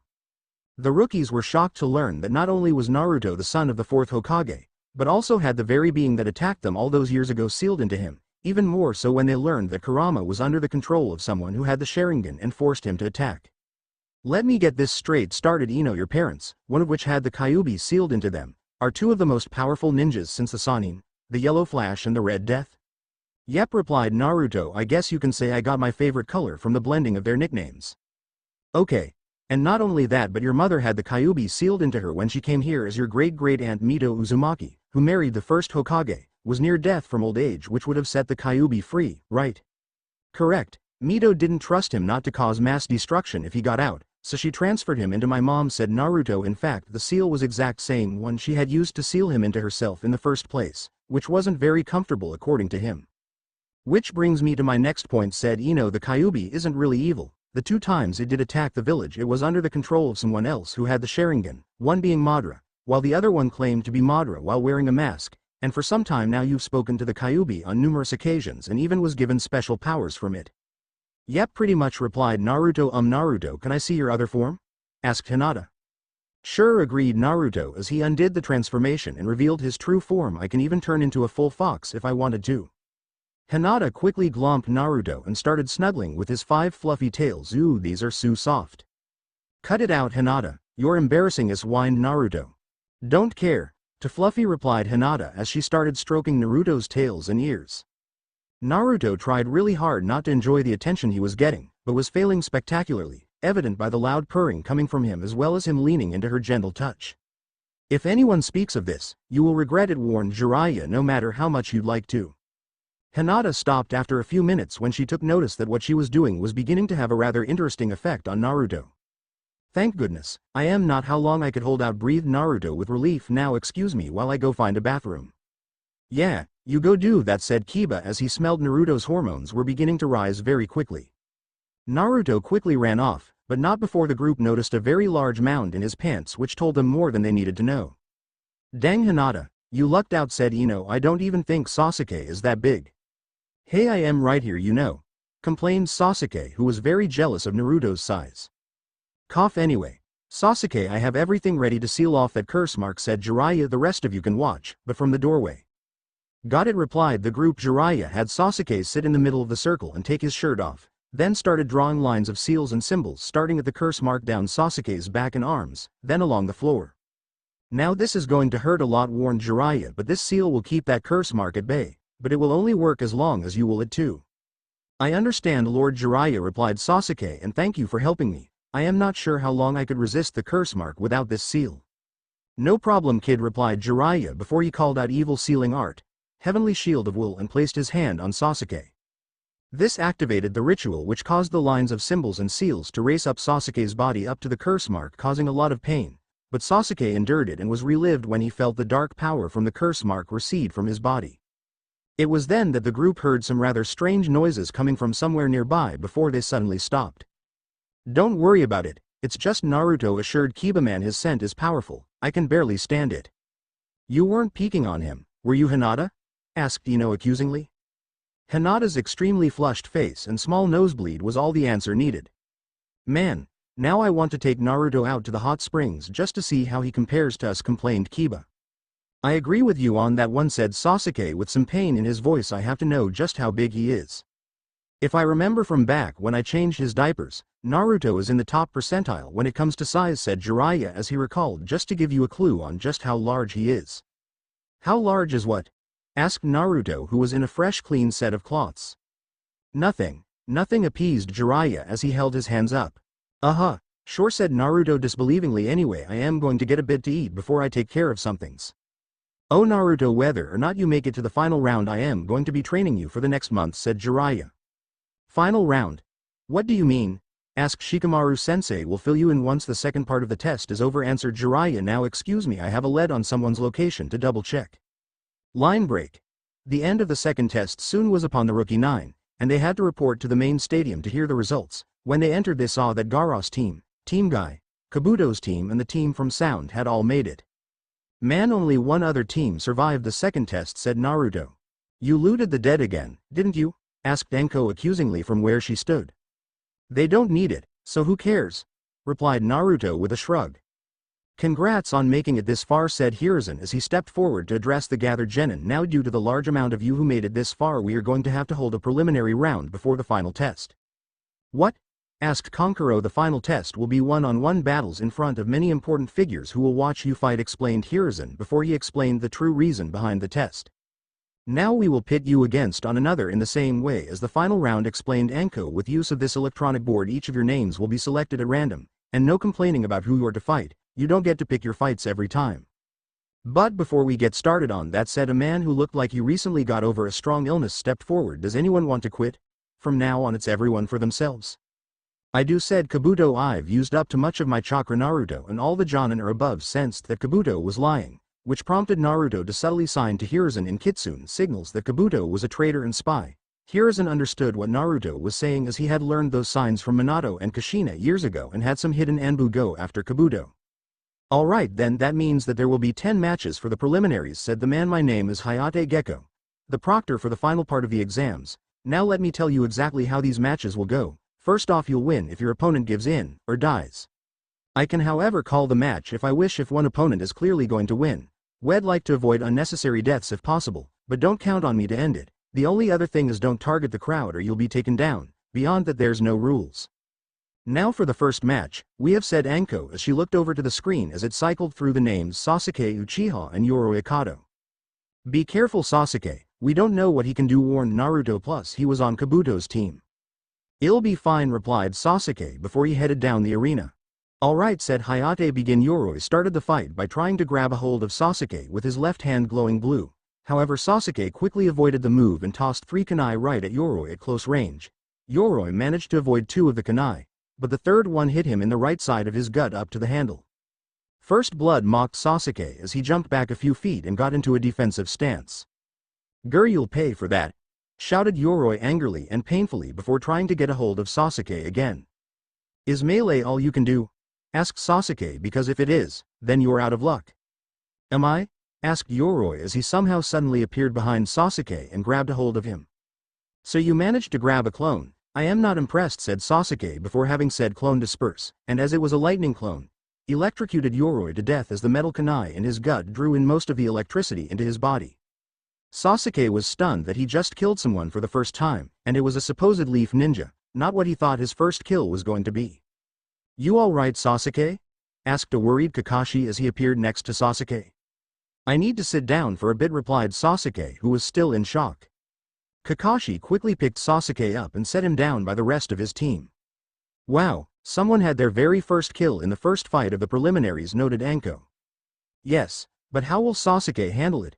Asked Hiruzen after Yowa body was taken away to be examined. Hayate called out the next 2 genin to fight Shino Aburame and Zaku of the Sound. This will be a piece of cake, said Zaku arrogantly as he strode down to the floor. We shall see about that, said Shino as he secretly created a bug clone and switched places with it. Grr, take this, yelled Zaki, slicing sound waves. Shino's clone easily dogged the attack, all the while his destruction bugs started heading for Zaku. Stand still, yelled Zaku as he fired blast after blast of his slicing sound waves. You appear to be a one-trick pony, noted Shino. Shame, really. Don't mock me, yelled Zaku before firing off a supersonic air slice that blasted Shino's bug clone apart. What? I've been fighting a clone, yelled Zaku, who was angry about being tricked. Indeed, now give up, said Shino. There is no way you can win.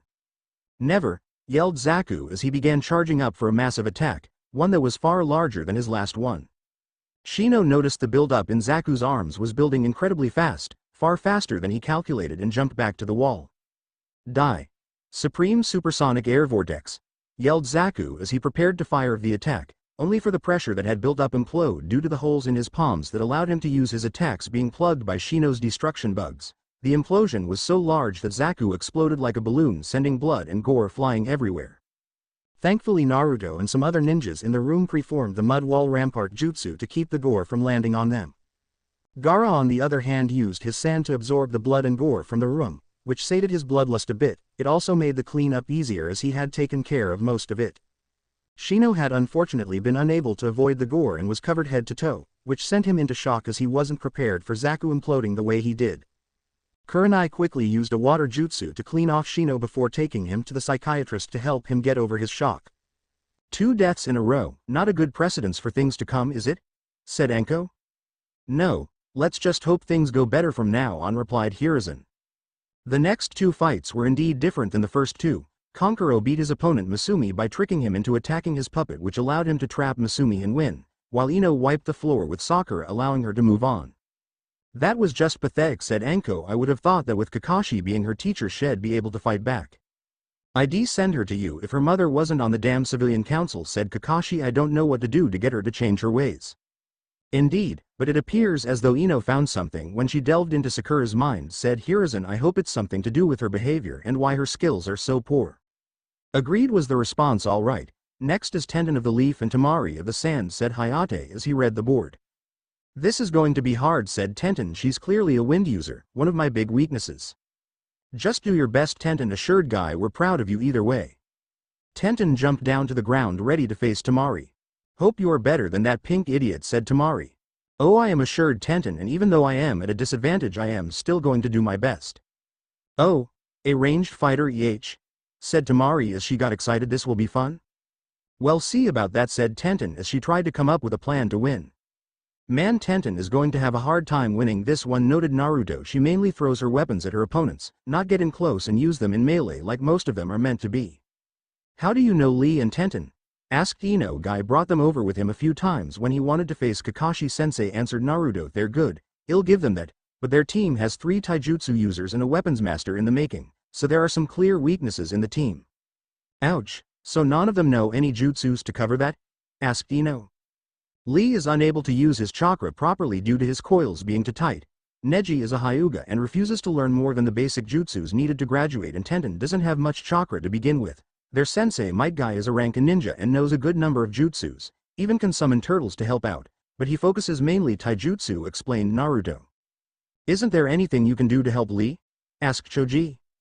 I plan on pushing my Yoki through his chakra network to loosen it up enough for him to use more than just taijutsu after the exams, answered Naruto. It's risky, but it's the only thing that'll correct the problem. I see, makes sense I guess, said Shikamaru. Tenten put up a valiant effort, even tried to get in close with a sickle she had, but lost to Temari when she used her fan to create a powerful blast of wind that knocked her into the wall and knocked her out. She's good, I'll give her that. Too bad she had me as her opponent, said Temari as she placed her fan on her back and walked back up to her brothers. Alright, next is Shikamaru Nara against Kintsuchi, read Hayate. Shikamaru won, the same was as in canon. Next up is Naruto Uzumaki against Kiba Inuzuka, announced Hayate. Akamaru, what do you think? Can we take him? Asked Kiba. Akamaru took one look at Naruto and quickly shook his head no. Hey, well let's give it our best anyway, sighed Kiba as he came down to the arena. What's the matter, Kiba? Asked Naruto. Having you as my opponent, that's what, replied Kiba. I know my limits, there's no way I'd win against you. Alright, how about taijutsu only? Offered Naruto. Dog style versus fox style. Good enough for me, agreed Kiba. Akamaru, stay out of the way, I don't want you getting hurt.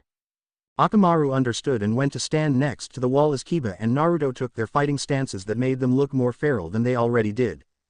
Begin, yelled Hayate. Kiba began the fight by jumping right at Naruto with a clawed hand outstretched to slash at Naruto's face, however Naruto countered with his own clawed hand blocking the strike.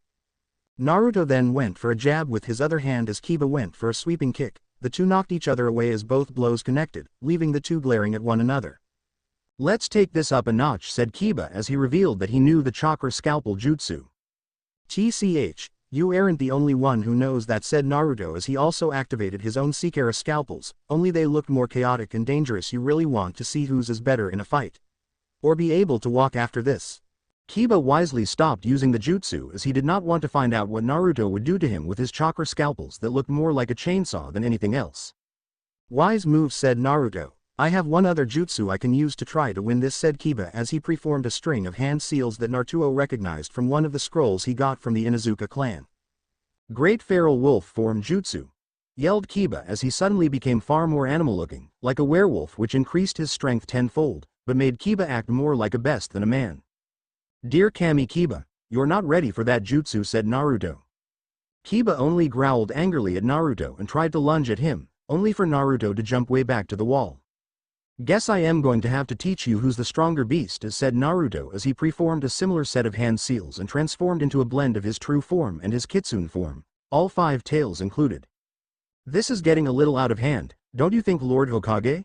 asked one of the random ninjas in the room. "We don't know if the kyuubi will try to take control over him or not."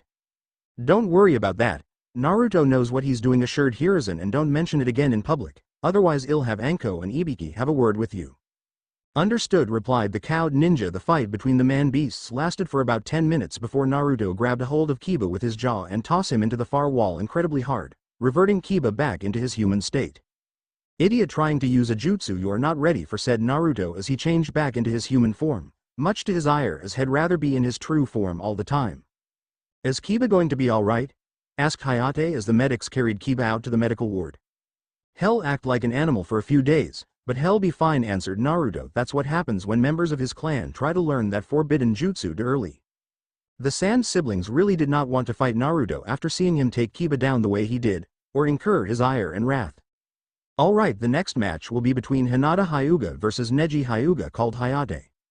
"Stay strong, Hinata," said Naruto as he reached the top of the stairs. "Don't listen to anything he says, it's nothing but nonsense." "I'll do my best," Naruto replied. Naruto quickly gave Hinata a peck on the cheek and wished her good luck, making her blush beet red.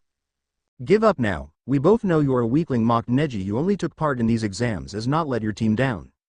"You're wrong, Neji. I am not weak," retorted Hinata as she took up the gentle fist stance and activated her Byakugan. "I will prove that you're weak," said Neji angrily as he also went into the gentle fist stance and activated his own Byakugan. "Begin!" shouted Hayate. The two Hyugas quickly began their dance of blows, with Neji showing to have more skill than Hinata. Hinata, however, refused to give up and used all she knew to try to give her an edge against Neji. "Give it up, you are weak," ordered Neji. "You always have been. Nothing can change that, that is the way of the world. Fate chooses who is strong and who is weak, and there is nothing that can change it." "Here we go again with the fate crap," sighed Naruto. "When will he give it up? Just because one is weak at first, doesn't mean that through hard work they can become strong. History is full of stories of heroes who overcame their weaknesses and became legends." Hinata, even though had many of her chakra points closed off in her arm, she refused to give up and tried a different approach and tried to use a water jutsu she knew, but Neji quickly stopped her by closing off more of her chakra points. "Pathetic. You stooped so low as to learn a jutsu when our clan forbids it," snarled Neji. "You really are foolish to think you can change anything." "You know, Neji, you may think I can't change who I am," said Hinata weakly, "but you've never actually seen me, while I on the other hand have seen you suffer greatly from the burden you were forced to bear." Neji became enraged and struck Hinata hard in the chest with both of his hands, sending her to the floor, and angrily snapped, "Don't talk to me like you know my pain. You know nothing about it." Naruto suddenly jumped down from the balcony and landed next to Hinata and began using the mystical palm jutsu on her with worry written on his face, and said darkly, "Neji, I've refrained from kicking your ass, but no more. You've seriously injured Hinata. If I didn't know how to heal her properly, she could very well have gone into cardiac arrest and possibly died." Naruto then turned to look at Neji with a hate-filled face full of rage and said in an even darker and vile tone, "Then if that happened, I'd shred you asunder till nothing was left, I swear it." "Naruto, that is enough," ordered Hiruzen. "Take Hinata to the infirmary and stay there till you calm down." Naruto gently picked Hinata up and as carefully as he could ran out to get her help. "Neji, I am disappointed in you," said Guy in a disapproving tone. "You promised me that you'd keep your family affairs out of this. Now if Hinata does die, you are going to have to face Naruto's ensuing wrath alone." Line break. Naruto quickly burst into the infirmary calling out for help. "Quick, get her into the ordered one of the medics on staff. As soon as Hinata was brought in, the staff double-checked to see what was wrong with her. "Naruto, there is something we need to ask of you," said one of the medics. "What?" asked a frantic Naruto. "Now, while you did a decent job in trying to repair the damage, it wasn't enough to fix everything," said the man. "But we don't have enough people on staff to perform the operation necessary to repair the damage all at once. As the only other person who has the necessary knowledge required to perform the operation, we're asking if you'll do it." "You're asking me if I'd help repair Hinata's heart? Of course I will," exclaimed Naruto. Not exactly. Try actually being the one to perform the operation itself," corrected the man. Naruto paled extremely as while he's helped with some minor operations, he's never done anything serious or major like this. Are you sure there isn't anyone else who can lead the operation? Afraid not. The best we'd be able to do would be more like a patch job, and shed have a very long recovery time due to it, replied the man sadly. Naruto took a big gulp and said, then I'll do it. Good, now follow us as we get everything ready, and don't worry too much, we'll help you along the way, said the man. Thanks for watching.